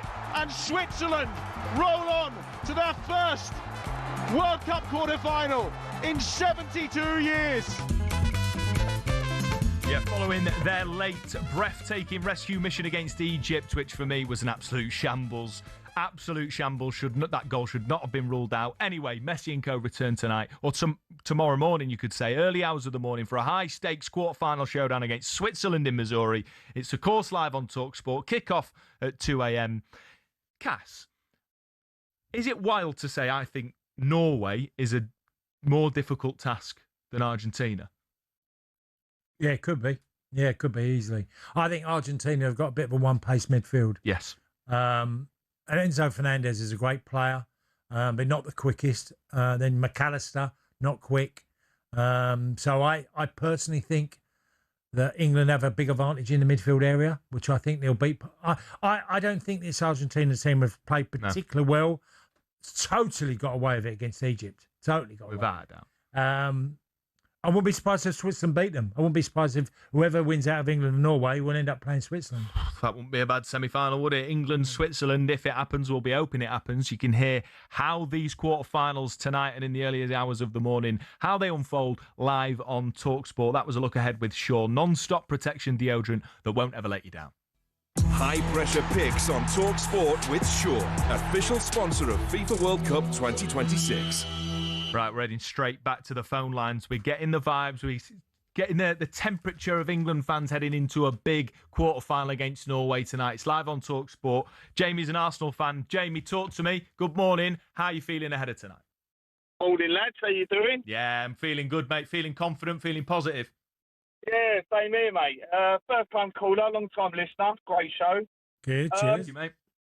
Bit of a conundrum. I'm all right, but my wife was going to reception today, just down the road, which makes it even worse. And she's sort of committed. And I said to her, "You better start getting your excuses in now." Wait, she's going to a wedding? She is, to a reception, to a friend that she used to work to. So it's not really, from a bloke perspective, it's a bit of a no-brainer, but a bit harder for the ladies, I think, sometimes. And she went, "How can I get out of it?" And I went, "Well..." And we just come up with an excuse. So now she wants to create some sort of story about me, just basically just saying, "Oh, well, my husband..." I went, no. My name ain't being chucked around. I need total karma, needs to be level, because tonight we need all the good vibes going in. No negativity, no lies here, no little white lies.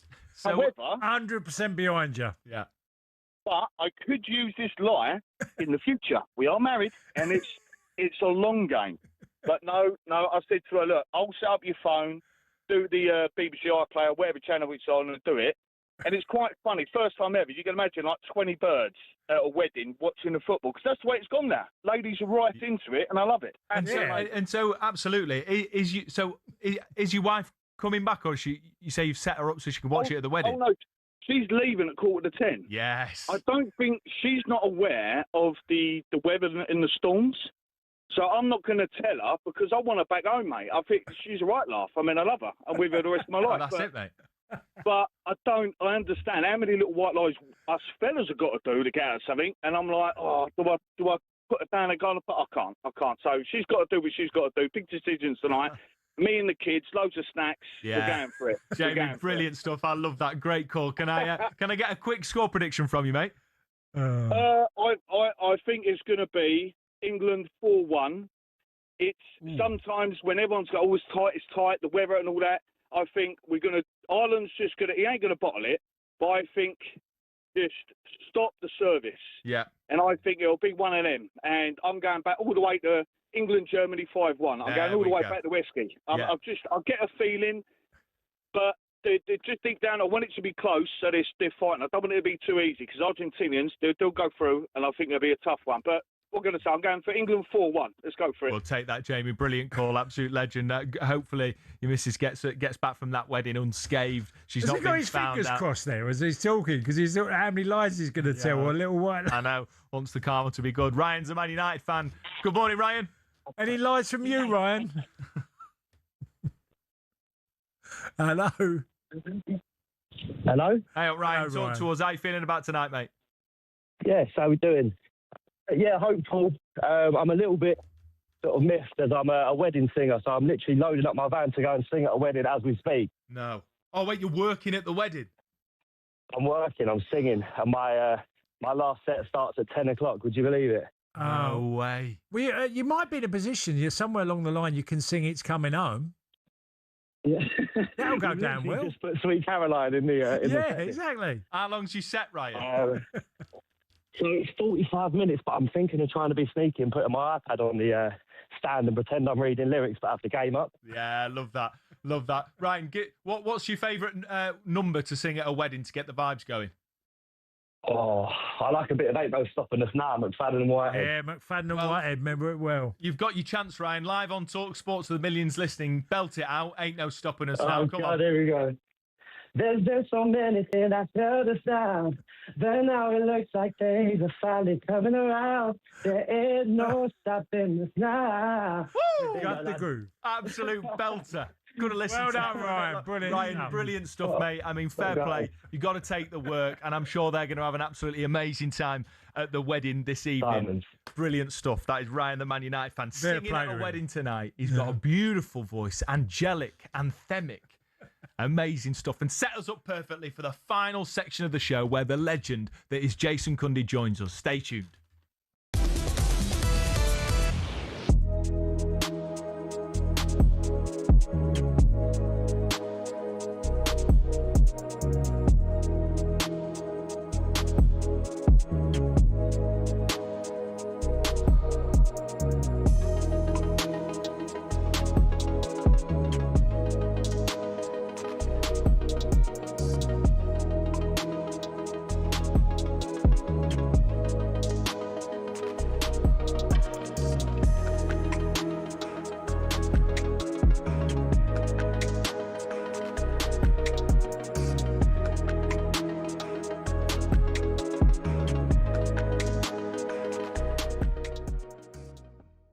get into this weird situation where they forget what happened before. So all the big games, they played Havertz, right? Gyökeres, who you bought in at the start of the season, was going to be, for all the big games, in all the big games, he was on the bench. Yeah. Facts, that's what happened. So the manager doesn't trust him. That's not our opinion, that's just objectively looking at it. Havertz gets injured quite a lot, unfortunately. Gary Jesus is not the same since he's come back from his injury. So if you're now telling me that you can get through this season again and everybody else is going to be as poor as they were last year, I think you're just forgetting the fact that you lot were all losing your marbles around the Man City loss. And it was, we need a proper striker. Arteta don't know what he's doing again. You win the league, it's great, we're going to win it. But what I've always said to you, I've always said to you, that Gyökeres wasn't bought in for the big games, did I? I said that to you. We bought Gyökeres in for the game. No, I get listen, explain. I want to hear the year before, Arsenal, it weren't the record against Man City's, the Liverpool, it weren't that cost us the league. It was we couldn't beat Fulham, couldn't beat West Ham, couldn't beat them lesser clubs. Gyökeres, I mean, he said it. Right, it's one of them. Gyökeres this season scored against the Fulhams, the West Ham, so we didn't have a problem getting past those teams, which is why then we went on to win the league. Okay, I think you won the league because you played very pragmatic football. I'm not actually allowed to say the type of football that people are calling it on air, but you played a certain type of football. Would you play that type of football to win the league? No. What? What are you talking? Of course you would. Honestly. If I was a footballer?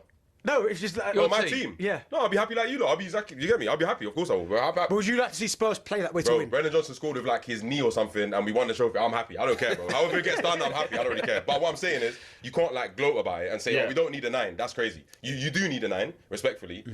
What are you talking about, bro? If you sold Osimhen and Havertz right now, you could... sorry, Osimhen. If you bought Osimhen and sold Gyökeres and Havertz right now, you'd be great. You'd be fine. You could buy Barca...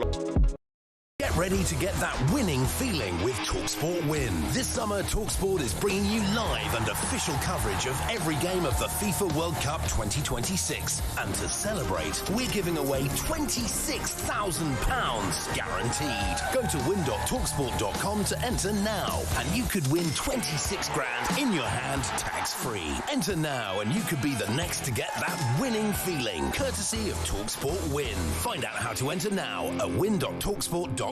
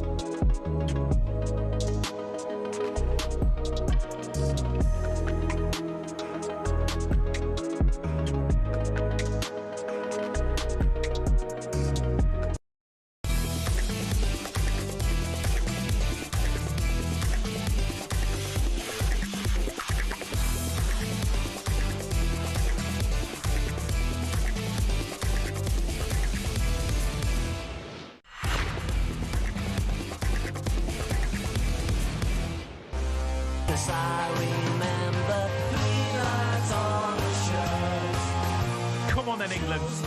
Live on talkSPORT against Norway tonight, 10 p.m. kickoff. We all know it's going to be an absolute belter. This is the final section of the World Cup Weekend Breakfast Show with me, Max Scott, alongside Tony Cascarino.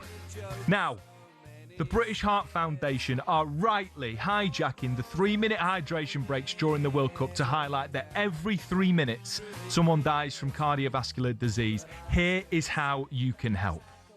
British Heart Foundation's 3 minutes on talkSPORT. In the time it takes for a 3-minute hydration break, someone in the UK dies from cardiovascular disease. Donate to British Heart Foundation and keep us beating. Visit bhf.org.uk/3 minutes. Yeah, one person in the UK fatally suffers from cardiovascular disease every 3 minutes. And talkSPORT is shedding a light on what help and research are available now and in the future. Joining us for more on this is talkSPORT's sports bar presenter, former Chelsea defender, the legend that is Jason Cundy. Morning, Jace. Hi, Jason. Good morning, gentlemen. How are we? Yeah, really well, thank you, mate. Now, look, the research that the British Heart Foundation do is absolutely invaluable. I myself have had to lean on the British Heart Foundation myself. They're an incredible charity doing incredible work, doing amazing stuff to prevent this from happening, Jace. Indeed, yeah, it's the hydration break. They set up a new campaign, 3 minutes to kill, and it's just a shocking stat that as you've highlighted, every 3 minutes someone will die from cardiovascular disease, stroke, heart attack, that sort of thing. And they're using that 3-minute hydration break to to kind of raise awareness. And also, if people can donate to the British Heart Foundation, it's set up by Tom Lockyer, of course, who was at Luton. Yeah. We know what happened with him. And Carlisle captain as well, Charlie Wake. They're talking football's most controversial, I think, fair to say, during the World Cup, that 3-minute hydration break to raise awareness. And if people can donate to the British Heart Foundation, of course, a good friend of mine, just now passed away 7 years ago now it is, and he suffered a cardiac arrest. So he was only 49 years of age at the time. So it's not just young people that need to be aware. It's old people, young people as well. Yeah, well, on that point, Jace, I've got a heart condition. Our producer Gabs has had heart surgery. This is something that affects so many people. And I think it's also one of those things that's really important to talk about. And I know we speak about, talking about health and mental health and all that, but particularly with sort of heart health, this sort of stuff's really important to have conversations, ask questions, all that sort of stuff.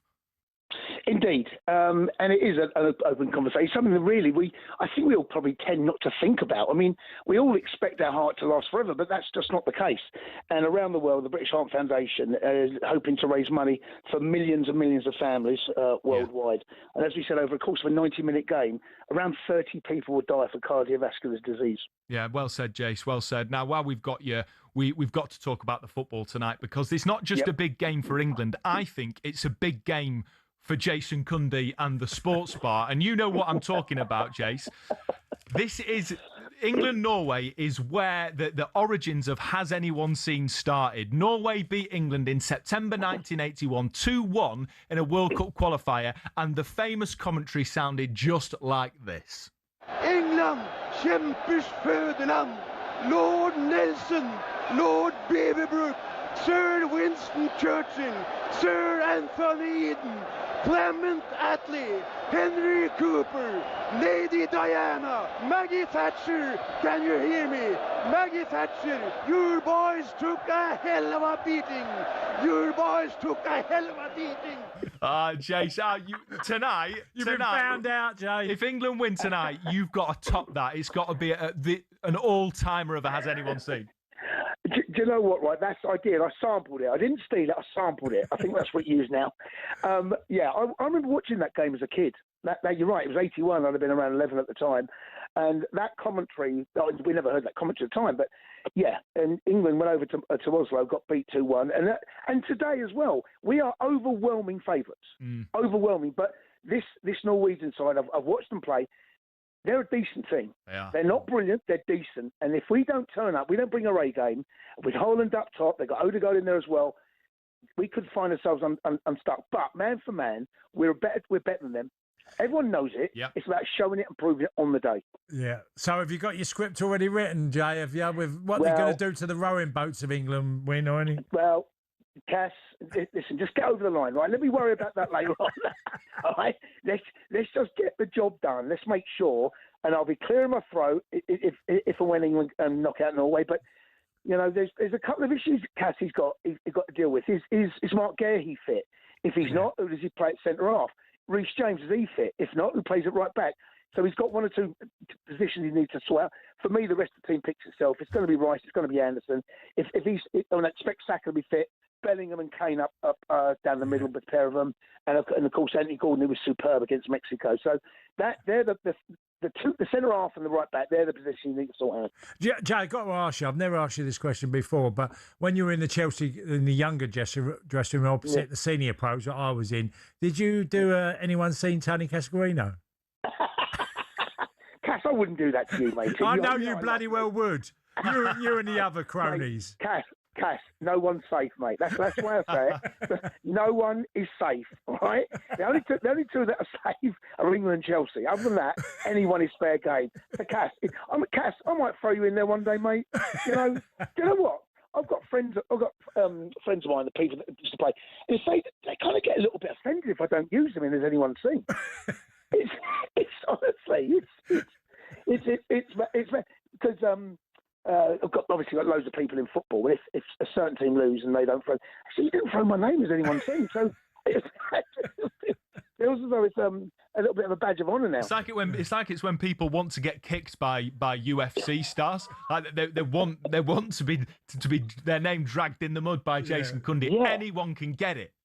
anyone can get it, matey. Anyone can get it. But listen, in all seriousness, it's a huge game. And I just heard you guys talking there about Argentina and Switzerland. And let's get past. Let's just get past Norway first. And I'm not underestimating them. We saw what they did to Brazil. And with Haaland up top, mate, he does nothing and scores 2 goals. Well said. He's unbelievable. Honestly, so keep the ball away from him. Stop the supply line if you can. Inevitably, at some stage, there will be opportunities. That's of a 90-minute game. Inevitably, that will happen. But it's about us. I really genuinely feel it's about us. Turn up, put in a performance that we know we're capable of, and we'll have too much for them. He doesn't just bring you important advice about heart health. He doesn't just bring you the sports bar. He brings you tactical insight as well. Jason Cundy, absolute legend. You'll be on the sports bar after kickoff. You know where to get your phone calls in, mate. Enjoy the night, and looking forward to hearing you later on. Cheers, boys. Cheers, Jake. Bye, money, mate. That is Jason Cundy. Remember, he's on the sports bar alongside He's a young lad. Perry Groves. When I was at Chelsea, he was one of the young lads. Never stopped talking, shouting, and that's what said him and the other cronies in the dressing room, the young lads. Absolute legend. Funny dressing room. I can't wait for that. Has anyone seen, particularly if England win? Remember, that is live tonight on talkSPORT. Coverage starts from 8, kick-off at 10. It's going to be a big and unbelievable night for the England. I'm confident of it. The callers and the texters today have been incredible. Thank you for joining us. Tony and I will be back tomorrow morning. You've been listening to the World Cup Weekend Breakfast Show. Up next, it's the warm-up with Max Rushton and Charlie Baker. Feels the way I do about you now. And all the roads we have to walk are winding. And all the lights that lead us there are blinding. British Heart Foundation's 3 minutes on talkSPORT. In the time it takes for a 3-minute hydration break, someone in the UK dies from cardiovascular disease. Donate to British Heart Foundation and keep us beating. Visit bhf.org.uk/3 minutes.